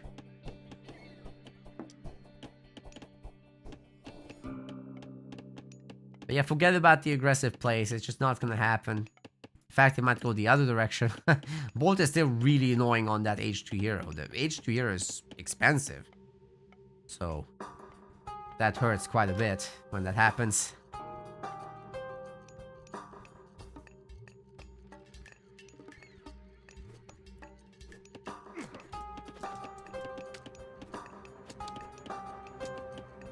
PC is gonna look out for relics, I suppose. We haven't looked at those yet. We've got the Head of Orpheus for building Line of Sight. We've got Harmonious Necklace for gold gather rates.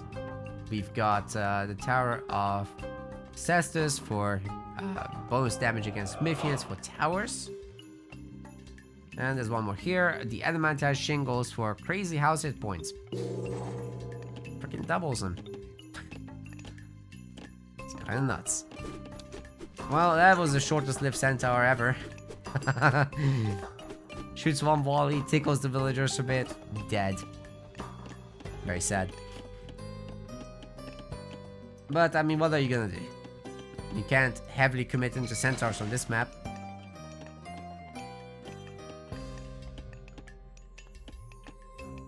Question in the chat, can you see the replays posted somewhere? You will. We will hand out the replays after the fact.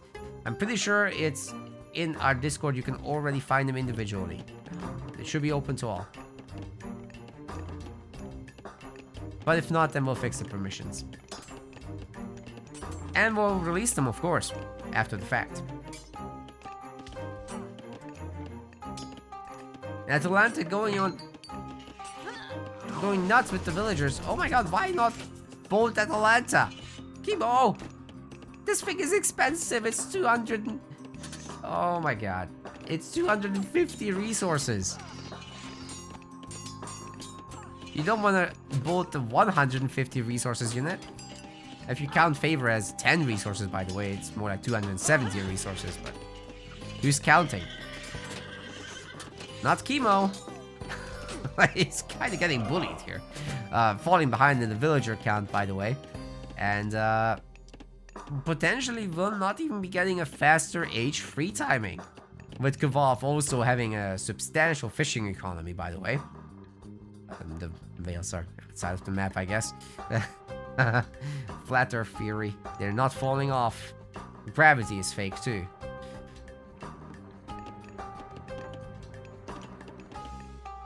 Aphrodite coming in earlier for Kvaff. That's exactly what he was hoping for. And Zeus doesn't have that, so Zeus is probably gonna go for Dionysus. Yeah, I'm pretty good at these guesses, aren't I?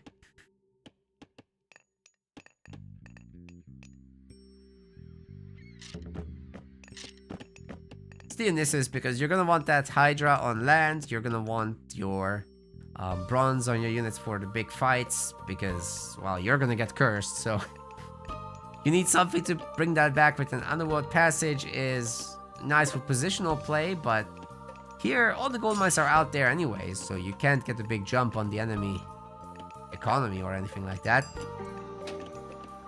Better just get the dino.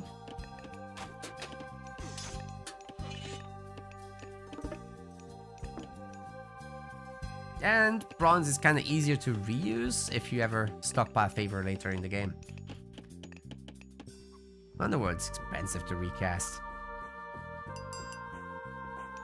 Timo's looking for something, but he's not finding the something. Gold mine's about to be devoured, but I think there's another minute or minute and a half left in this. Extra Scylla's getting made. Farm the ships a bit. 2 Scylla, better than 1. You go, girl.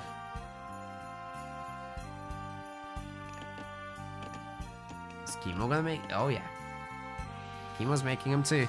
But his first scene didn't get researched, so these fishing ships are gonna keep gathering slowly. Kvav already has it. Uh-oh.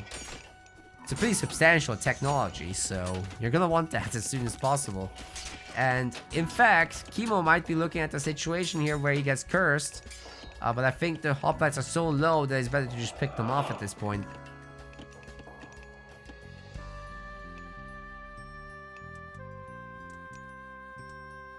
A villager kill, very good raid by Chemo there. The 2 heroes will be keeping the hoplite safe against light units like the Hippospis for now. But once they get out of control in numbers, then that turns around very quickly. I think Kvav just needs to return and clean this up.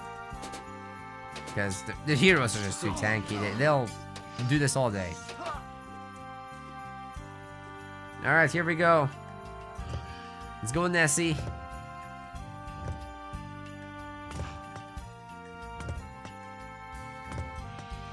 Eat that all up. Oh boy. So many heads. Gonna do a lot of damage here to the dock. I don't think the dock can hold whatsoever. Look at that, just evaporating. Oh my goodness. And Chemo just doesn't have enough himself. Like, he's getting blasted by this other Scylla. And it's pretty ugly. Oh boy. Every time this one gets bitten, it also slows down and the other one can chase better. There it is. We got the big fight. Bronze versus Curse as predicted. But guess what? There's also the Nemean Lion. In the meantime, the other units can do quite a bit of pickups, but Restoration comes into play also, forcing Kvav away at least for now. And I think he should just honestly run, or maybe even consider a ceasefire while grabbing a town center. Or, nah, nothing else. No, that's it. Just ceasefire it. Or just run. But the problem is you lose units while these guys are chasing because of the snare. Every time you're attacked, you lose speed. In melee, at least.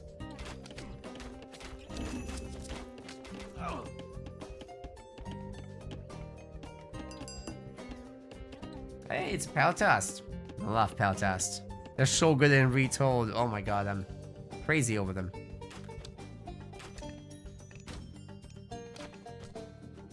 This is so many Scylla. And Chemo is just, you're down heads. These things do bonus damage against Biff units. You can't do this.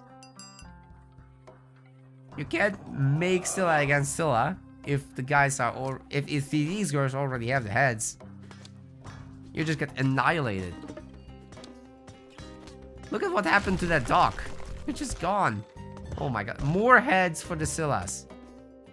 Holy crap. They're a menace. Kvav is destroying Chemo. He's eating him up. No second town center for anybody. I think this might devolve itself into one of those mythic jump games where suddenly you just have what's it called, earthquake, and the other guys deleted. It's over at that point. But Chemo is doing great with the fight. Heroes once again tanking a little bit of the Hippospist attacks, and meanwhile the Tuxodes have cleaned up, so Kvov is forced to retreat into his fortress area. That should help a lot against these Tuxodes. But yeah, single Patas, not so effective. You kind of need a group of them, so I think it's time to pull back, use the town center for cover, and garrison your units, your fresh units into the buildings, and then eject them much later to then join the fight.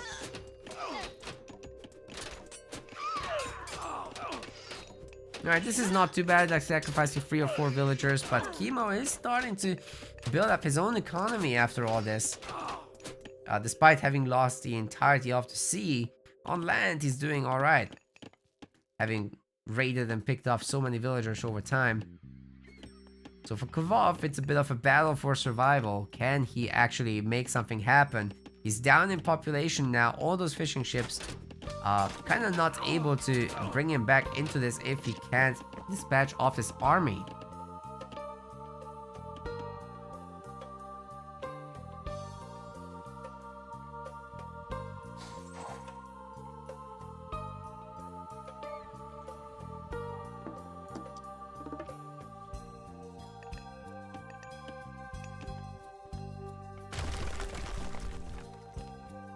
So just keeps the docks out of the game.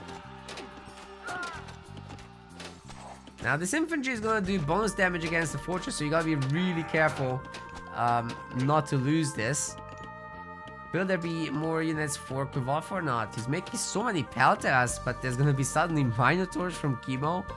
The last thing you'd expect. Yet it's happening.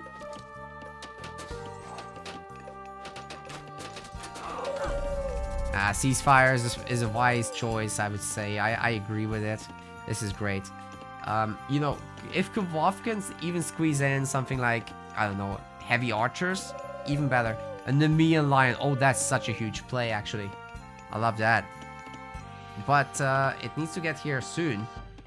10 seconds left. I think it might be late. The villagers need to hide. There's just too much pick-off potential here with that Minotaur knocking him away. The archers are also in a little bit of trouble. They're having to run away from the infantry. Oh, that's a great stun from the Nemean lion, actually. But meanwhile, the infantry has been on top of the archers for a long time, together with the Minotaur, and that thing is so tanky. I'm not sure that Kvov can actually hold this position right now. With more and more stuff coming in for Chemo, there's a Congo line of units coming across the map. And the villager numbers are just not adding up. The population rift has grown since we last have talked about it. And this is just really rough for Kvov. I think he needed to leave here. He still had some gold back home. Why fight for this place?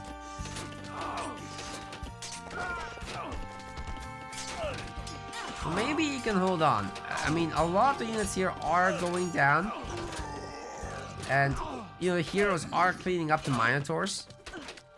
Maybe there's potential here, but I think Kvov is in so much trouble right now. 56 villagers for Chemo.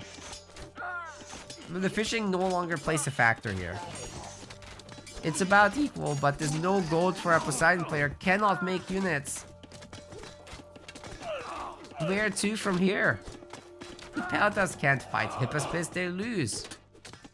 Hippospist have much higher base attack.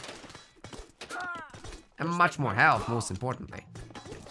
Kvov is trying to hold on to dear life, but I think he has to transfer some stuff. Get it from that main base gold mine or something.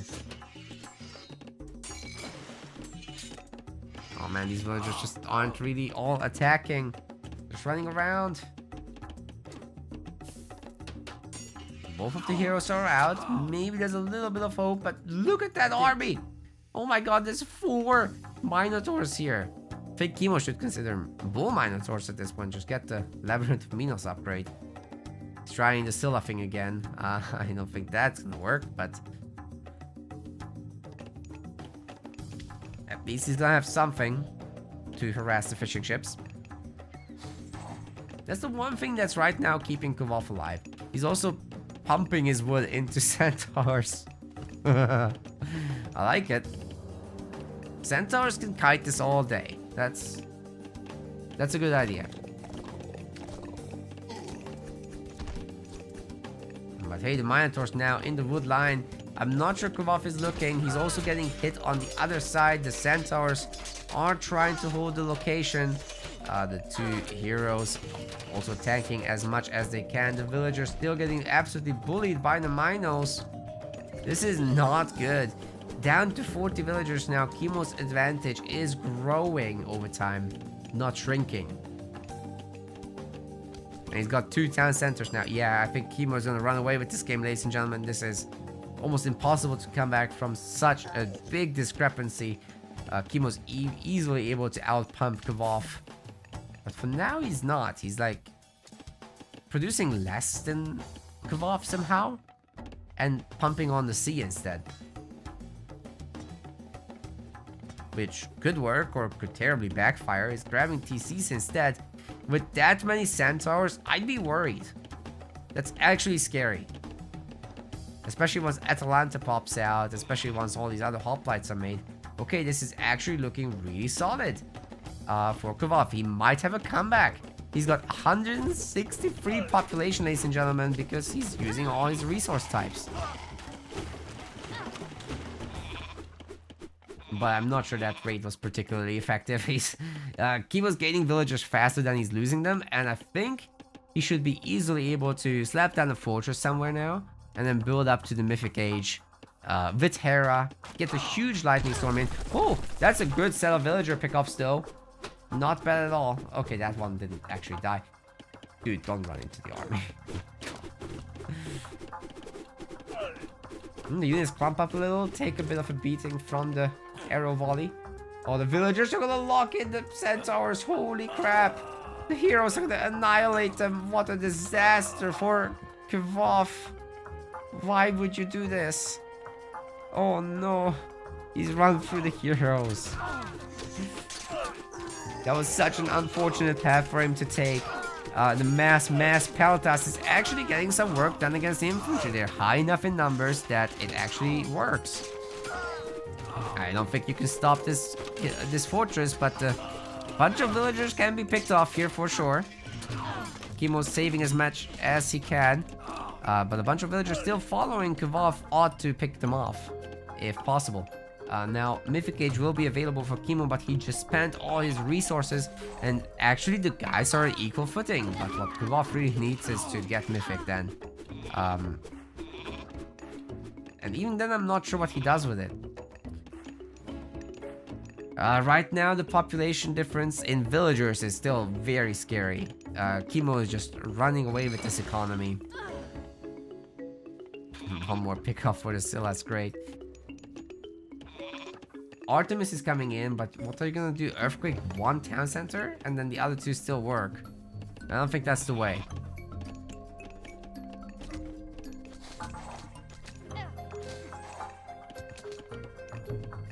Both players are gonna have patrol loss, so the fortresses can fight each other.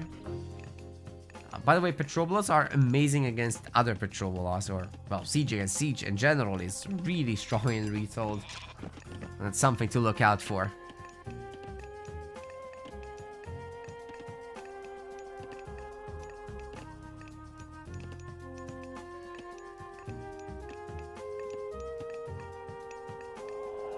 Anytime now. There we go. Okay. Finally shooting at that fortress. Would ideally need more than one patrol blast so that you can... You know, once you have 3 or 4 patrol blasts, you can just instantly snipe individual patrol blasts off the other guys, so... that's where that comes in. In the old game, they barely tickled.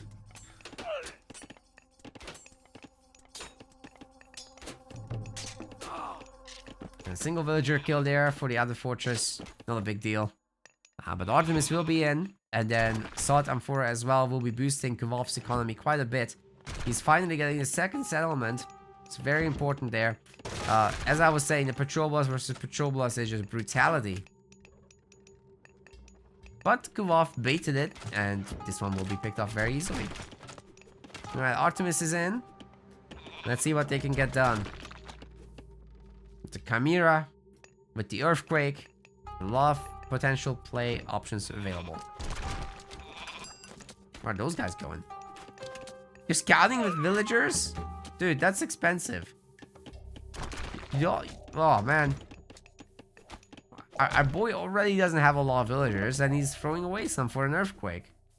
This gets rebuilt in seconds. Kimu has almost got the resources for it too. I'm not sure it actually gets destroyed. Like, the house is sure. TC as well. Oh my god, this is a great earthquake. Holy crap. The tower is going down. The buildings are severely hampered.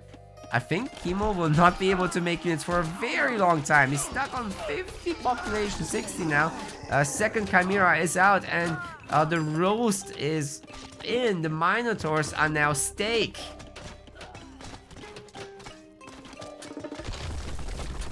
Well done. It's a steak joke.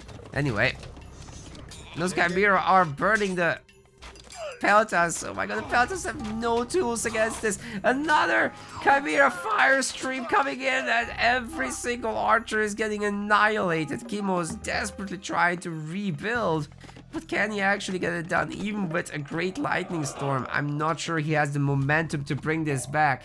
That was absolutely savage from Kvolf, and he's just moving on to the next place to get the villagers now. Oh, that's actually kind of a miss, but anyways, he's pushing them off the wood. It's okay, it's good enough. Pushing for the third town center, of course. Yeah, I think Kvolf can absorb a lightning storm soon. He's rich enough soon, is what I'm trying to say. It's a lot of Peltas, however. Definitely need more Chimeras for this. Maybe a Helipolis wouldn't be too bad. Peltas wouldn't do anything to that, that's for sure. Still not a single Helipolis.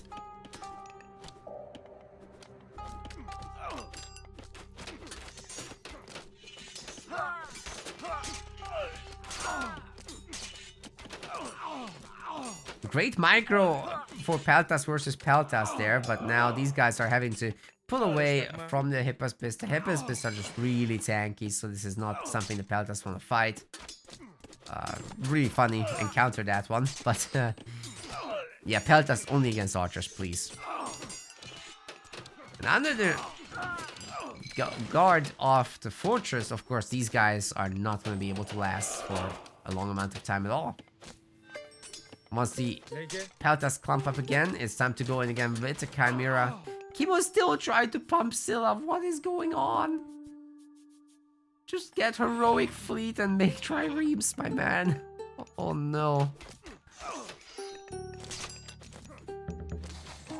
He's spending so many resources, all his favor on this. Chimera Fire is in once more, hurting those Peltas a little bit. Kimo's just sitting in it. Ouch. That had to hurt.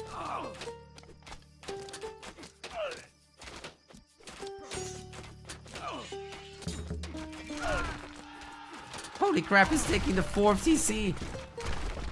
Before Kimo. He's closing the door on his face, but yeah, neither player can now take this. The villagers are just like, eh. You can't have it. There's Petrobulos pushes now as well.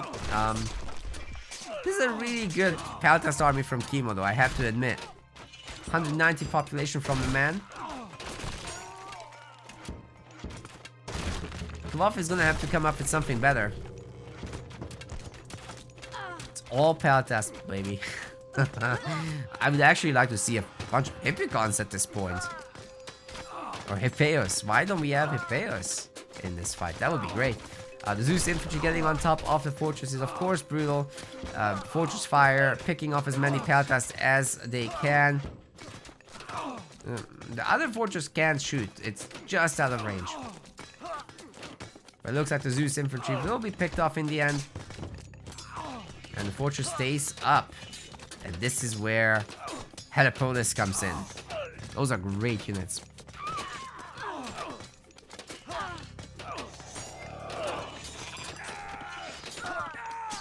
TC should be built fairly quickly unless this Petrobolas has something to say about it. And there's a bunch of infantry still around, so I don't think it can deny this. Doesn't have enough time anyway. But delivered quite a bit of damage, it's not too bad. Now, Kuvov is pumping a lot of hoplites out. Unfortunately, they're just going into the meat grinder of Hippospist. Scylla action once again. Oh, they're just going past each other. The Karkinos is also here. That's funny.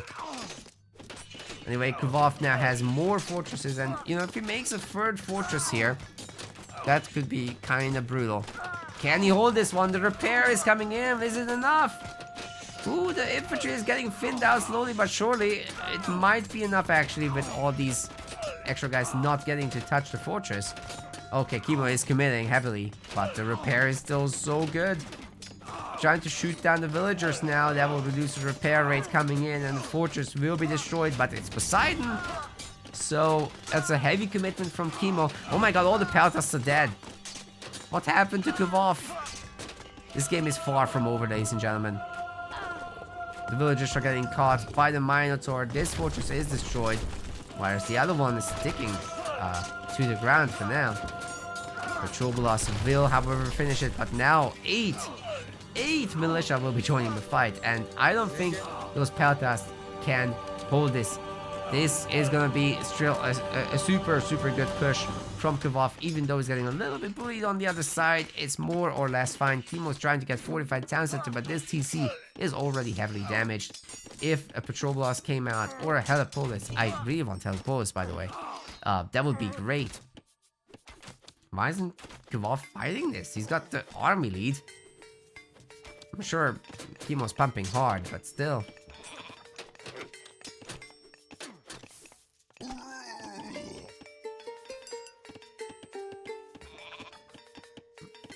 This is going after the villagers.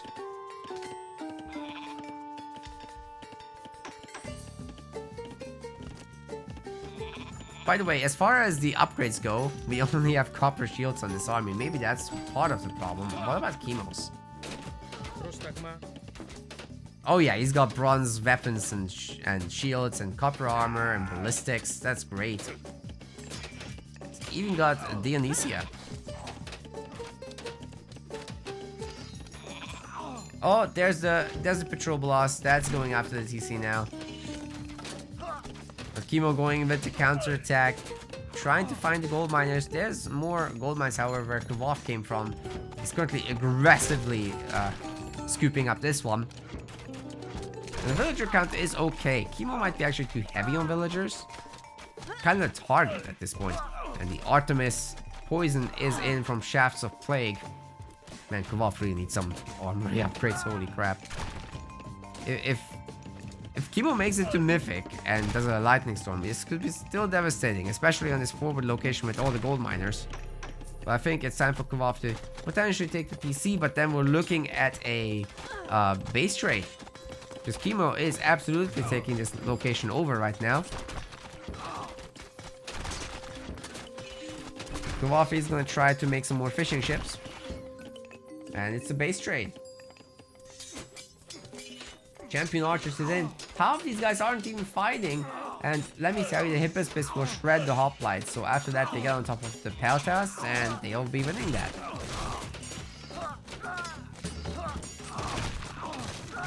Why are you making so many Hippospists too? I don't understand. I guess it kind of works against hoplite Peltas. That's funny.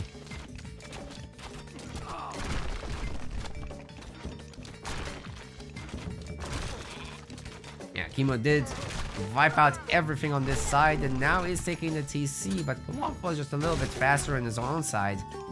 Trouble is, the resources are looking so much better for Chemo right now.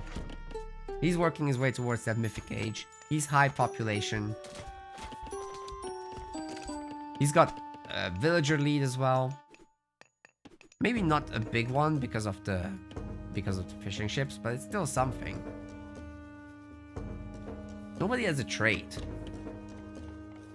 We have a dumpster fire like that, but Hera is coming in. Oh boy. Those gold miners are not going to be safe, let me tell you. Nitro will be picked off. But as long as Chemo can hold this, he brings his army across. Gets some Helipolis out in the Mythic Age, as well as just Lightning Storms his position with all the villagers. What's Kvav gonna do about it? Like, I just don't see him persevering through that. And Chemo already has all the upgrades, so his army is not gonna be easily dislodged once it's just standing here at full pop. Still no armory upgrades to speak of at 33 minutes for Kvav. This could cost him the game.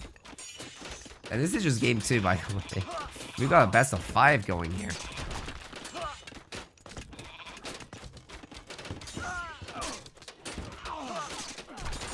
Hell of a match for sure between these two. Hydra goes down at 2 heads.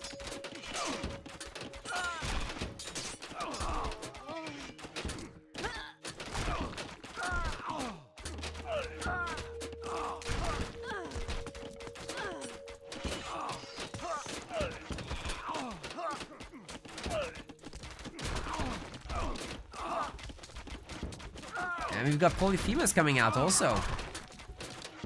Now that would have been helpful earlier. Oh, look at this guy just bonking people away. Okay, that's a game changer actually. Against this Hippospis bullshit. But Lightning Storm's gonna hurt, I'm sure. You can run away from Lightning Storm though. You get out of range, you're fine. Just gotta be careful with that. If Kvav pushes Chemo to the brink here in the main base, that could do the trick. Such a good bonky boy. As a Lightning Storm, run the villagers, man, run! Huh? Okay, it's finally starting. I was like wondering where Kvav is just gonna eat it. Oh my god. He's down to 129 population. What now? That's a disaster, man. And he's still not getting the armor. He's getting everything but. He's getting everything but. That's Chemo. Sorry, that's Chemo. Kvav is just pumping units. He's not getting upgrades. Chemo is getting the upgrades. Champion Infantry. Monstrous Rage. A Labyrinth of Minos. He wants Super Minotaurs up front. No Super Medusa, sadly. I would have loved that.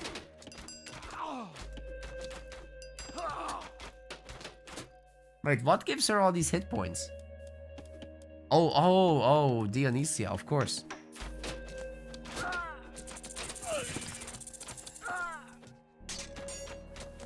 Those Medusa are really tanky. If you can get a lot of them done, then great.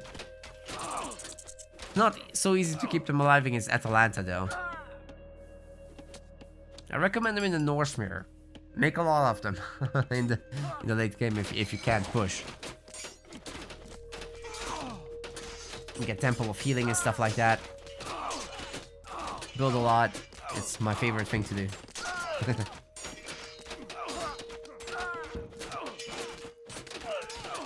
They just never die. Norse can't kill him. Anyway, this matchup is a whole lot more about somebody needing to make some cavalry. Get those peltas out of the game. Because this is not a healthy place to be in for either side. This is not the kind of armies you want to make at this point in the game. You don't get more myth units, you want to get more serious siege weapons. I like Helipolis. Of course, myth units like the Chimera. That's great. It's a basic Chimera, by the way.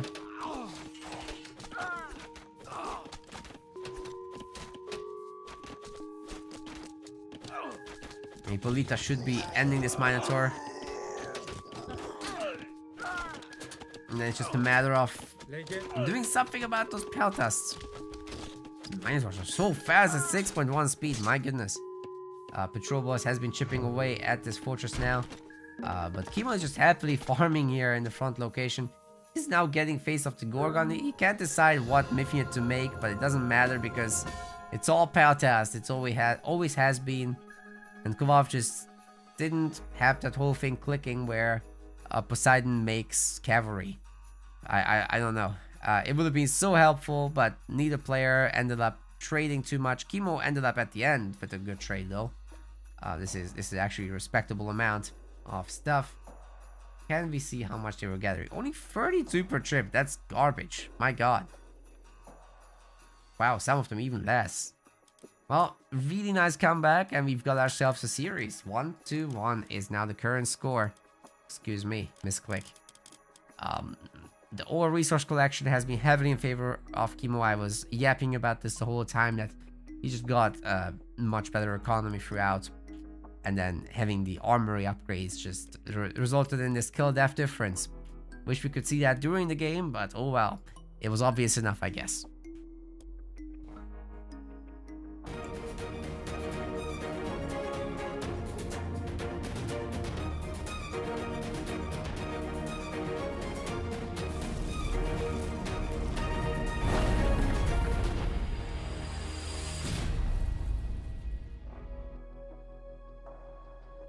Right now, waiting for the third game to be set up.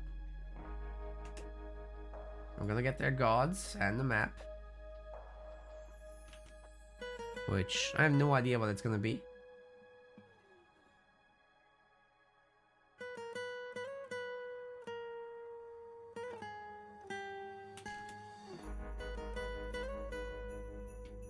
Okay, looks like we've already got the picks. It's gonna be Gaia versus Oranos coming right up. But I don't know the map yet. We're gonna find out in the lobby.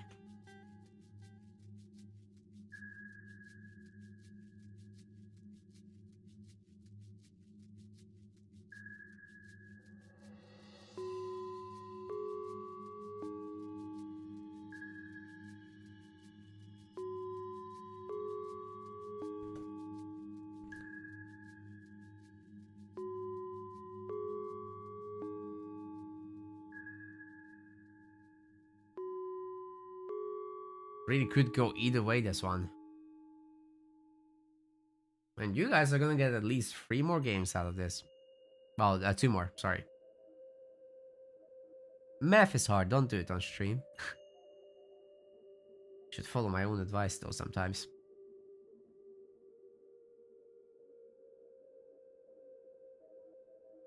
Okay, Kimo does not have a lobby actually. That was the previous one, I got tricked.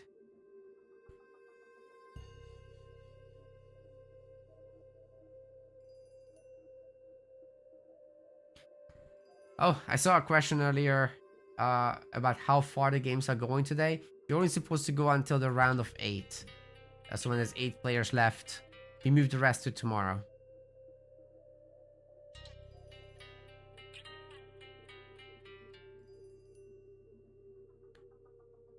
So today that's round 4 in the bracket. That's as far as you're supposed to go. We'll try to cover stuff, of course.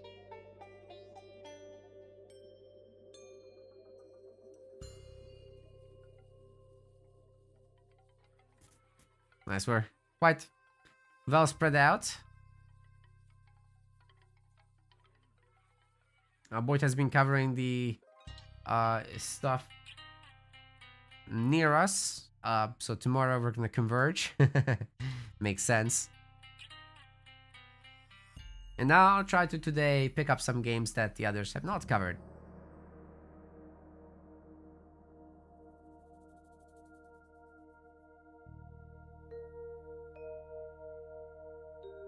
Right after this series.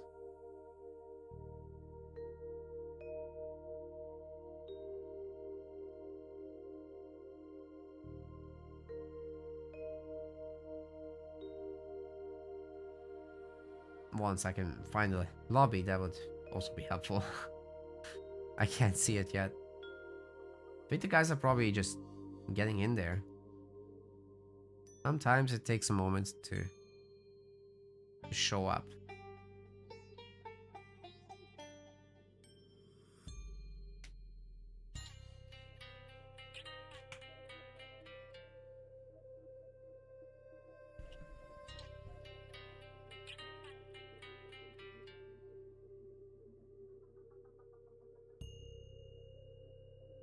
Titan costume music reveal was good. Glad you liked it.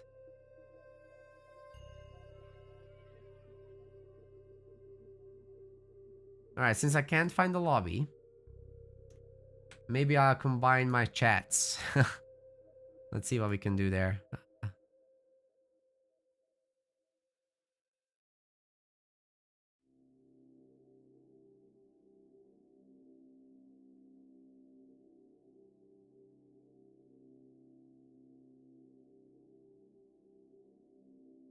Share chat enabled. There we go.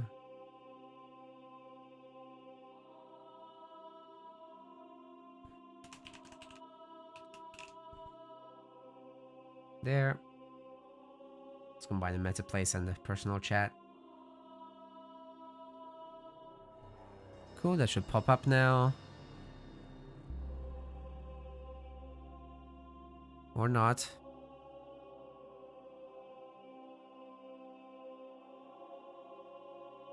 Because I have to use Chrome.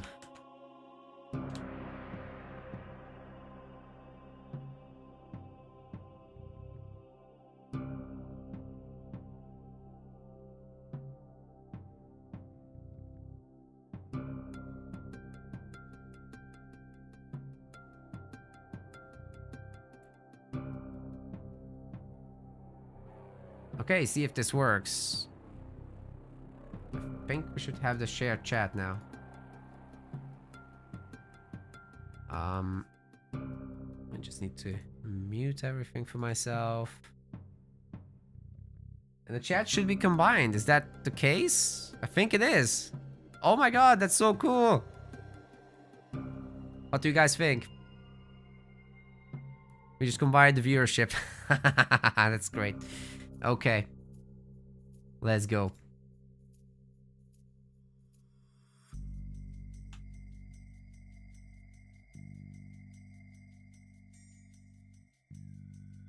Should have done that ages ago. But I guess I figured it out. Legend says I am here, I am there. Funny guy. But now look at that. Over there. It's like moving. I love it. Oh my god, it's so good. I'll do it with Boyd tomorrow. That's gonna be great. Alright, moving on to the next game is gonna be on Giza. I guess I'll fire up the map intro.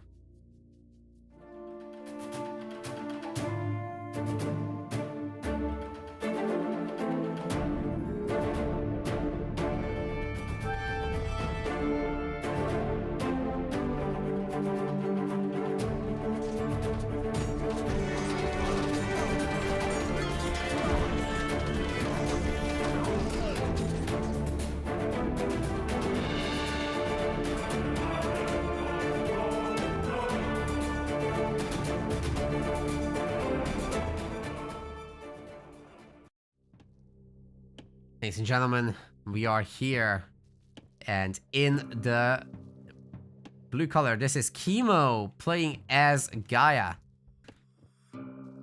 His opponent on the other side, Kvath, playing as Oranos.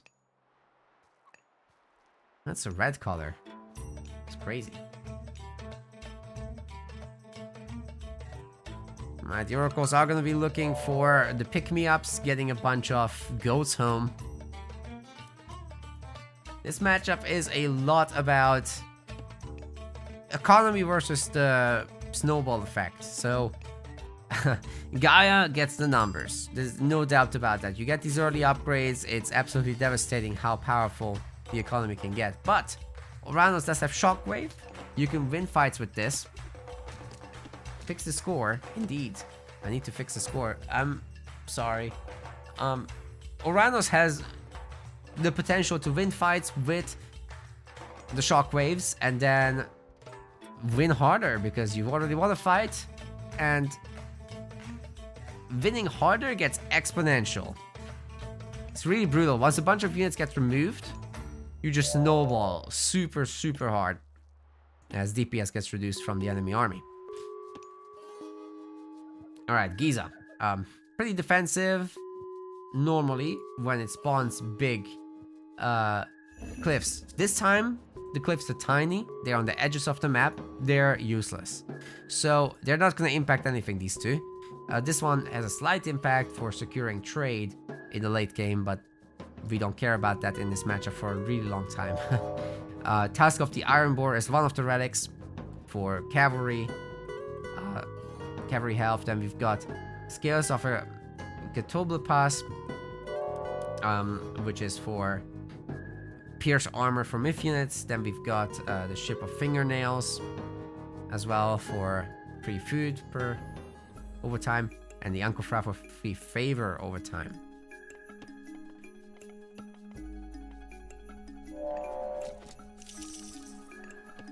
Yeah, Oranos' speed bonus also only impacting yeah, you actually have to research a tech for it for first things, and even then it will only impact your infantry. It's a big downgrade compared to what the old Oranos was, where all your human units just got impacted, and heroes as well.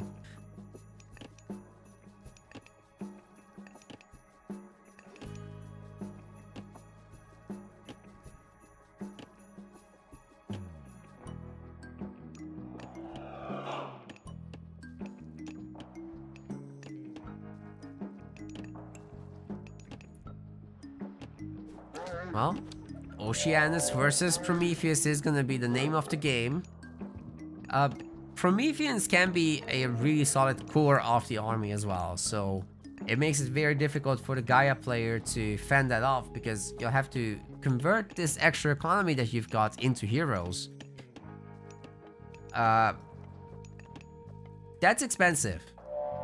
So basically your extra economy is gone if Kvoth makes a lot of Prometheans, and they get really chunky. Then you get the upgrade for the Prometheans Alluvial Clay, and they'll be spawning 3 little guys at the end, rather than just 2. When upon death, that is. So it's gonna be a military barracks.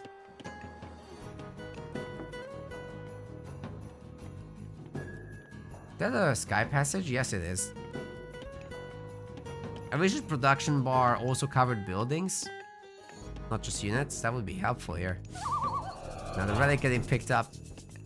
Gets the Scales of a Catoblepas. Now that's gonna be quite helpful for these myth units fighting off against Hero Terma and whatnot. It's a mixed composition overall. As for our Gaia player, it's just a second town center, man. It's no units.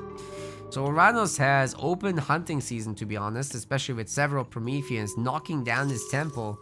That could be a big play. You can steal the relic as well later for Task of the Iron Boar. That's for cavalry. So you can definitely get a lot done there. Both of these gods have access to Feia. And we've got the boys and the girls teleporting up here to do the hunting business.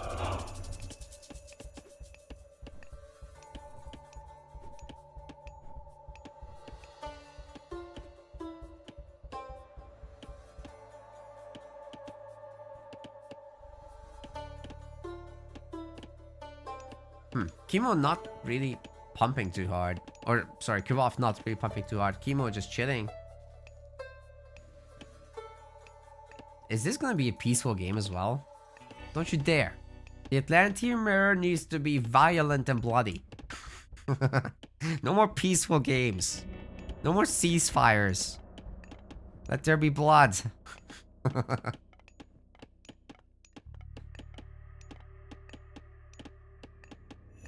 I want death and destruction in my video game. Thank you. I'm sure Kvoth can deliver, right? I'm hopeful.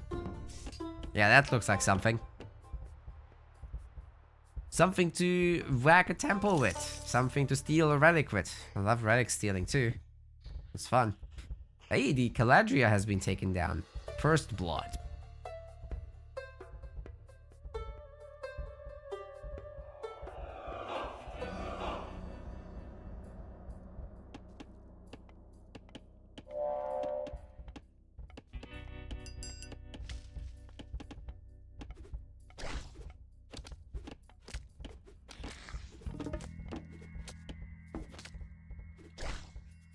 Here we go.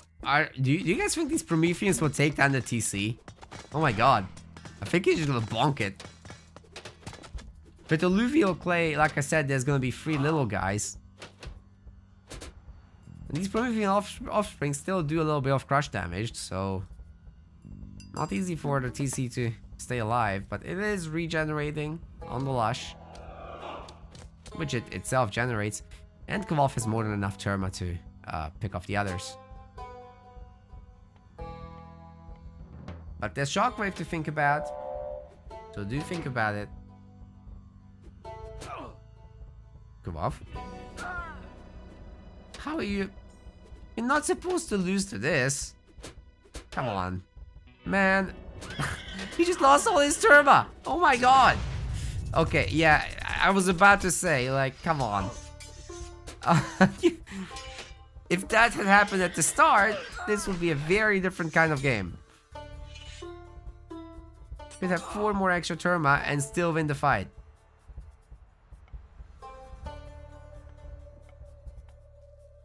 Okay. Sky Passage appears to be loaded, but there's nothing in it. I'm confused.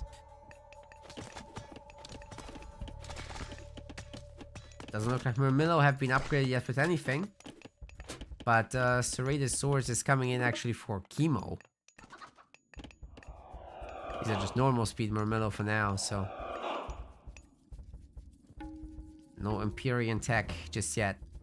That's all off Prometheans, ladies and gentlemen. That's 8 of them already. And Kvolf is still floating enough to make more. There's so many Prometheans!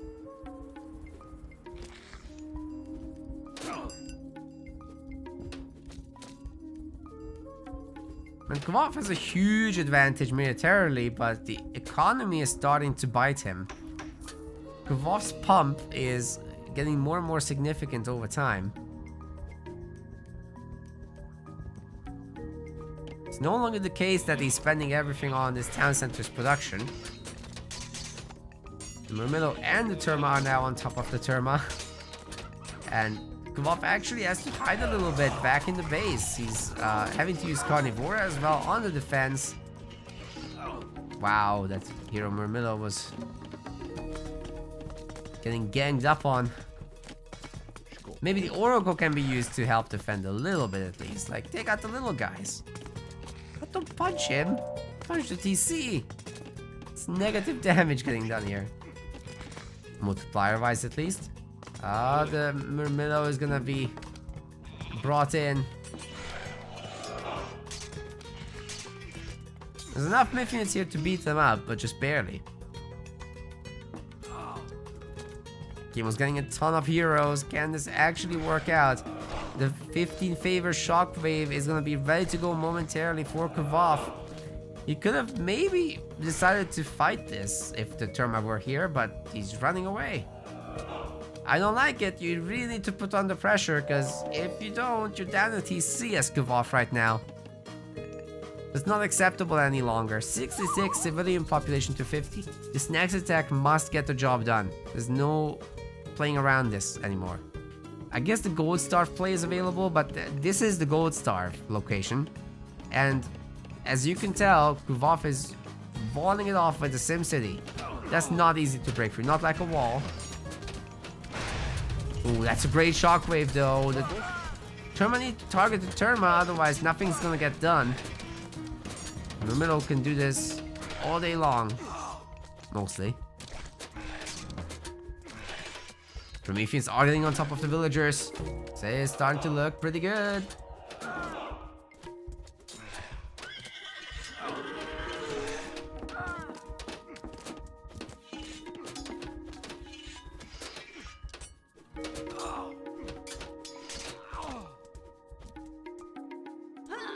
Nice.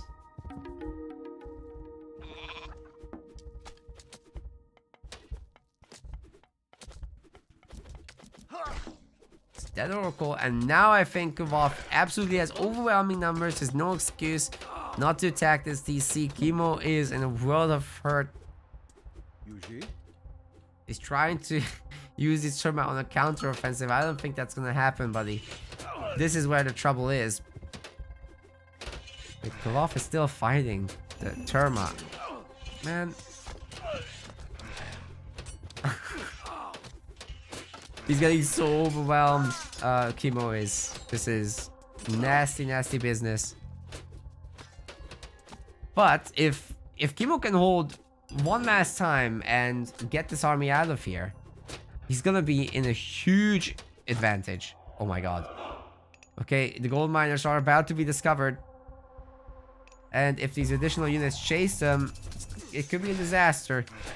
Carnivora once again for the win. Holding the ground. Oh my god.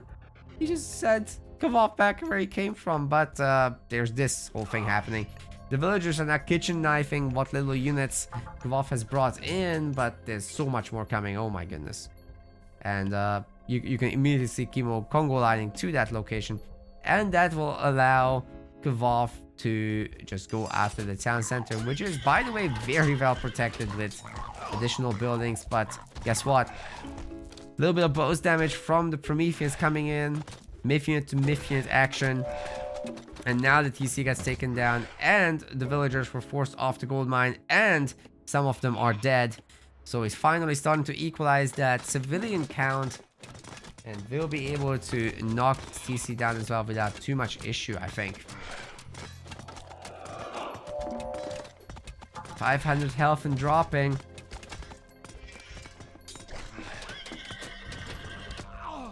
That Terma took forever to turn into a hero. Kuvov. Dude. No. No! No! He saved the TC! What the hell am I watching? Oh my god, okay. It's a really good raid here though. It still counts. This is good. Chemo is getting significantly reduced access to the economy. The villagers having to fight instead of gathering. They're moving around, they're repairing, they're not doing all the things they need to be doing. And there's still a good amount of Prometheans here. Might be possible to get something done, but there is this gold mine. This is where... Oh, actually, Kuvov is perfectly aware that this is where the gold mining is happening.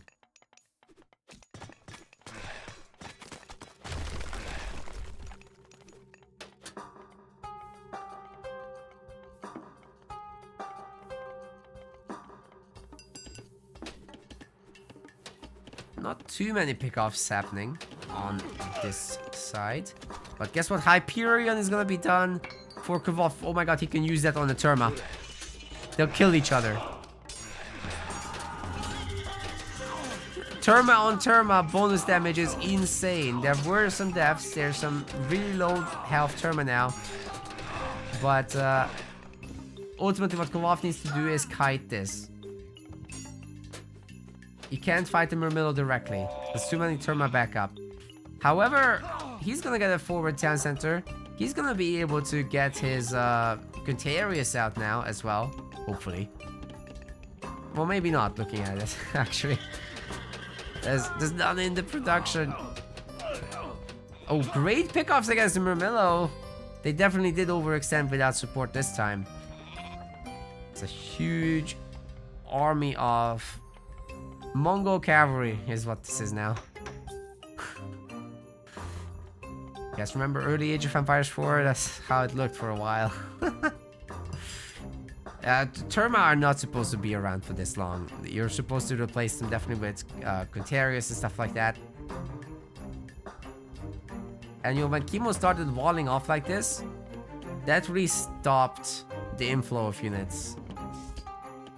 He's able to hold these choke points very, very nicely. He's chomping on that gold mine. That's good too. And finally is getting Feya. So once he gets his Contarius for cheap, that's gonna be a really good tool against all these Terma. But he doesn't have a third TC, and his third town center is in a horrible position. I mean, that's not his third town center, that's Kvov's, but Kvov also took chemos, so, you know. Doing a really good job with map control. And you know what? These Murmillos are soaking the damage while the Terma hit Terma. Chemo's micro has just been better. Whereas Kvov just damages buildings and then kinda needs the god powers to do the job. Progress is being made, however, 206 population versus 148. Slowly but surely, Kvov is getting more and more ahead.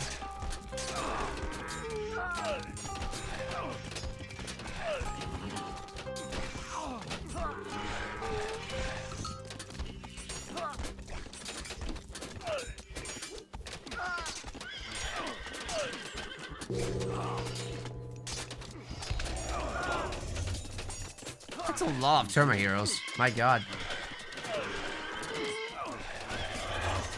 The Valiant Bird is just absolutely getting owned.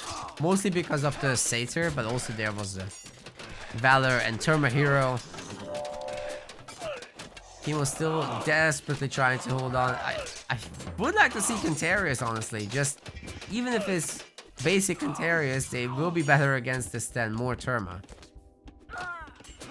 Getting a lot of pickoffs done, actually, and Kvov's army has evaporated for the most part. This is not a big population differential anymore at all. Very doable looking. Nice. Now the villagers are back on gold as well. Suddenly the income is looking like something. He can get out a few Contarius. Ideally he would have Poseidon's secret, which he doesn't at the moment. But hey, his army can heal up. That's not bad. Kvov is going for the 4th town center. And you know, Oranos doesn't have Implode. Gaia does. So in this later stage of the game, I actually like Gaia. So many Contarius being made. Oh my god. Double pumped Dryad. Who needs the favor anyway? There's not much favor here. There's only 2 oracles gathering. Ideally, you would make that a larger number, like we are seeing with Kvov. Now, if we swap to him, yeah, he has 6 all over the map, which also means he has great vision. Take a look at this. He can see almost everything. If he had 1 more here, that's actually what we call full map control. Chemo's completely boxed in, so his next fights need to be miracle makers. Can find a bunch of villagers here. They're running for the sky passage, and I think they'll get there too. It's looking good. Terma once again destroying each other, while the huge amount of Kvov Terma just hold off the tide. He really needs some front line there, doesn't he? His Dryads are owning him.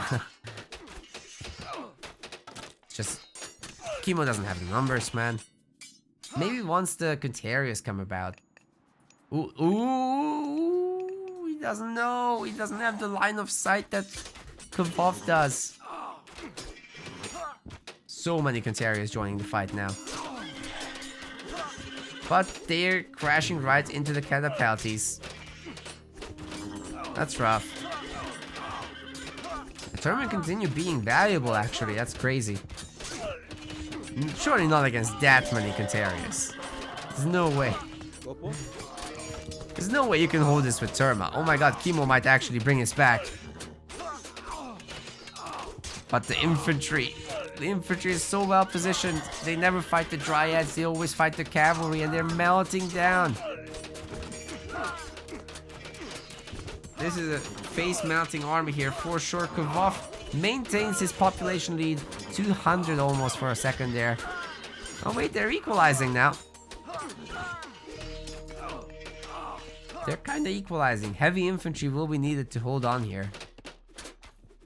Oh, he's getting 45 town center. Okay, look, if Kvov can max out at 240 5 pop, or is it 250? 260, sorry. At 260, if he can max this out, there's no way that Chemo can stop it. At that point, the game becomes so snowbally, you will barely have to remake units after the fight, as Kvolf. So I think he's playing really well. The Kutarius are gonna hit him in multiple locations, yes, but there's only 2 villagers here. He can use the Sky Passage to get out of here. There's plenty of infantry to cover his butt here. The front is looking good to me. There's no Dryads for our boy, but doesn't need them right now. Getting the heavy infantry done is definitely a big play. And look how much better they perform immediately. That's great. We also got the Arcus heroes now adding in to take on the Dryads. And that's doing some pretty good work as well.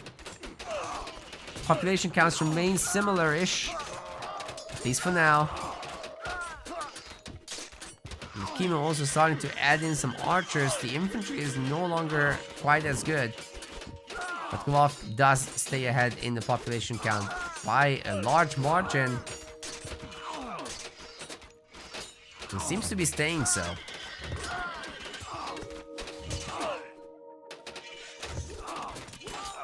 Not much of a muchness happening down there. I mean, like I said, Kvolf just got on the other gold mines and he's fine. He's fine where he is.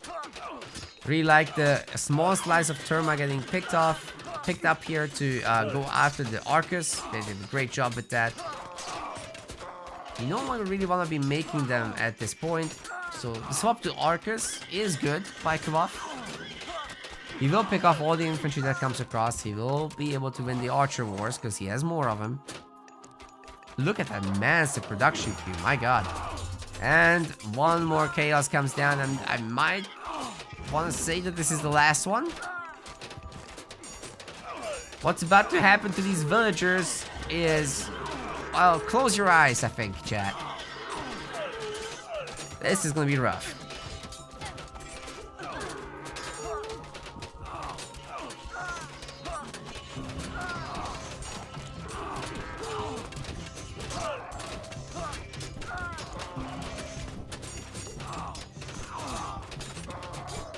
Kvolf is climbing in population, not dropping.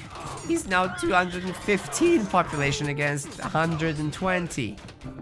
As I was saying, the snowball effect. Once the enemy army doesn't do damage to you, you're annihilating the few leftover units in seconds while making more than the other guy can kill.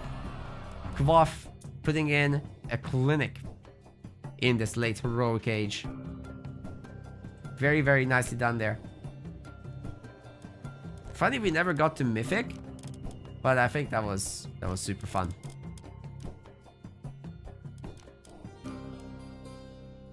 And you know, certainly Kvolf had opportunities earlier to destroy the town center. Chemo just got a massive kill death advantage.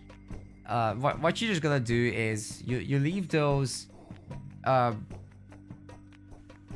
Prometheans alone. You let them do the work on the TC, and you use the Terma to pick off units. You never shoot the building with Terma, that doesn't work.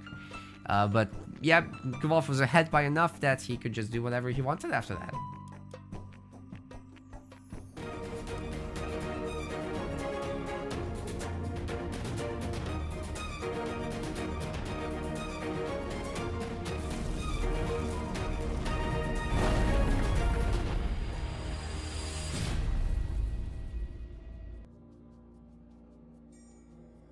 Alright, so moving on to the next one. Let's see what gods they are going to be picking.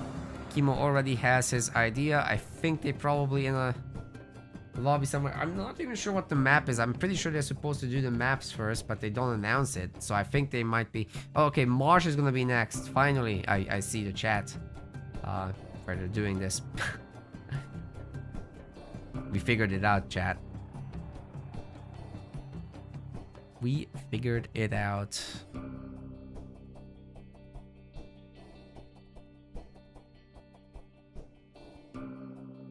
Next up should be Marsh. the gods will be Freyr versus Isis. That's a good one.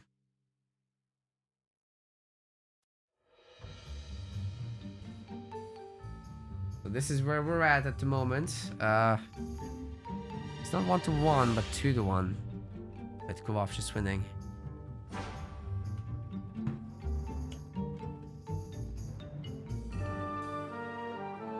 So that's all fixed up. And now we're just waiting for the guys to load into their match.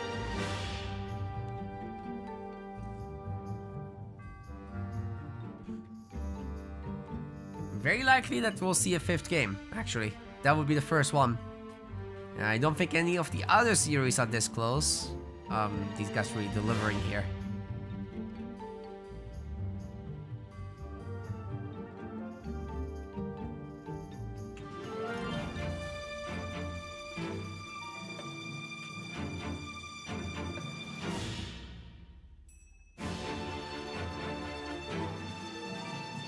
A lot of sweeps.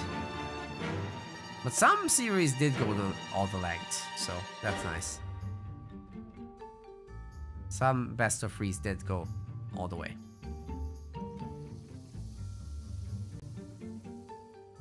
Hopefully the other best of 5s are great too.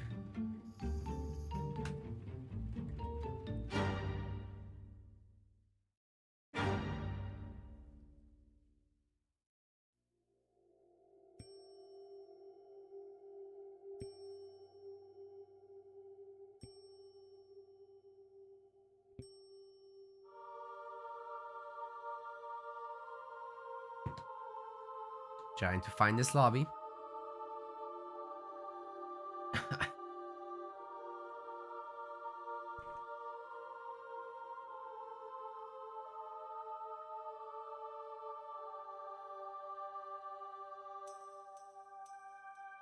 Yeah, you're welcome. Glad you're having fun.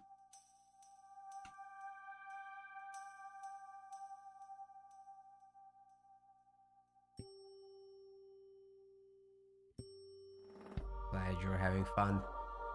Yeah, it's been a lot of work to arrange everything for this one. From the player signups to everything else. The rulings, the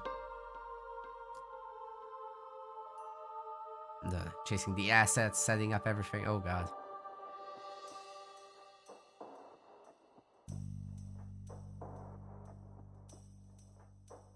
We even had to change a lot about the MetaPlace website.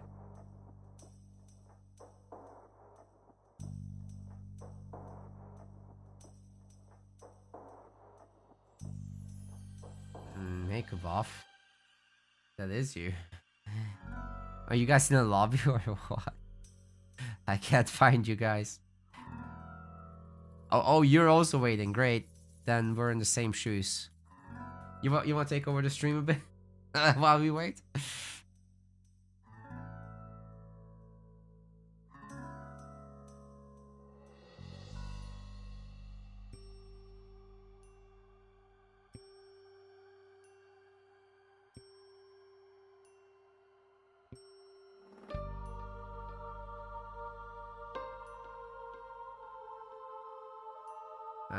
I hear Boyd is having tech difficulties. That's unfortunate.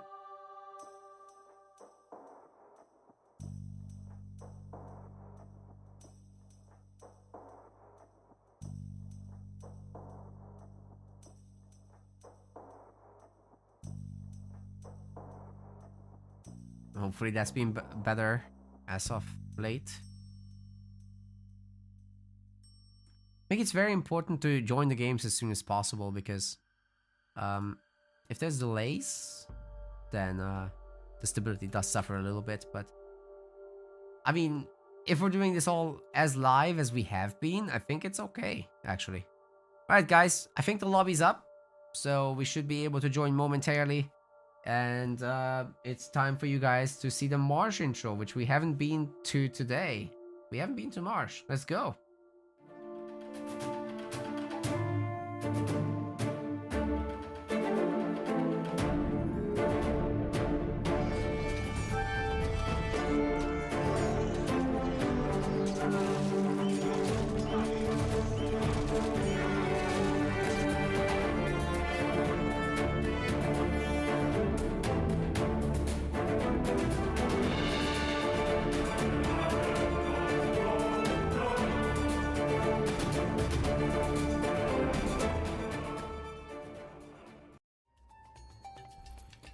Ladies and gentlemen, welcome to Marsh. This game is now the 4th in this series and may or may not decide its match point. In the blue color, we have got Kimo playing as Freyr. And on the other side, playing as Isis, we've got Kvolf. Now, this is a rather good map for Isis, I would say. Just looking at the gold mines, it's not always the case that they're going to be this generous, right? You got a back 6k gold mine, a close to TC, shielded by water 6k gold mine. That's 12k gold plus the 3k start. Oh my god, there's 15k gold in a safe spot. And there's this one, which is also kind of safe. I mean, sure, you can transport ship across and bully that, but I mean, come on. I am pretty sure this is going to be a fantastic defensive 2TC game for Kvolf.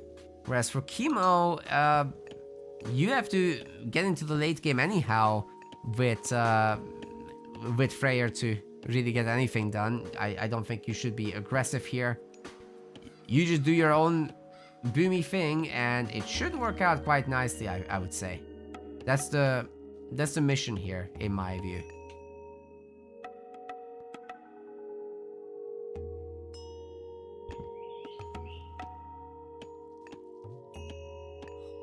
Already having 3 Ox Guards will allow you to get multiple upgrades at the same time, but I'm not sure that's what we will see. What's special about this map is that there's 6 relics in the middle. So there's Eye of Horus for town center population increases. We've got this one, Arrows of the Alpha, for extra building damage. Then here it's Tirfing, Agantir Sword. That's Lifesteal for heroes. Oof, that would be really good for priests, actually. We've got the Ankh of Ra, which is free favor over time. And then we've got Hermes' Winged Sandals for hero speed. That's a lot of hero stuff today. We've got Blue Crystal Shard as well for wood and gold gather rates. All of these are worth picking up. I think they should pick them up. Alright, upgrades are coming in. They're dirt cheap, remember, with Freyr, so you might as well get them in these early ages. They'll delay your uptime a little bit, but I mean, they'll pay off soon enough. Zocdart is having a spasm, but I clicked it, so that fixes it, right? It was me.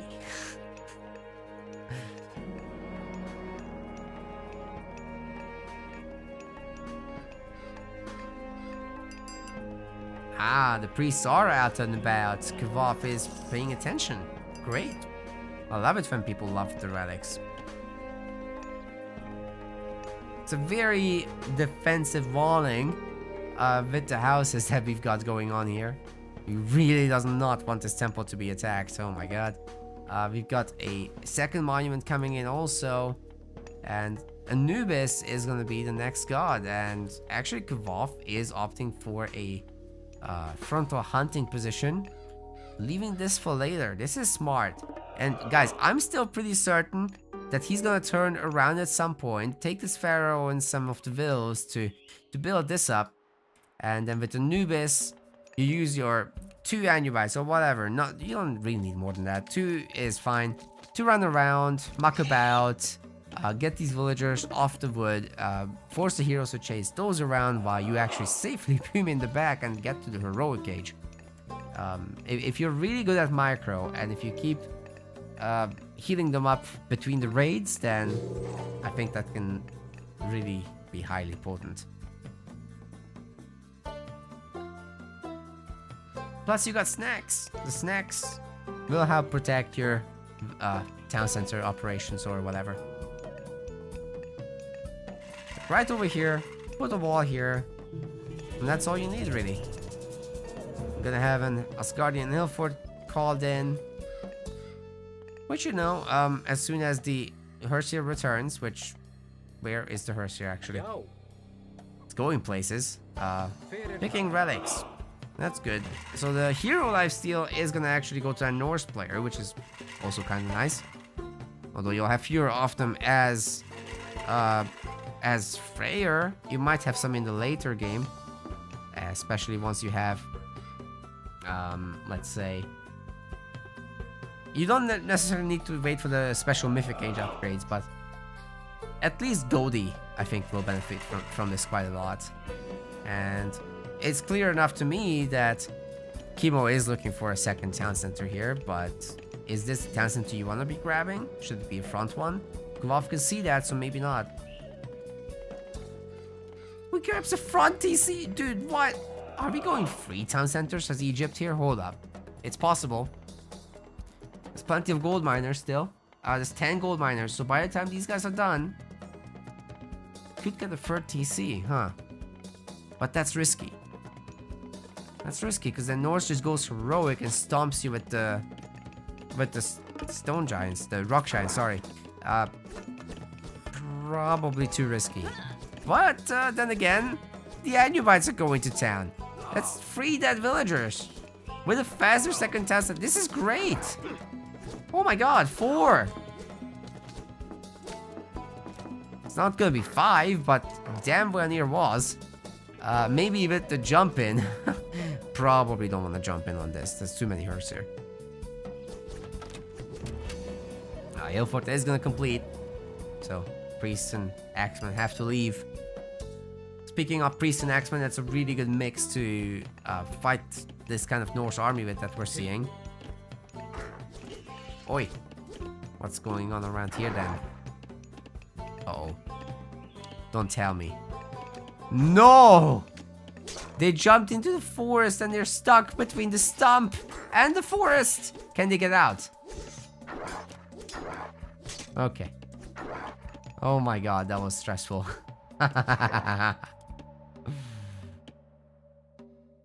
They have to go home to heal. That could have been really bad.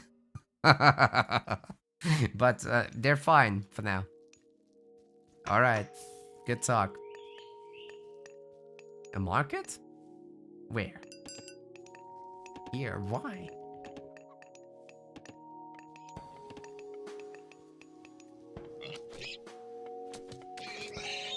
I guess you could buy a little food and just jump ages. But yeah, I think this game is really gonna kick in at 3 town centers. And the Egyptian player enjoying 2 TC for so long, and then going heroic and then also getting a 3rd TC in the transition time should be pretty good. And then you do prosperity with Migdal being out as well, or you just spam barracks units even more. Like the axemen already are more than capable of handling whatever this is. Not much.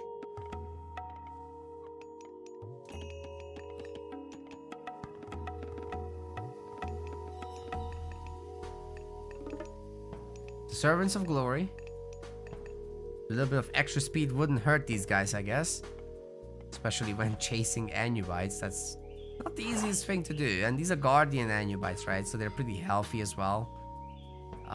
Considering that they're an early game unit. For harassment only. I guess they add a little bit of a punch to the army though. Jogger's gonna get a shot up, but these guys are full health. They don't care.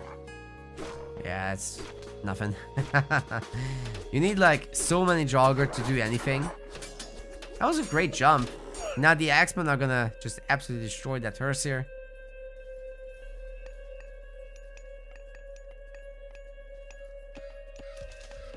I think for Kvov, once you have this much... Oh, is he gonna go fast mythic? Oh my god. He's stockpiling. He's not getting a 3rd TC. He might just go for the fast meteor. Oh my god. You click prosperity. You sell a little bit of gold and you're mythic, basically. That's insane. And meanwhile, he's raiding. Chemo doesn't have a super secure gold mine. He has this. I think our Norse boy is in trouble. Okay, we're gonna have a Migdal. And the next units that got made are chariots. it should be actually easy enough to still jump Mythic. Because the gold income is sick right now, right? Shaft Mine is about to finish, and then you combine that with Prosperity. Yeah, there it is. I really like this monument. It will deny at least the perfect Tempest, but ideally you have to empower that after the Prosperity is done. I don't think Chemo will come forward to Tempest on this. He would get annihilated by the army, but I'm sure he's thinking about it. He must be tempted. It's just not... It's not time yet. Mythic Age is coming in. It's a jump to Tot. And Kuvov says he doesn't need no save gold mines. He goes forward. He takes the map. He gets the X-Men out.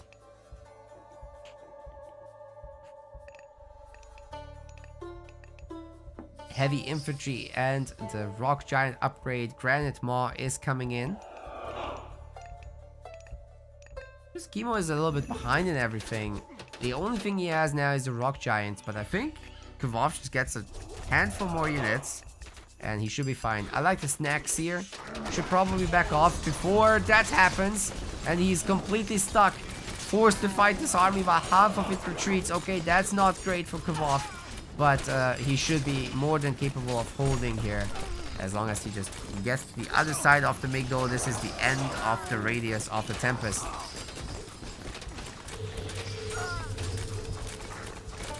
Ancestors is getting called in. That's gonna be plenty of defense here. And Tot is nearly done. So as long as some line of sight can be obtained off the main base, Meteor is gonna blast it to smithereens. It's gonna be real ugly. That's a lot of priests coming in as well. 8 of them now. Should be able to deal with the rock giants just fine. With the divine damage, these are not too threatening anymore. Not once you have that many priests. That Nepti. Yes, so that's a little bit of extra bonus damage against Myth units. It's not too much. Like, there's only 5x, so adding another 1x is not that big of an upgrade anymore. The original game had a very big change there. And I think Chemo should know that this is a Meteor. Chemo. Oh my god, he's gonna allow it to happen. The Meteor is gonna hit both the army and the villagers. Holy crap!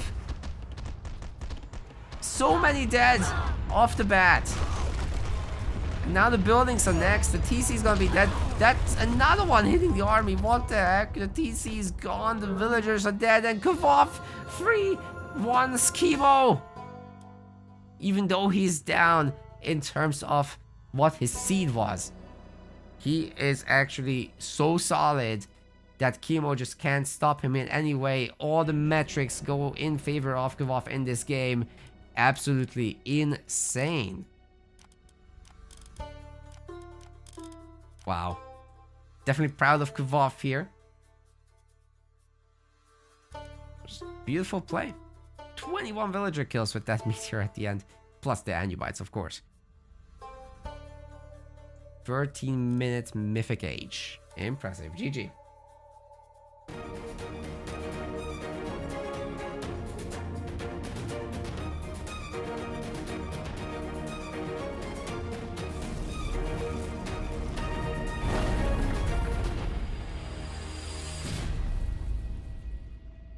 Alright, ladies and gentlemen, I think I've got enough energy to do at least one more series.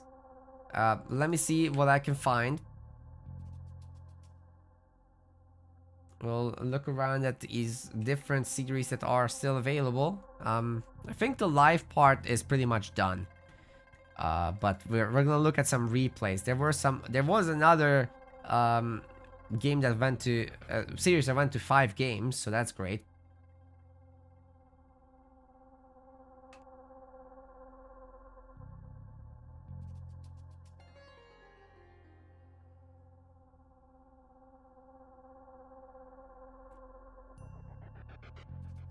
So yeah, I'm gonna look at that. I'm gonna look at maybe Ulysses versus Garnath. That sounds good. Don't wanna show the spoiler. Yes, Kuvov, you're done for today. That was great games. Very good stuff. Tomorrow we continue. So you'll have we'll have, I'm pretty sure we'll have one game at a time, right? So we do, how did we split that again? I think we might do one game per caster actually, and then combine our forces or something like that. Or maybe we'll do 2 series of the semis separately. I don't know. We'll confirm it tomorrow.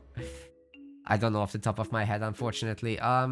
So Killuminati and AC the Great are still playing this round, and other than that, everyone seems to be mostly finished. Matrius and Soup are still going as well. So I'm gonna start picking at the replays here, okay? I think Boyd is currently casting Grass and Groom versus Divine.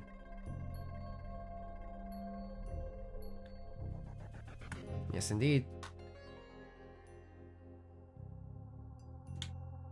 That's exactly what's happening.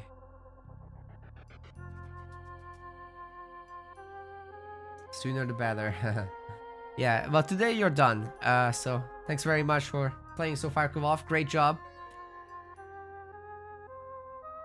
And we're gonna be moving on to Ulysses versus Garneth. I think that's what I want to watch out of these. The others have covered the rest, so let's take a look at that one.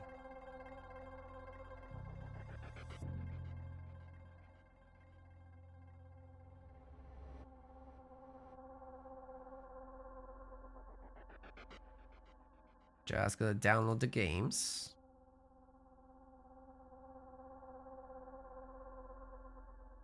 And hopefully they're gonna work.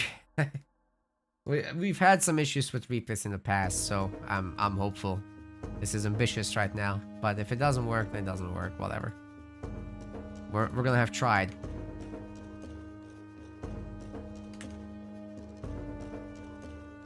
So for this one, I'm not gonna have the draft.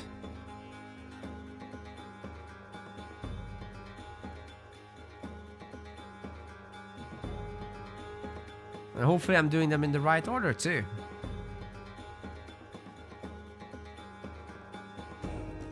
Huh?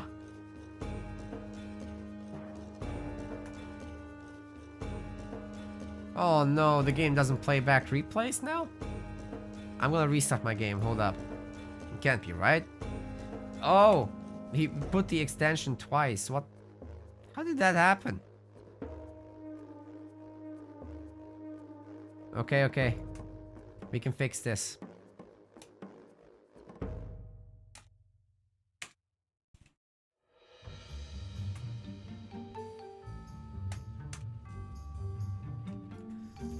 File names got messed up, that's why it's not loading them.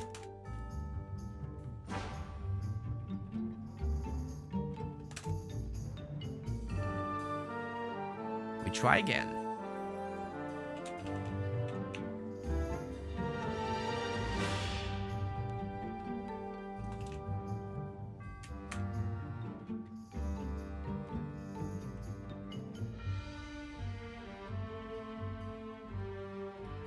And hopefully this time around it will work.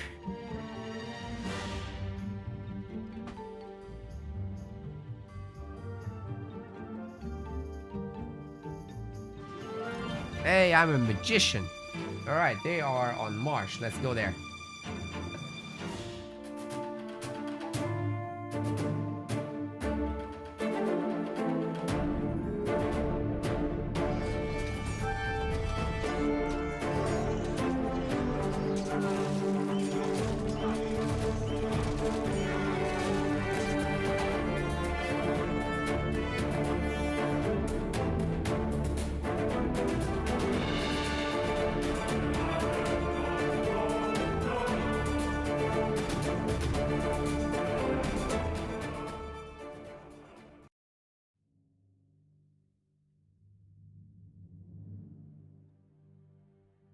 Scoreboard.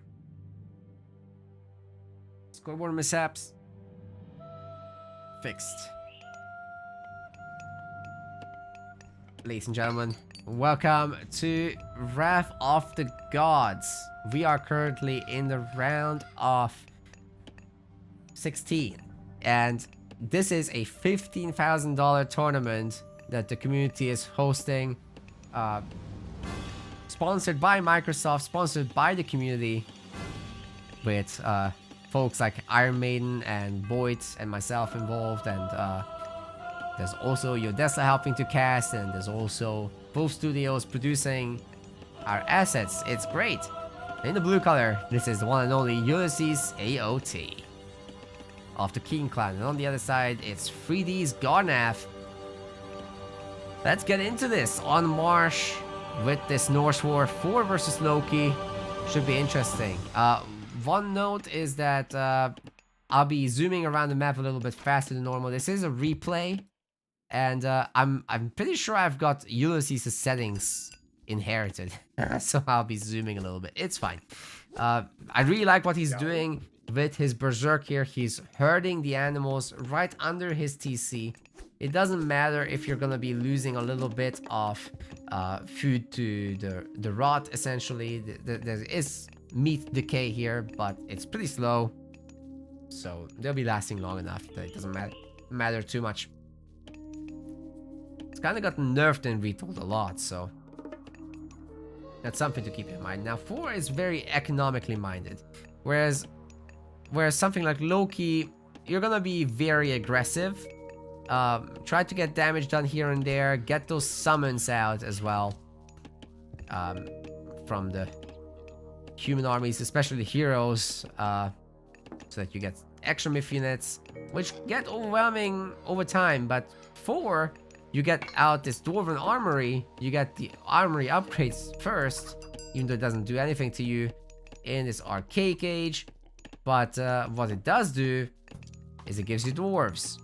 And then you make more dwarves. And then the dwarves gather gold. And you make more dwarves. You don't have to make food-based units, which means that you are overall gonna have a relatively fast uptime as you're not spending food. See? Food is almost ready to go. Well, Loki is gonna get the earlier uptime, of course, but what I'm talking about was like compensation for the fact that you're getting armory upgrades. Like that, obviously you're spending a lot of resources on that. The dwarves have to equalize the situation at least somewhat. Pretty good timing as well from Ulysses to get that Oxcart going as this tree expires. And he'll be up a huge amount in terms of economy. We're looking at 20 villagers versus 15. Now, this will equalize once Forseti is hit, of course. But during the age up, Hammer of Thunder is coming in, so there's gonna be another dwarf coming out. It's not that bad. 21, soon to be 22 against 16. It's gonna take some time to equalize this, and Loki needs to do damage.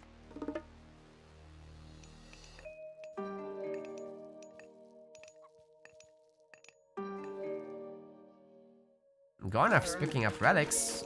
Is that a middle temple? Oh yeah, it's a forward temple. It's still kind of usual for Seti style, of course. No Heimdall rush shenanigans.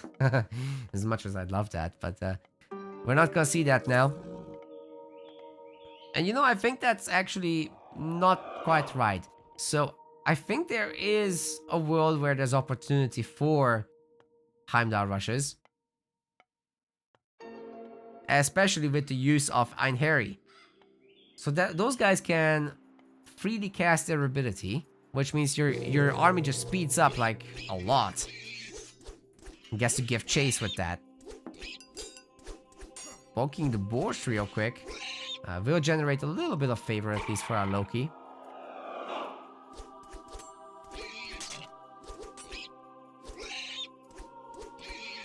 Yeah, those numbers going up, that's no accident. Look how much favor is getting gained. Oh my goodness.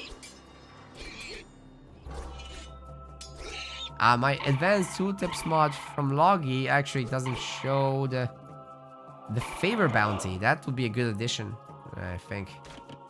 I gave him like 6, 7 favor. Oh my god, he's up to 20 favor. What is going on? That's insane. He started this at 8 favor.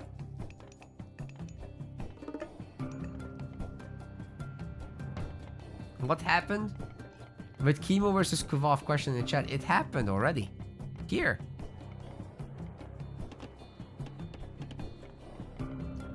You missed it. Have to go back in the past. You can do it with the VOD. Easier to do on YouTube to scroll back, but hey, it's possible here too, on Twitch. That's 4 relics already. We've got the Kopish of Horus to make the Hearsers even better against Myth units. Then we've got the Hermes Winged Sandals, which makes the heroes faster. Oh my god, this is a Loki relic combination. Skills of Echidna reduces Myth unit costs. That's another Loki special right there. Fetters of Fenrir makes villagers attack harder. Yeah, that's probably not going to come into play. Whereas what got picked up by our 4-player Ulysses, we've got the Black Lotus for faster farming, and we've got the Adamantine Shingles for stronger house hit points. There, Giga Chad houses. Alright, you're gonna want Throwing Axemen, you're gonna want Raiding Cavalry, because these Perseus are gonna be Bonkerinos. Look at what he's doing to the favor. This is nuts, man. 36 favor, 37 favor. Every unit you kill seems to be giving you 1. Even these animals. That doesn't seem right to me. He's up 41 favor. That's nuts. And these are fasters here now as well. With the relic, with their Ball of Fanes upgrade. There's Shield Maiden Valkyrie. Oh yeah. That's a surprise. Ulysses, what's going on? Why do we have a Shield Maiden Valkyrie here? I mean, I like the rainbow, but still. I don't understand. We've got a bunch of Herdmen, and we've got some Throwing Axemen as well. Second Valkyrie is about to spawn.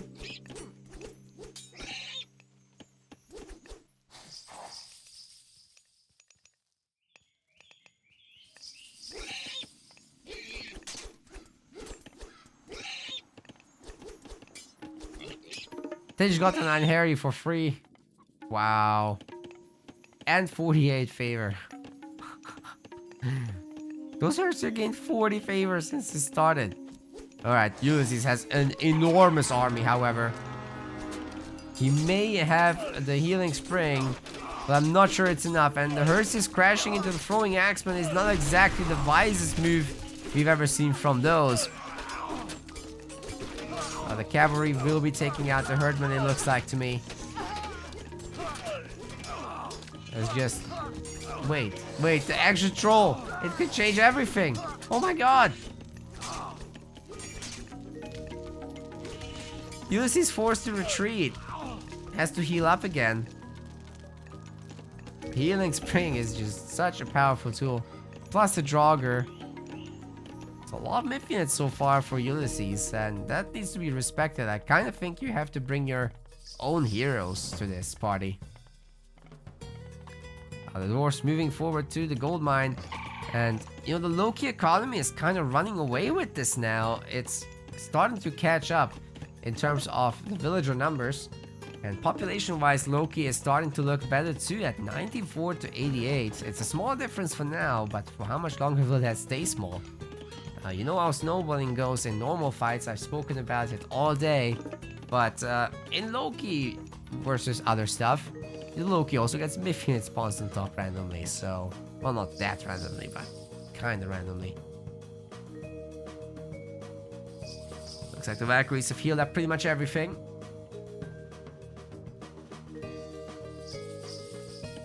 And this time, Ulysses does have a good army, but is it enough? The difference isn't that big in population, and there's a Healing Spring here protecting the Loki stuff.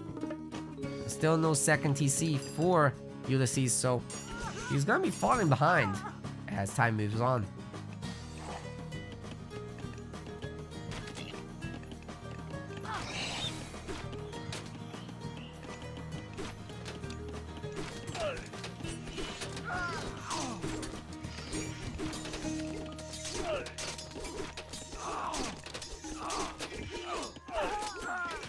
Big fight coming in. The Raiding Cav do get to wrap around the Throwing Axemen. And these Throwing Axemen get to run away, but then the red ones go forward and just pick off the blue ones like they're nothing. Oh my god, Ulysses once again got wrecked. Garnaf is playing very nicely. Going after the dwarfs now, and you know, those fast Ursers and fast Berserks should definitely be able to get in front of them. But these guys only have 3.8 speed, right? So you click ahead and then try to go for the surround. It should be possible to surround them.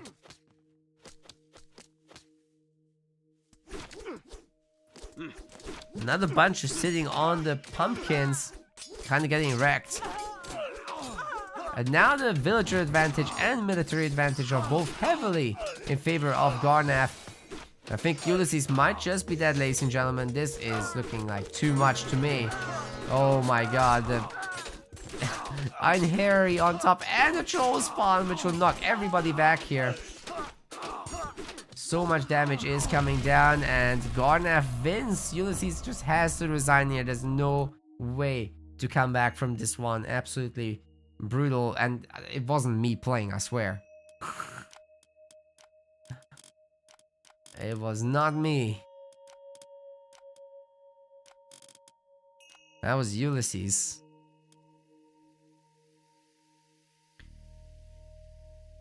Really good KD. Oh my god, almost 2-1. Go to the next one.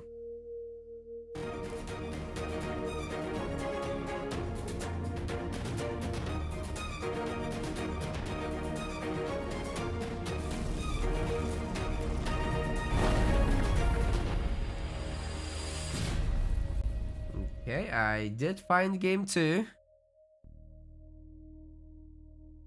It's gonna be one of those rare Kerlagar games. Enjoy the intro. You haven't seen it today yet. Not on this stream.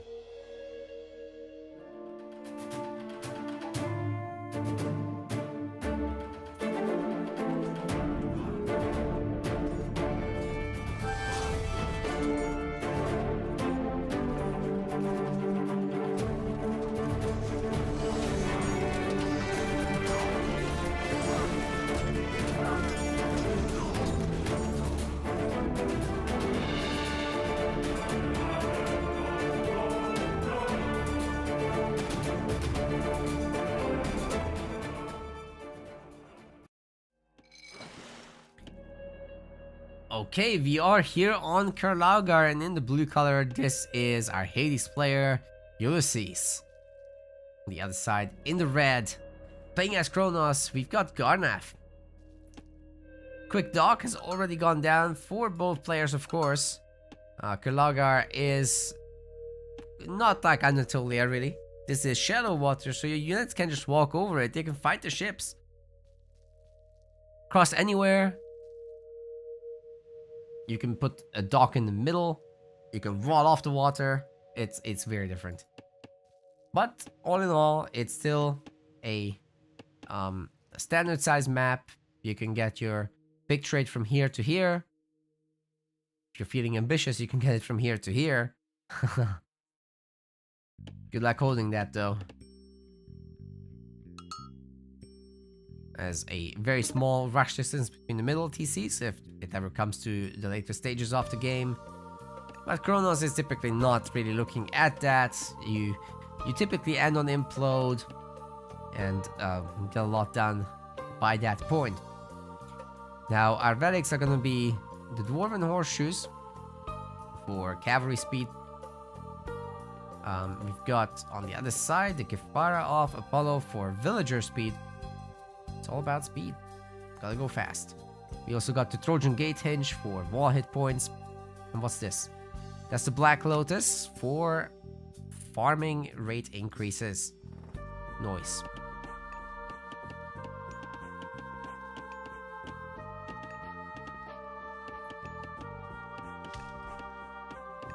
Now I wonder, is Hades gonna bother with Ares anymore?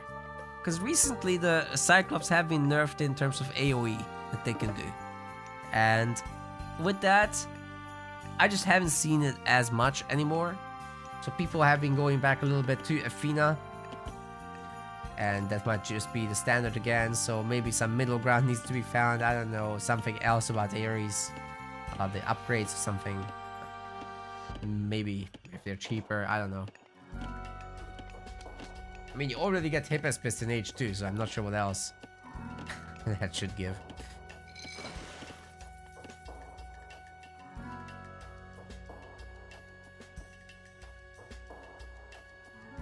But it's also just healthy not to have Cyclops deleting entire armies, so fair enough, you know. And we've got Prometheus queued up, pre-queued rather. And we've got several manors over here. They'll be speeding up build speed, basically acting as empowering centers here.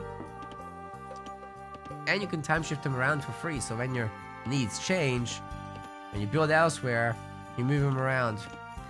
If you get your Kronos special upgrade, which I don't remember the name of again. There's a lot of upgrade name changes and like name changes in general, so I'm struggling to keep up, man. Oh yeah, look at how fast that Eco Guild builds, my goodness. And you could keep stacking them. More houses equals, more manors equals faster building.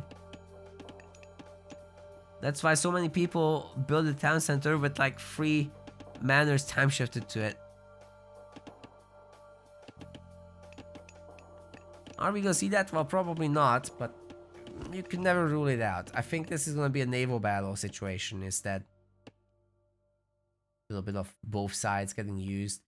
Ulysses is heavily committing to these docks. Which is gonna keep the fishing ships very safe, of course.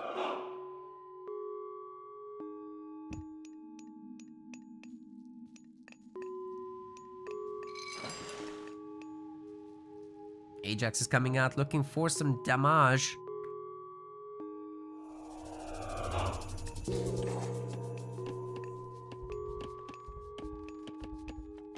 Double counter barracks. So it's all Terma then. I see no navy. That's theft of fire. What the heck? Alright, right. So I guess the valors will be going on to the citizens. There's already one citizen hero. And this tech will increase their gather rates significantly. And also building.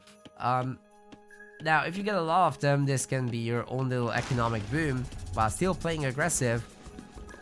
Because you only have to pay for this one tech. Favor doesn't count, because Atlanteans just get them early on. From the start of the game, really.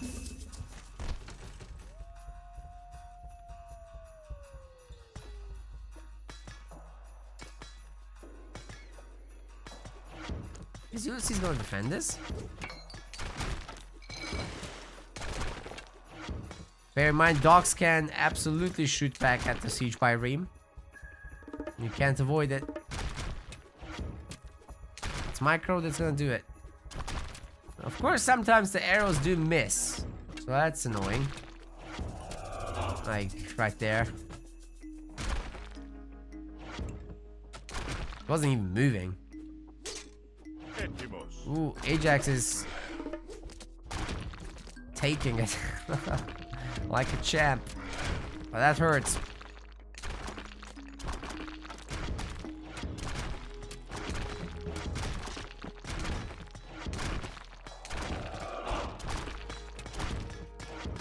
You know, for the loss of one ship to take out this dog, that's not too bad.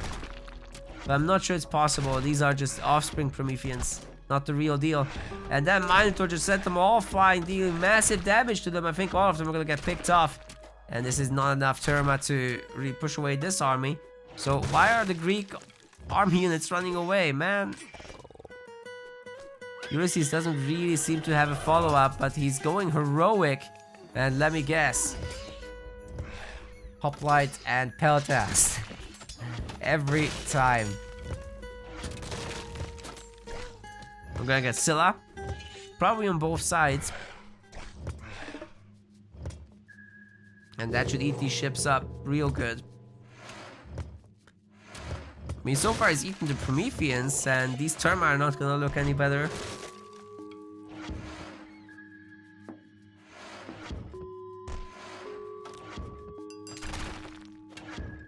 Where's Nessie?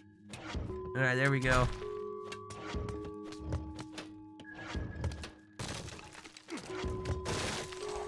Like I said, the land units fighting the ships is the most interesting part of this map. It's just never been a thing in the old game, but now it is. A restoration getting thrown down here wouldn't be the worst. But I think Ulysses is not particularly eager to use the god power here. The army is very damaged, but I think they can take it a little longer. Ooh, the dock actually doing so much damage. 32 pierce damage per second. What is going on? How many fishing ships are in there? Scylla is here now, so now it doesn't matter. Yeah, excuse me about the camera flings. It's Ulysses' settings. His replay.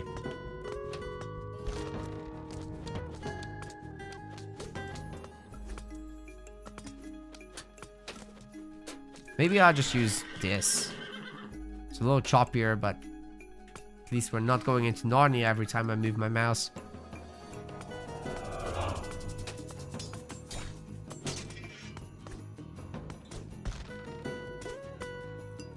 And some really good takedowns on the fishing ships.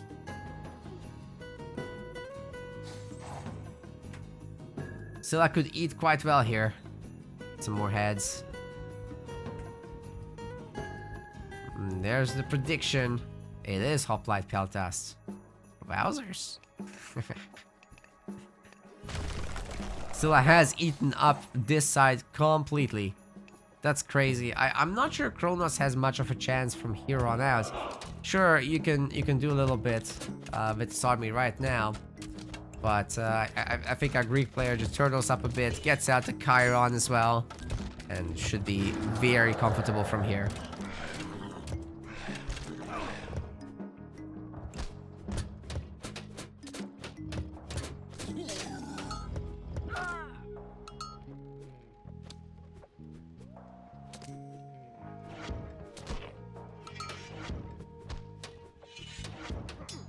Well, I think that's enough to hold this, right? It looks pretty good. Well, I guess there's the two Cairo Ballista heroes. That might be a tough one to deal with. Oh, there's a lot of hop. Okay, there's a lot of hoplites. We're fine. We're fine. Here come the Peltast. And the Peltast actually do bonus damage against Cairo Ballista, so you gotta really watch out for. Oh my god, it's gone already. I can't even finish saying what I'm saying. It's a devastating attack once again from Ulysses, and I think he can just go all the way across the map. All the Promethean offspring are toast.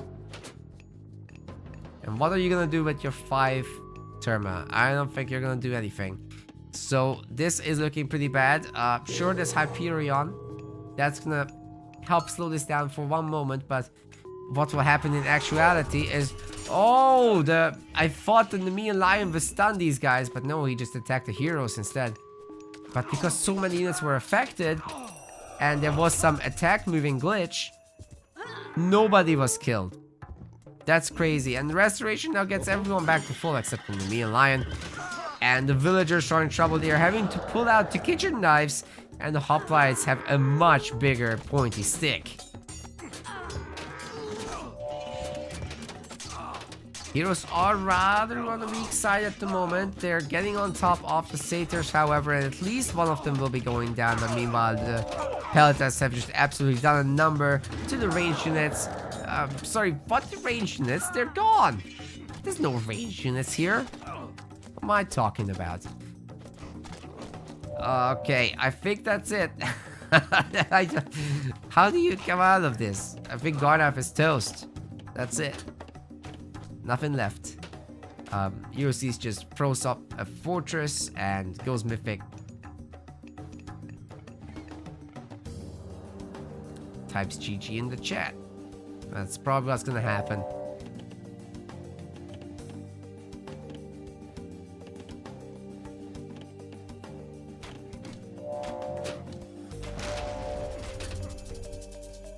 What just got deconstructed there? I wish you could just click this and it would take you there. The god power, I mean. I completely missed whatever that was. Anyhow, the hoplites just found the oracle, and now it's about to find the villagers, so... yeah, that's rough. Is this villager gonna fight the Scylla? I mean, I'm sure that would be a victory, but... oh boy. There's the gold miners. Don't alert them.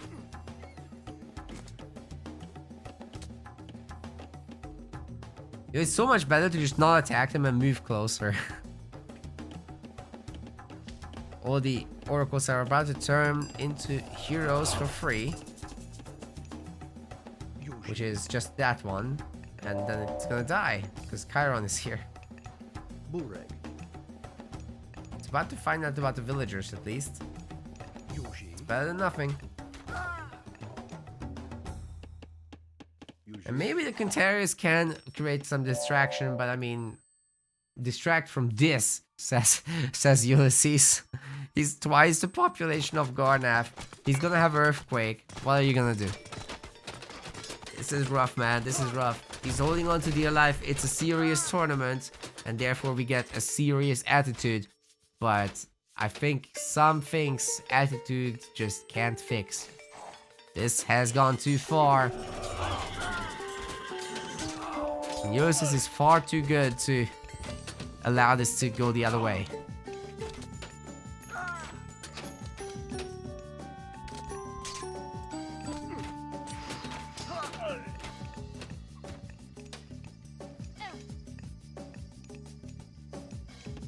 Uh-oh. See, again, he just attacked them. It would be so much better to just walk on top of them and then attack, because this gives an attack notification, right? I guess they're still dying. It's something.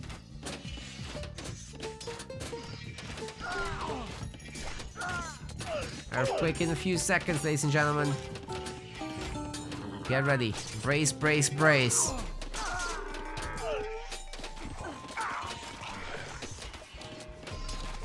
Here it comes. Oh, come on. No earthquake? That's just not fair. What? Yeah, Ulysses won every single category. It's still not me, blue as Ulysses. It's been crazy good here. How he just didn't take any damage, got the Scylla out, ate the water. Absolutely destroyed Garnath on every front. Sure, there was a little bit of army pressure for a while that looked a little spooky, but it's okay. He did great.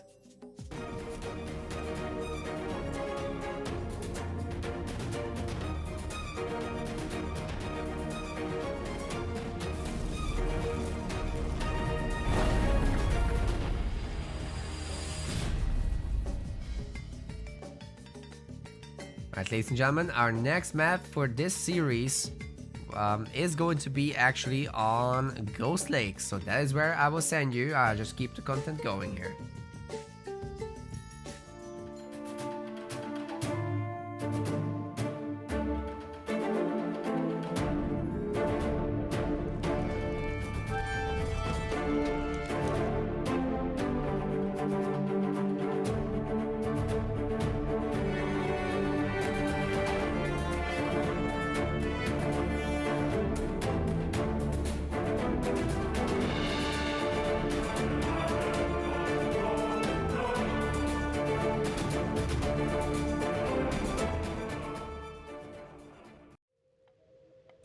Alright, ladies and gentlemen, welcome to game 3 of the series. We've got Ulysses in the blue color.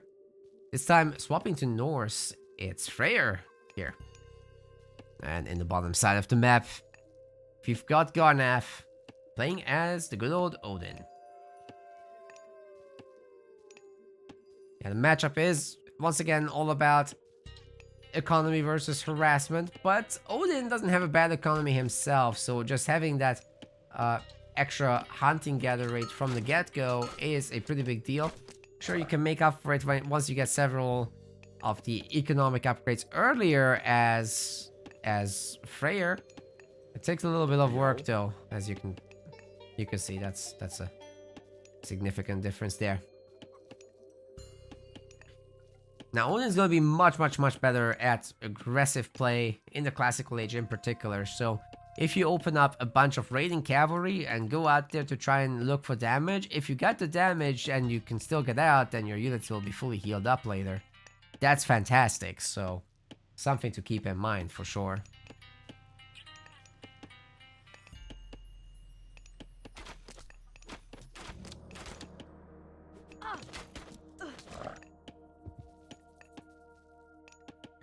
As far as Ghost Lake goes, this is a decent one, but the gold mines are rather far out, so it's imperative to secure either this or that if you're Ulysses, and if you're Gornav, actually it's a lot easier to get this one, because it's right in front of the TC. This one isn't too bad, but out in the open, I don't know. I think I like Odin's chances here trying to secure a gold mine based victory. So I would favor Garnav just on the map layout. There's not too much hunt here, so you can't sell. Oh my god, 17 goats versus what, 5? Okay, Garnav has a huge advantage. There's a little bit more on the ice, so you can go out and pick that. He's found him now with the Raven as well, so he knows. By the way, the Ravens regenerate? What? I guess they don't count as myth units? Or is that just an innate trait? I'm not sure. Can't be the Odin regen. Must be an innate thing. I didn't notice that before. Anyways, Freya Mirror. Freya Mirror? Huh? This is Freyr. Going Freya. That's... No. I'm not supposed to do that. Uh-oh. See, here's my thinking. You could go Asgardian Fortress here, get the TC behind it, get Heroic, wall off. That should work, right? In theory. If the Odin doesn't get in to do a lot of damage, then it's gonna be a rough one. But the Freya Mirror is heavily Odin favored. Like, your Cav are better because they heal, they better because they gather more favor, and you benefit in general from these chaotic, aggressive games where,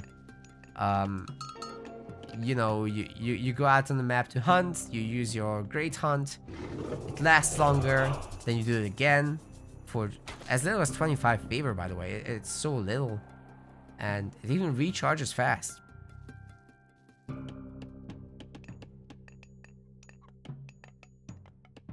Freyr does not have that. And on top of that, there's a million goats at home, so you can always see those.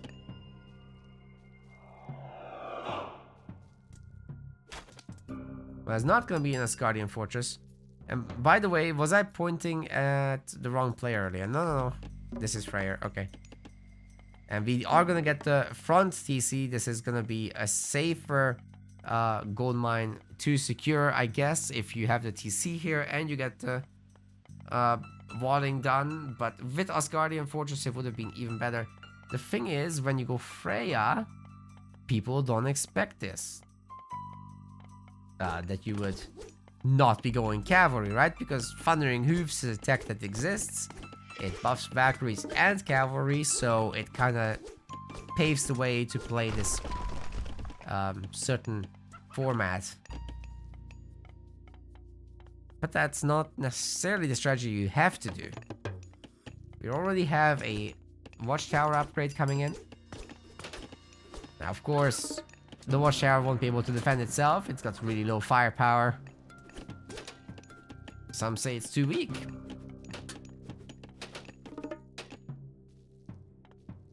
I honestly think so. Like, 4 per arrow is just very little, very little. But especially how hard you can pump in Retold.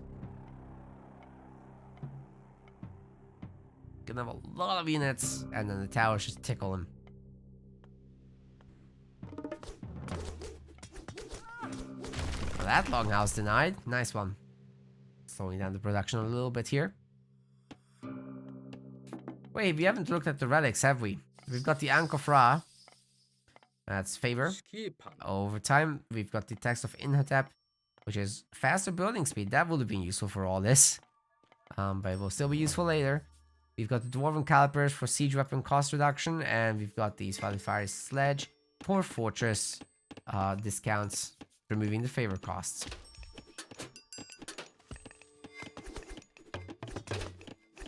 Crenellations is not yet done. That would be the upgrade that gives these buildings more damage against cavalry by 25%, so that's something to consider here. But as you can see, it's tickle damage. Tower can't really do much.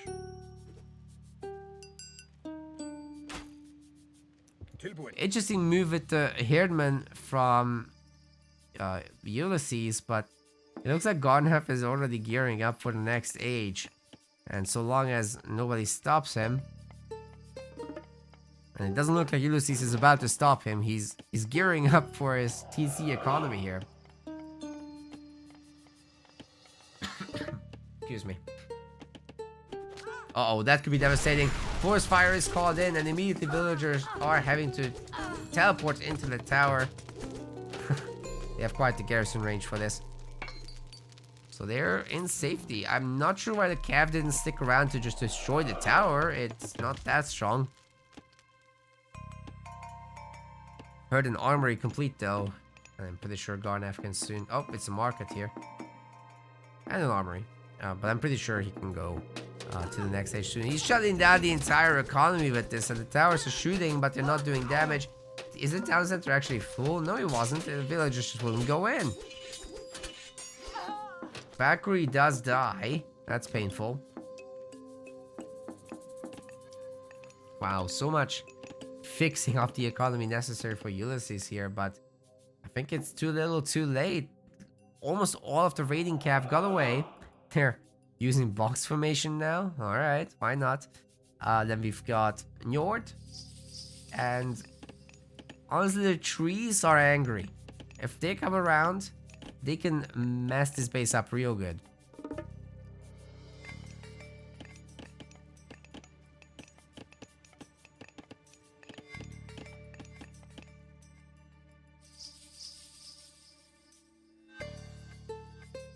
A bit of healing operations.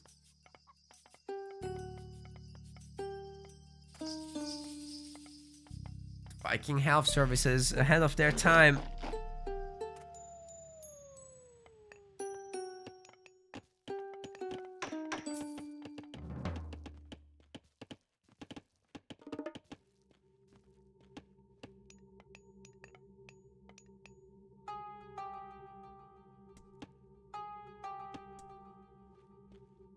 Okay, the Altar Goldmine is gonna be grabbed here by Garnef. That could be very dangerous. But if this next attack is gonna work out, then it's all good, right?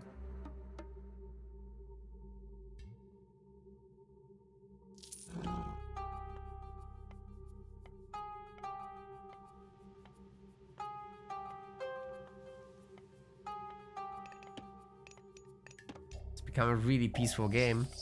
Not for long, don't worry. Aegir is queued up. Worship will take 75 seconds. We've got Ringgiver, which will research pretty quickly as well. Then Heavy Cavalry is next. So make the Jarls into Giga Jarls. We'll see in a sec. Right now they have 261 health. Oh wait, it's already applied. I'm slow. It's okay. There's the trees. Oh, we're going for the main. Just destroy the production maybe. That's also good, actually. I kind of like that. Oh, the one cap. Versus the kitchen knives. Never gonna work.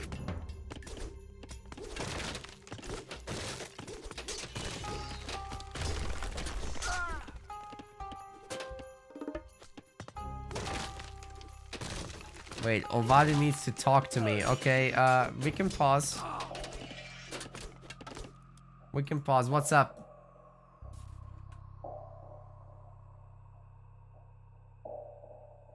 I need to talk to you. Okay, I'll mute the game. I'll mute myself, I mean. One sec, guys. Sorry. One moment.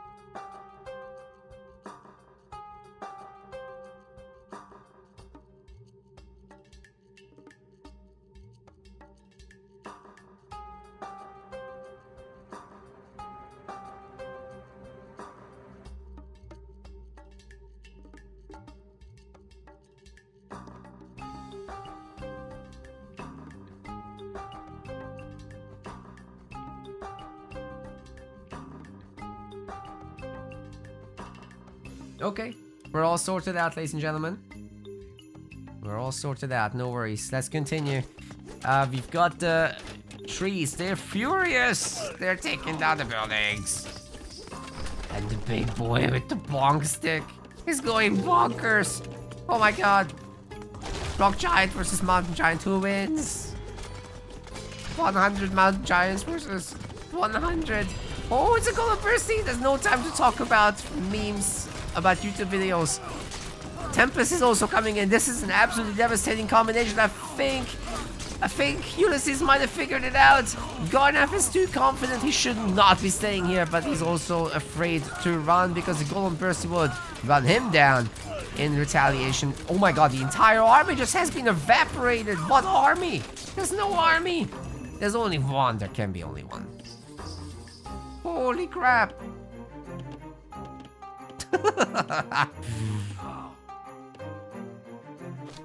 And behind this, Ulysses has had 2 town centers, ladies and gentlemen. That means his economy is bonkers. In terms of villager count, he's king. Boink boink. This boy's still going. Holy. There's so many units to go after the throwing axeman, and there's throwing axeman on Ulysses' side as well, so this was not bad at all. And he's got several queued up, so as these guys get over here, there's more. They can't really do that. It would be great to rebuild the temple and get the relic back as well, but priorities, right?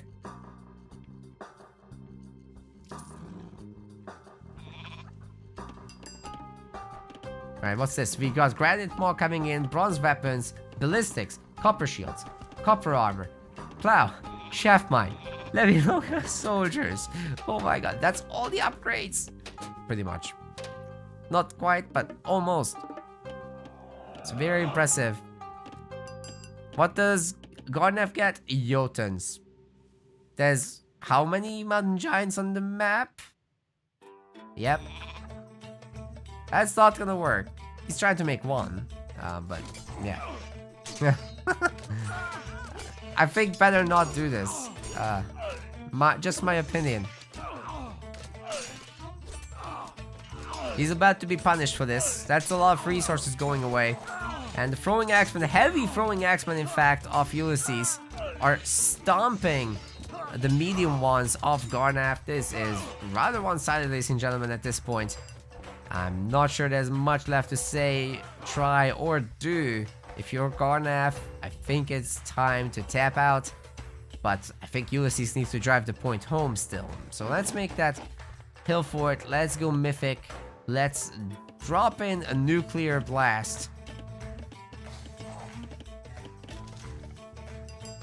That should be the thing that decides this game. Not the series though, because we're only at 1-1. Oh my god, Boyd just raided us with everybody. The entire community's here. Hi Boyd, hope you had a great stream.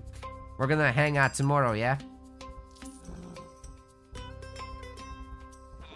Hey guys, look, it's the big bonkers. There's 2 of them, and versus an entire army. So let's not talk about that. This has been a hell of a game. Golem Bursty plus Tempest just kind of decided everything. I honestly thought that Godnef was on a warpath to destroy everything in his way, but Ulysses had other plans for him. Now the rock giants are gonna give these guys the business. There's not many heroes, so granted the Jotuns will be tanking this for a long time. Ay, ay, ay.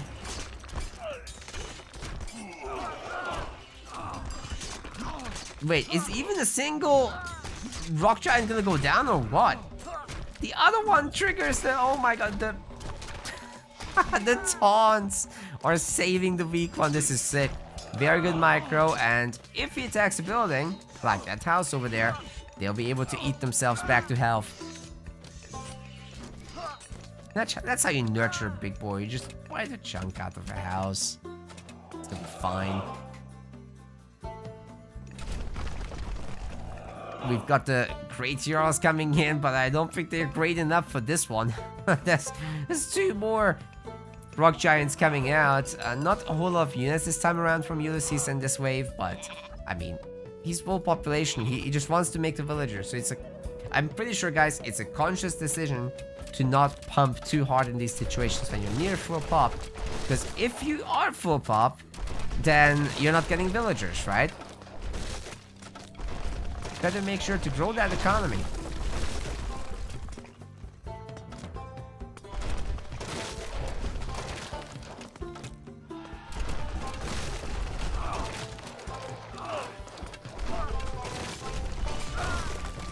Chompy chompy.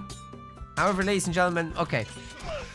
I'll say these great Jarls are great, but they're not great enough, so we need to make them great again. I think the giants are just too numerous. The backup from the throwing axeman is too much, and you can just taunt every single one of these boys while the throwing axeman take out whatever it is. It doesn't matter. Jarl, throwing axeman, hero. Doesn't matter. The numbers add up. You can forever taunt with this kind of army. What are you gonna do? Could this be the way to play the Norse Mirror? Just ton of ranged with rock giants. They're gonna go eat the TC now. And I think that might be game, ladies and gentlemen. There's nowhere for Garnef to run. He's down 120 population, and he's gonna bite the dust like the rock giant's biting his face. This is what you call based. Ulysses wins. Well, he's up to the 1. He's not 1 yet. It's the best of 5, ladies and gentlemen. So we're in for at least 1 more game in this series. But that was as dominant as it gets. I mean, he picked Freya as Freyr. And I was skeptical, but maybe I should just stop talking. Let's go to the next one.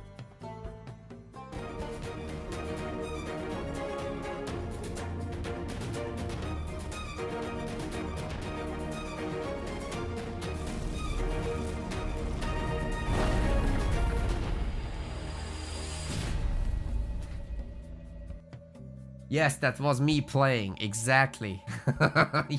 You guys know what's up, that's great. I'm glad to be appreciated. Alright, ladies and gentlemen, we've got Blue Lagoon coming right up. Let's go. The next map.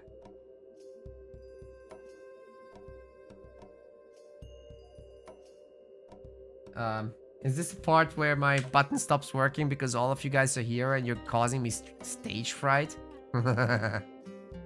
I think it is. Okay, we'll fix it. the stage fright. Alright, let's try that again.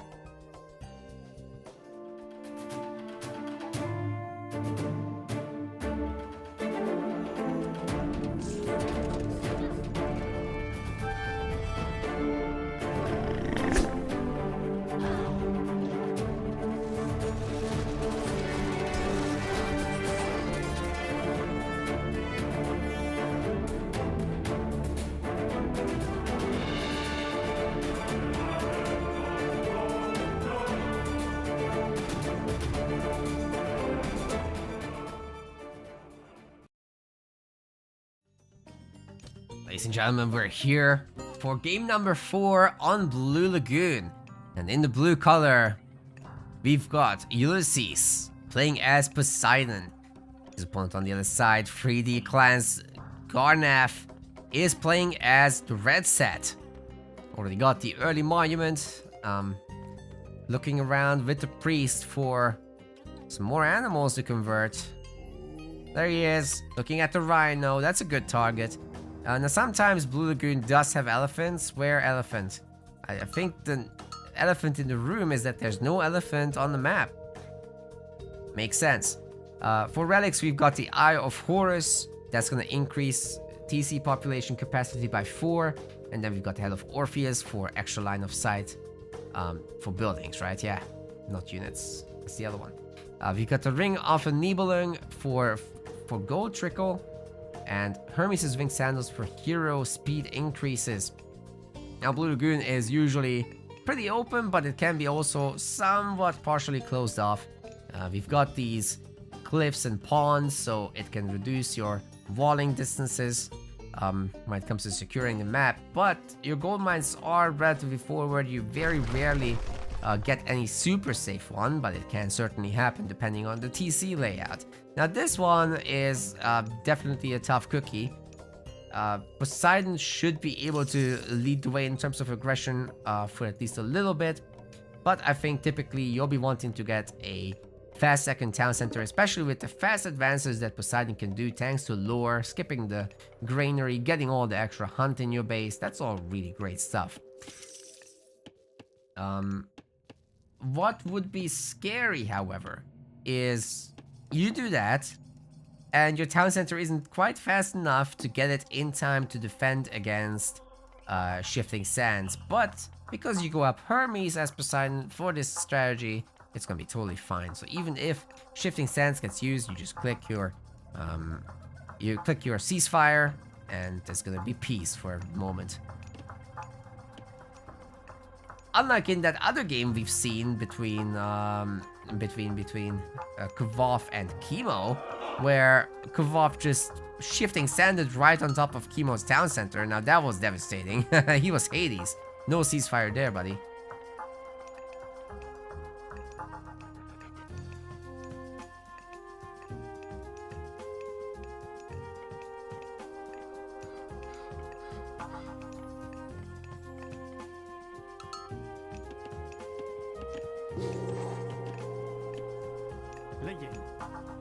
Got a centaur, of course. One of the jobs of the centaur is to look around to make sure that there's no easy line of sight on this, because maybe you can save your ceasefire, right? So just by denying a little bit of vision, by killing a monkey, that can be sometimes enough to prevent that Shifting Sands from happening. Garnaf, after all, has used up vision in the early game already to reveal the map, so that can be quite useful with that. The villagers might be just going after the rhinos here. They delete themselves. Ideally, you do it one at a time, so that they don't decay away their meat. But it is what it is.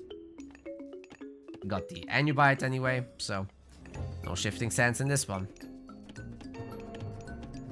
Yes, there's no Shifting Sands. Exactly. I said it first.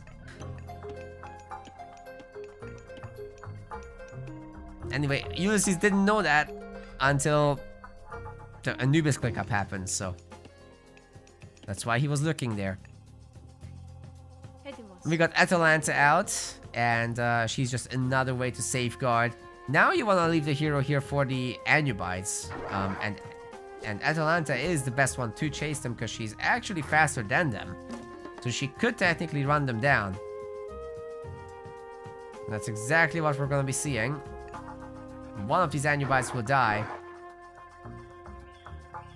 Or not. Nice little bit of formation abuse. Speed walking, as they say. Have to let Atalanta go first. No, they both stopped. Well, 2 relics for Ulysses, safe villagers, Eye of Horus, and Ring of the Nibelung. That's a good set of results, I think, considering the circumstances. Is Chemo playing? Yes, Chemo was playing. We already covered that. So if you go back in the VOD, whether here or on YouTube, we'll also post the edited videos, so it will be up in a matter of days.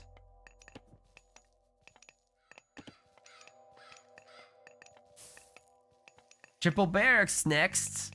So I guess this is gonna be all about spears and slings. And we'll see how Ulysses is going to respond. Of course, knowing this stuff is very important, that this is happening, that there's no second TC, that it's not a fast heroic. So getting that scout in there would be important. And since you're Hermes, just getting the Wing Messenger upgrade for free Pegasi from here on out is also a really good move that I think people should be going for. What's the deal with these serpents here? They're not going to do anything. The heroes are going to eat them alive. Sure, they can fight back a little against the Centaur. That's nice. But I think Atalanta just turns around and wow. Sorry about these camera swings. The replay takes over the settings of the player, Ulysses. That's not my settings. Have to be really careful with the villagers here. The spearmen are a big addition to this group, and then we've got the priests. The villagers are completely stuck. They can't get through, and ceasefire has to be used in these circumstances. So very understandable that that happened. But now you still don't have a solution really as Ulysses to the army threatening your villagers. The villagers must go, and quick, before they get like body blocked. Uh-oh. Uh-oh. 7 seconds. Oh my god. I think the spears are blocking. Okay. They get shoved. What a relief. See, on the old game, that would have been a block. But in Retold, you got shoving. So all units have assigned themselves a certain weight class, and if you're equal or above, you can push the others.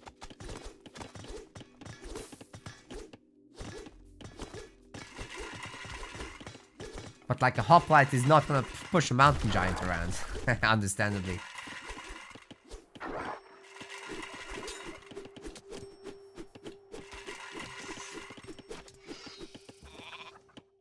Snack is dead. Watchtower will be helping to protect the gold mine a little bit. It's not a huge help, but it's something. We'll need a bunch more hoplites in order to fully defend against this, and the problem at that point is that just adding a handful axemen can really turn the tide there. Pharaoh coming forward to empower hunting a little bit longer. There's a lot of gold in the bank for our Seth player, but the food has been completely used up on Anubites and Spearmen. The villager kills are coming in now, and the poison spears are also doing a lot of damage to the infantry. Great use of the Centaur ability, however, chipping away at their health, keeping the Centaur alive for 1,000,000 years.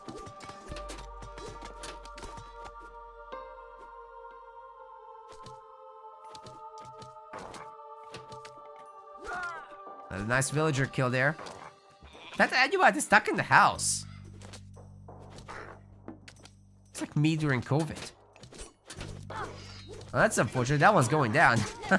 And I think Atalanta is maybe getting another kill, but no. Actually, the villagers are getting massacred here by the spearmen. And, you know, Gonef leaves here with a pretty good kill death ratio. I like what he's been able to accomplish. Being down only 9 villagers here is very acceptable considering how long this TC has been up. And you're not just not down a ton anymore as Gonef, but also he's denying the resource gathering. That's a big deal.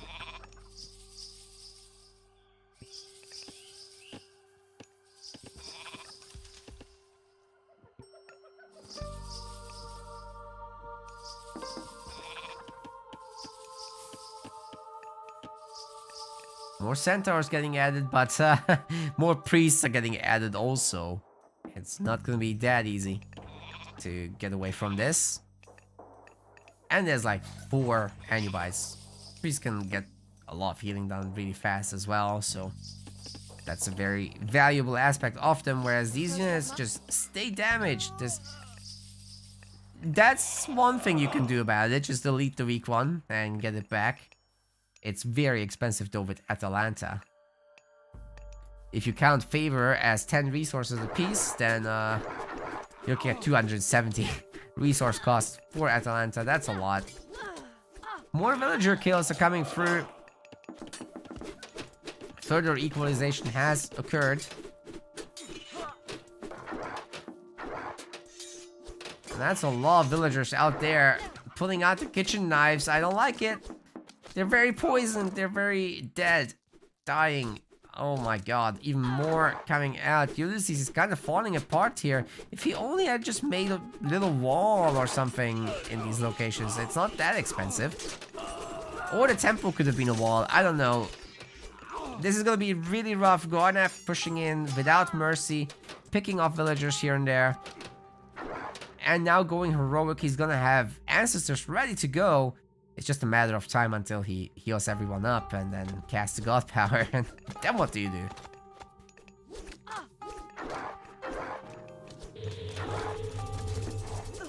I'm not sure this game is gonna last much longer, ladies and gentlemen. The villager number is about to be equalized. The gold block is in effect. Poseidon does have this whole bonus of your markets being a little bit more effective, but I mean, selling resources is still very ineffective. It's not how you want to be using up your resources, that's for sure. Wow, that centaur is getting wrecked. So much firepower coming through. The hoplites are absolute champs. They're holding so well here, but I don't know, the numbers are not in their favor. The TC's helping. The villagers are, however, getting wrecked and being on 2 TC. So far away from the heroic cage. I think Garnaf can just stop making units, keep gathering the resources, go mythic, and land a meteor somewhere at some point. He's got more than enough units here to keep causing trouble with the villagers. For the next few moments. It would be great if that Scorpion Man wasn't attacking a hero though. But look at what Ulysses has here. 21, almost dead hoplites. I don't think this can really threaten Garnaf right now. Maybe make a few axemen at this point. Instead of spears.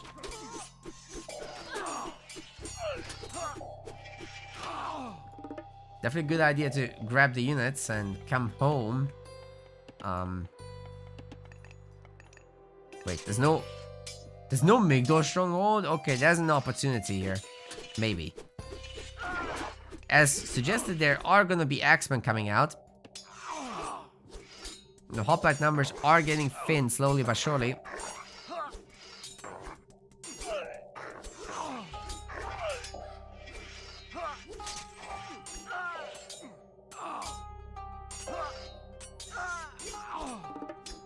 But now there's axemen.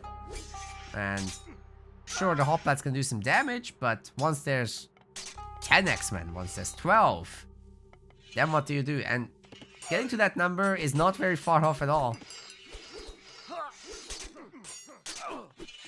All Garnaf needs to do is not trickle them one by one into the big blob. That's all he needs to do. Once he sorts this out,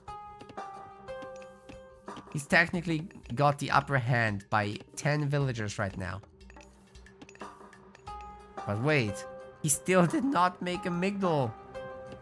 There's no stronghold. Oh my god. So technically, Ulysses could come back? You're telling me there's a chance?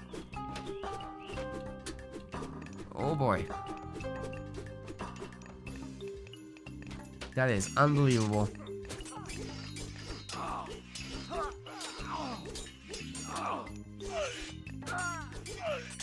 That is actually unbelievable.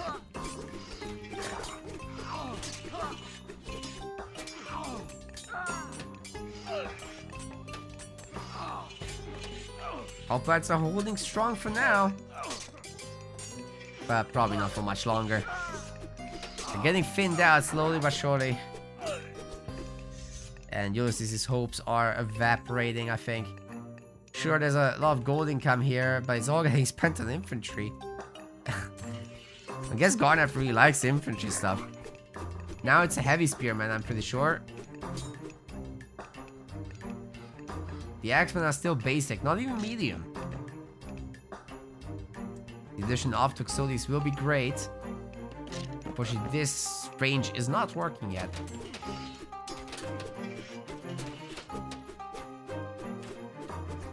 Armory upgrades coming through will further assist.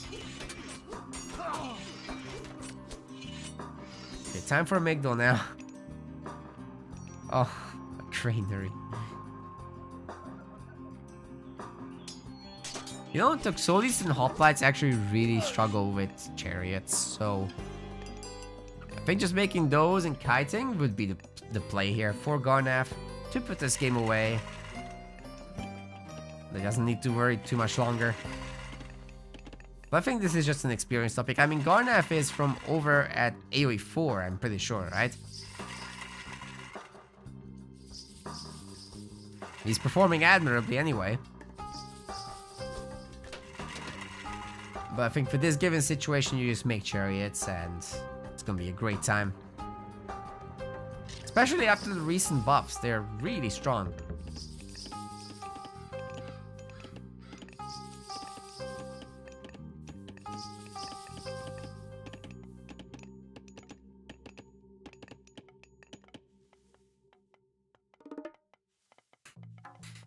Can't get over these pumpkins. I think that's it's pretty funny, to be honest.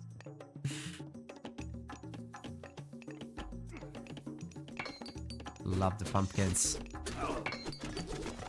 Alright, maybe some armory upgrades for Ulysses would be nice as well. Especially the... Oh god, he's queuing all three. Getting the armor first would be great here, because almost everything is doing melee damage. Granted, there's quite a bunch of slingers now, so... That's spooky for the Toxotes. If there's a good shift clicking going on, which there is, the Toxotes just disappear.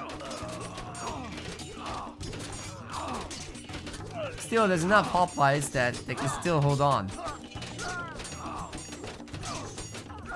At least somewhat. It's not a very good effort of holding on. I think Ulysses will get pushed off of... Oh! Ceasefire will solve it, for now. It's gathering as much gold as possible. Still got a little bit left in the main, just a trickle of gold. And he's having to swap over to the trees. The safer one's back here.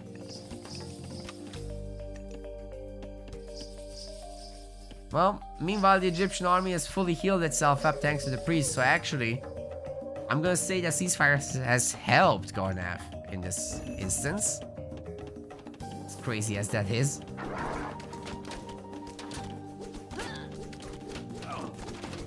Okay, can we now have a fortress? No? No fortress allowed. Okay, you got it. I mean, this is working technically, but for how much longer? If Ulysses can keep getting stronger, then he will eventually beat this. The hoplites are right now on top of the spearmen and the slingers, and the villagers are helping by pulling the kitchen knives, which are relatively sharp. Unfortunately for them, they're using the blunt end, and Garnaf takes it. That equals the series 2-2. We've got ourselves an ace match.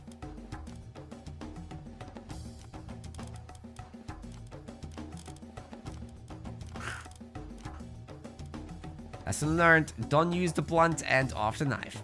But kill death-wise, I mean, I did pretty good, right? That was Ulysses, but it says it's me, so it must be me.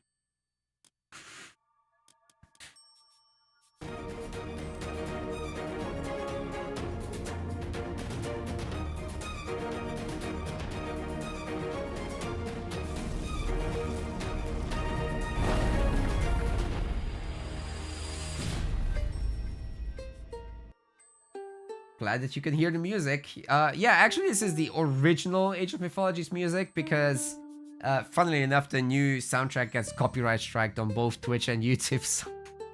So I'm just using that one, but I always run the music in the background like that. I do think it adds a little bit to the mood.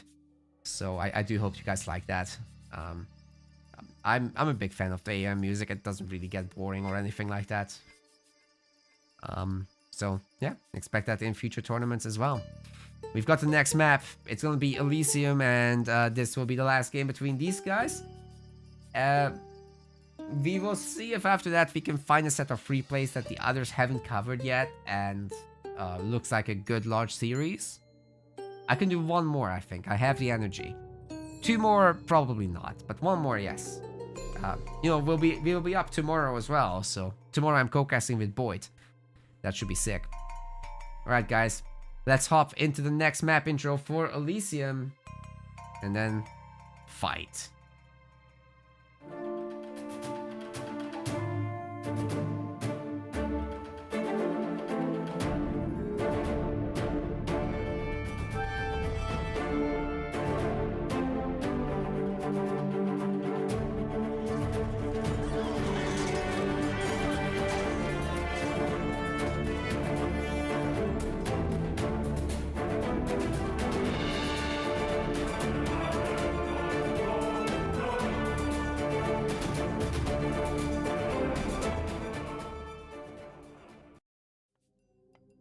So it has all come down to this. In the blue color, we've got Ulysses playing as Gaia here on Elysium. And his opponent on the other side, Garnath, is gonna give Isis a shot in the red color.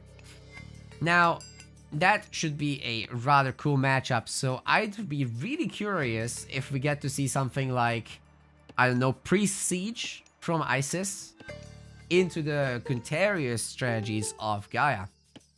Can the Priest Siege press hard enough to prevent Gaia from getting too big? Or is this map just too large for some small slow deathwalk composition like that? We're about to find out. Isis might of course just play 2TC into Anubis Spearman and raiding all over the place and trying to fight off the Quintarius with just mass Spearmen and a large economy. But Gaia is pretty good at that whole economy shtick herself, so, you know, it's kind of fighting fire with fire in that case.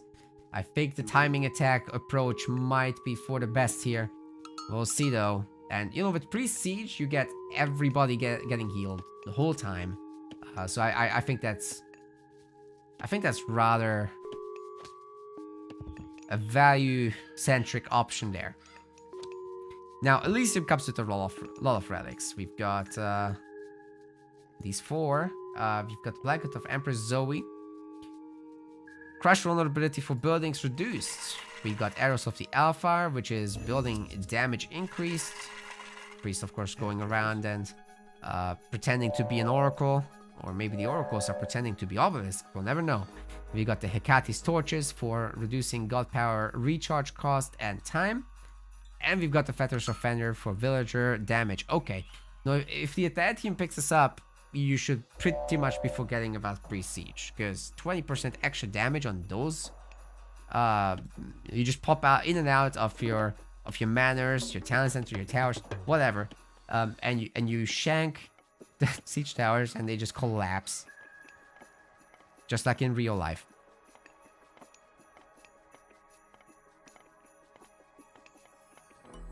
Question in the chat, are these guys pros? Certainly Ulysses is a long-time AOM player that has been highly performant in tournaments. So over here at MetaPlace, that's my RTS Esports project. I think a lot of you guys are watching on my personal channel now, but yeah, MetaPlace is really what we're hosting this through. So yeah, Ulysses has won several seasons of tournaments. He's been like the guy for the longest time, but then Chemo and Matrius are arguably a little better in the old game, but now I'm not quite sure how that dynamic works out. Like with the addition of Magic and Mista once more, Those guys are looking hella solid, and I'm not sure if Vortex is gonna be sticking around, because right now he's chosen the AoE 4 tournament instead today. Well, for this entire league. It's really hard to say who are the top players. Definitely Mista and Magic. I think we can all see that. Recon, yes. But who's the next one? Is it Matrius? Is it someone else? Could it be Ulysses? We'll see. Give it a few more tournaments, I think. What's that relic? That's the Fetters of Fenrir. As I was saying, this relic will basically stop Prestige in its tracks. It's just not gonna happen anymore. Gaia already had a... I'm sorry, I just realized we went Leto. What? Bruh. We're gonna have automatons? Probably never. But we are gonna have the spider layers. And I'll be really curious to see what kind of upgrades will be researched from among the Leto techs to benefit from this. But the first batch of spider layers are free. First two are free, then free favor. That's pretty good. Now, the double Anubite is going to try to go after the villagers, so we are going to have that harassment play that I talked about as well with the Anubis strat. We're probably going to have the Serpent Spearman as well. Try to make something happen, but hey, these automatons are just too slow in order to try and catch up with the Anubites. They're not even gonna have a chance of doing so. The Anubites run, they get healed by the priest, and they'll be back in no time at full health, causing mayhem. Now, the good part for Atlanteans here is that you can get Volcanic Forge, which will further improve pierce vulnerability on your units. Heroes also. Guess what that's good for? That's right, Terma raiding. Because Terma would be struggling with slingers normally. But if you can get overwhelming numbers, they have more health, they can get in close. If they have some pierce armor together, especially with shields, if they can get copper shields, I think they'd be actually pretty decent against slingers in this scenario. And then you have your food pumping anyway on this map, right? There's plenty of hunt. You go heroic, you add in your Contarius after that, and harassment plays in business. Also, remember, Termites are super fast after some recent patches, and Spearmen can no longer catch them. After they've been made 5.5 speed, you can kite.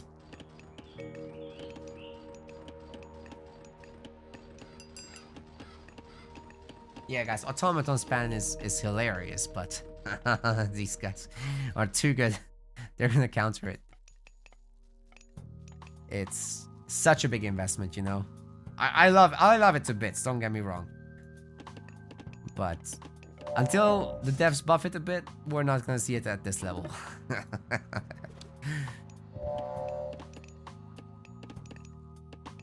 Alright, the 2TC economy is at work, ladies and gentlemen. We've got quite a bunch of the upgrades from tier 1. The armor is already coming down. That's a bit early maybe. But, you know, you commit a little harder to food, take a little bit off of wood, and this is going to be a pretty quick heroic age still, considering the 2TC early game. Now, that's the third spider layer now, so if any spearmen try to run over, they're going to get eaten.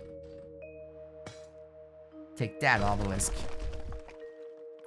It's a third relic, actually, for Ulysses. Man. I don't think I'm being a fanboy when I appreciate that, right? The fourth one is still there to grab, so, you know, there's always an opportunity for Garnav to get that one. Especially the Blanket of Empress Zoe would be nice for the later stages of the game, where Egypt shines anyway, further increasing that late game difference.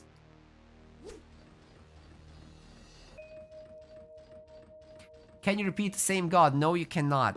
Absolutely not.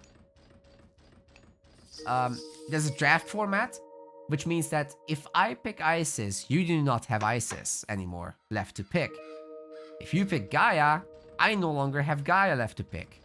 Then I win or lose as Isis, I can no longer use Isis.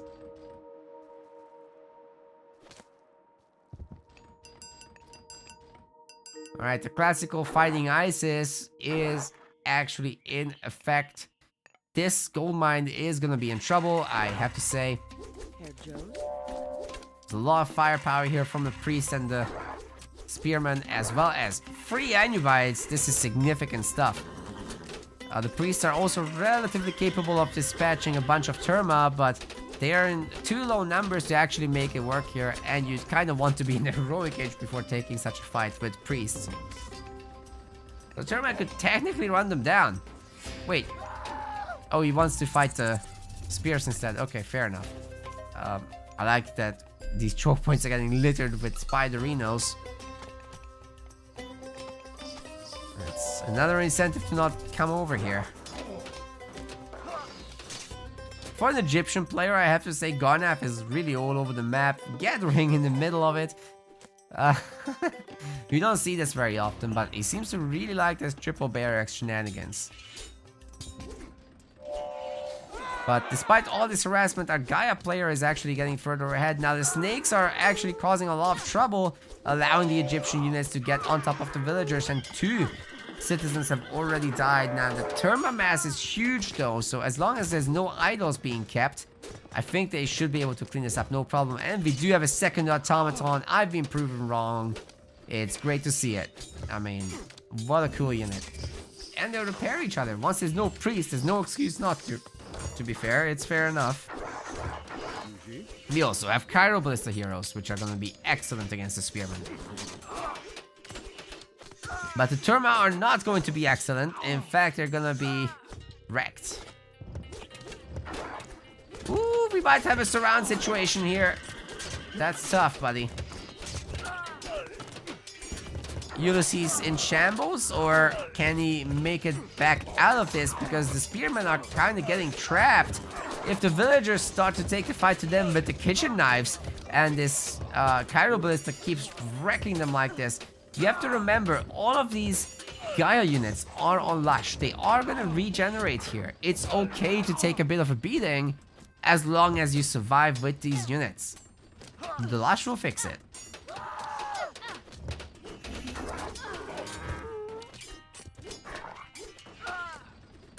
Is the music too loud? Really? Only now am I being told after all this time. Alright, I did change it. Apologies.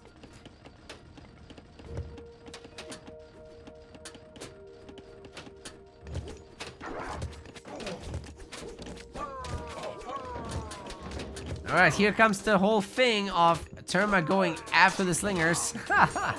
The slinger number is just not there, so the Cairo Ballista in the back will be able to pepper away at the infantry as long as there's a hero or 2. The Anubites aren't going to be a problem either, and the Terma have critical mass definitely to punch through. Using prosperity here when all the army is getting owned is probably not the best thing, because then you have to pull your villagers off the gold, and then your prosperity is kind of wasted. I mean, there's plenty of people working here. Nope, some of them are just standing around, and as an Eastern European myself, I understand, but what the hell, man.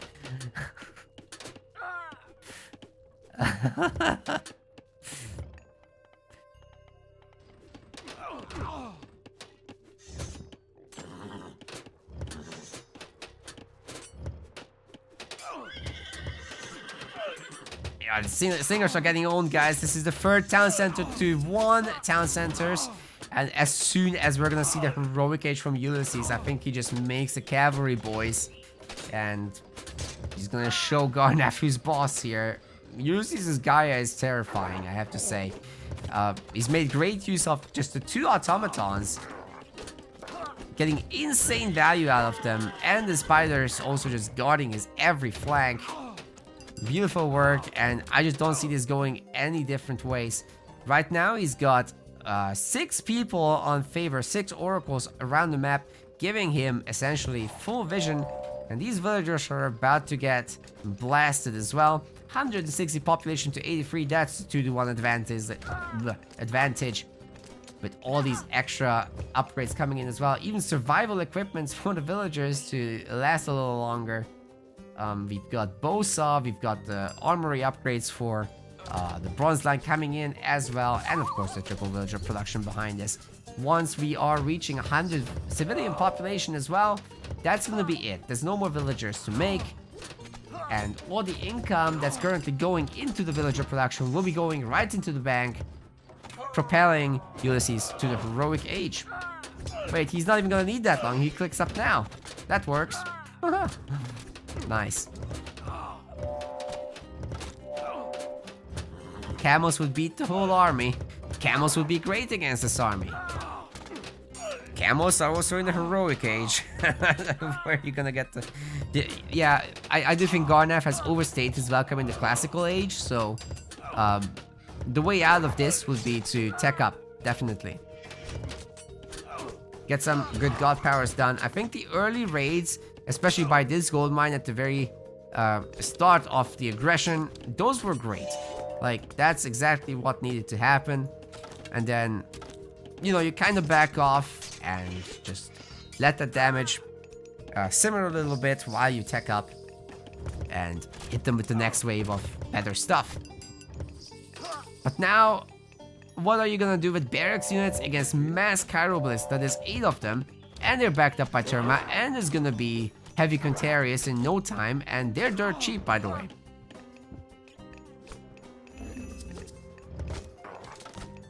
Just gonna get the Poseidon Secret tech, which is also dirt cheap. It all lines up. Okay, gotta be careful with the Chiroblis against these slingers. The slingers do bonus damage, so these the Terma really need to be in front. But other than that, it should be easy peasy for the Atlantean army on screen. And yeah, Poseidon Secret is coming in. There are gonna be a ton of other military barracks around the map, surely. Wait, there aren't. There's not enough military barracks to pump cav. Today I learned. Okay, well, the bird is still doing work, and there are enough Terma. Just shouldn't be fighting both the villagers and the slingers at the same time. First kill that gets the slingers, then go for the vills. The villagers also do bonus damage against the Chiroblis, by the way, and they're not that healthy anyhow, so that hurts. They're tagged as siege weapons and ranged, so both slingers and vills do the counter bonus. We are also gonna have the prophetic sight thing for the oracles, allowing you to like click on enemy buildings, spy on them, get a little bit of extra favor as well. All works out great. We've got a ton of dryads on the map, a second Hesperides tree, which is allowing you now to make 10 dryads. Now, how do you stop that? This is only getting more and more brutal, and the Contarius play has got to start sometime soon, right? Just need a bunch of military barracks. Come on, mouse, behave. Okay, we got it. I figured out the controls. The slingers are dying. They didn't figure out the controls. Trying their absolute very best to hold on to dear life, but there are too many units that are way better than them here, and the villagers are pulling the kitchen knives. But now that Garnath is absolutely decimated in the economy, in the military, in every way, he's just holding on because he knows this is his tournament life, but Ulysses is not gonna give it back to him. Garnath's life belongs to Ulysses. Very nicely done, and once again, as the post-game screen tells us, I win. Easy. A 3-2 victory for Ulysses, absolutely beautifully done. Moves on to tomorrow's quarterfinals round. We'll see him there.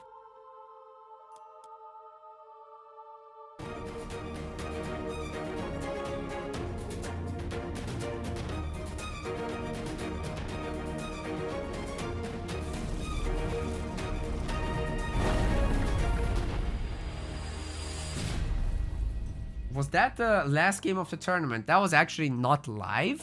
That was a replay already, so the live game that I did last was actually Chemo versus Kuvov. That was great. However, that was already one of the last games that has happened, and then I covered this from replays. And I'm still looking for stuff to do. I was able to fully run a replay. It was pretty good, wasn't it? I think that worked well. Now, the others were all casted as far as I can tell.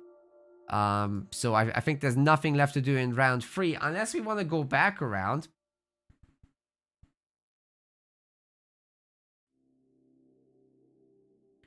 AC versus Illuminati Part 2?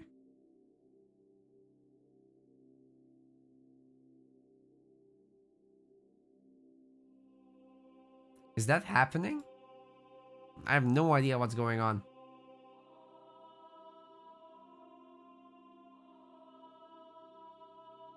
I think Iron Maiden might be covering that. Yeah. Iron Maiden is doing that. How about, guys, I call it a day and I send you guys there. I've had a very long day today. I woke up at 6 a.m. to get on the plane. Flew back to the UK and now it's almost 9 p.m. I'm a little dead. So how about we send you guys to Iron Maiden and just call it there, yeah? Let's do it.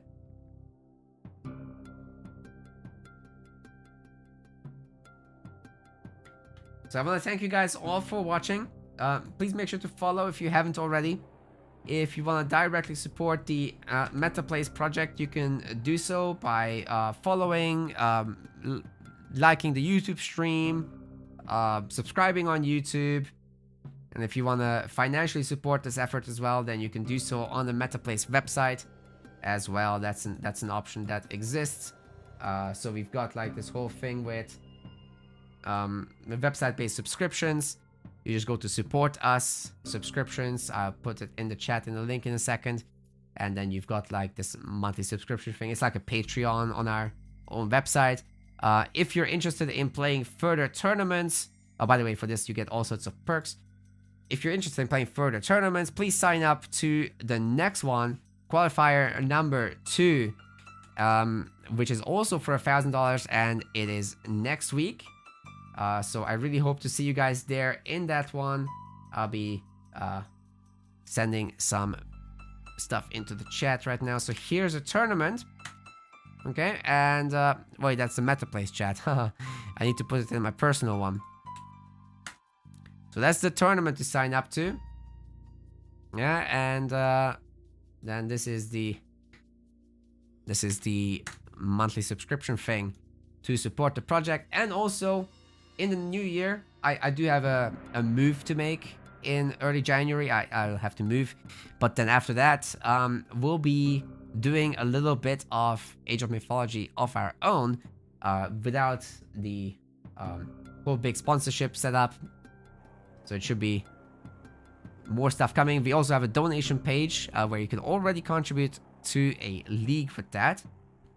It's currently in planning, but it will be a similar format to this, probably with more relaxed rules and a more relaxed format, with single day events and so on and so forth. But yeah, still looking to get around 500, 600 British pounds for the prize pool there.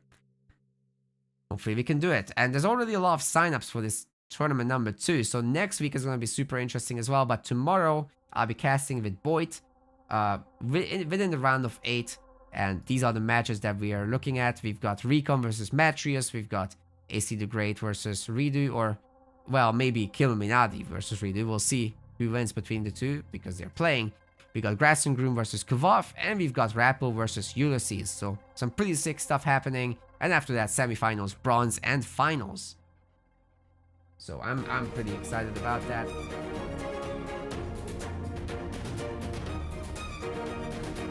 Also a question about when I'm doing more YouTube videos.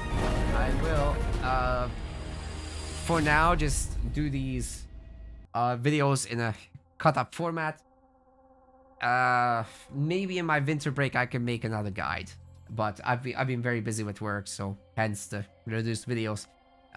In fact, I had to completely pull my time off of videos because of that. But it's very important that I get it right with work, because we're working on Titan Quest 2 at Grimlore Games. That's my day job, I'm the lead systems designer there, and I really want to give it my all to make it as good as it can be. There's a lot of people counting on it, and a lot of colleagues as well. So we're gonna have a release in early next year, an early access. So hope you guys check that out as well at some point. But now I'll send you to Iron Maiden. You go there, you have fun. Thanks for watching, and bye bye. See you tomorrow.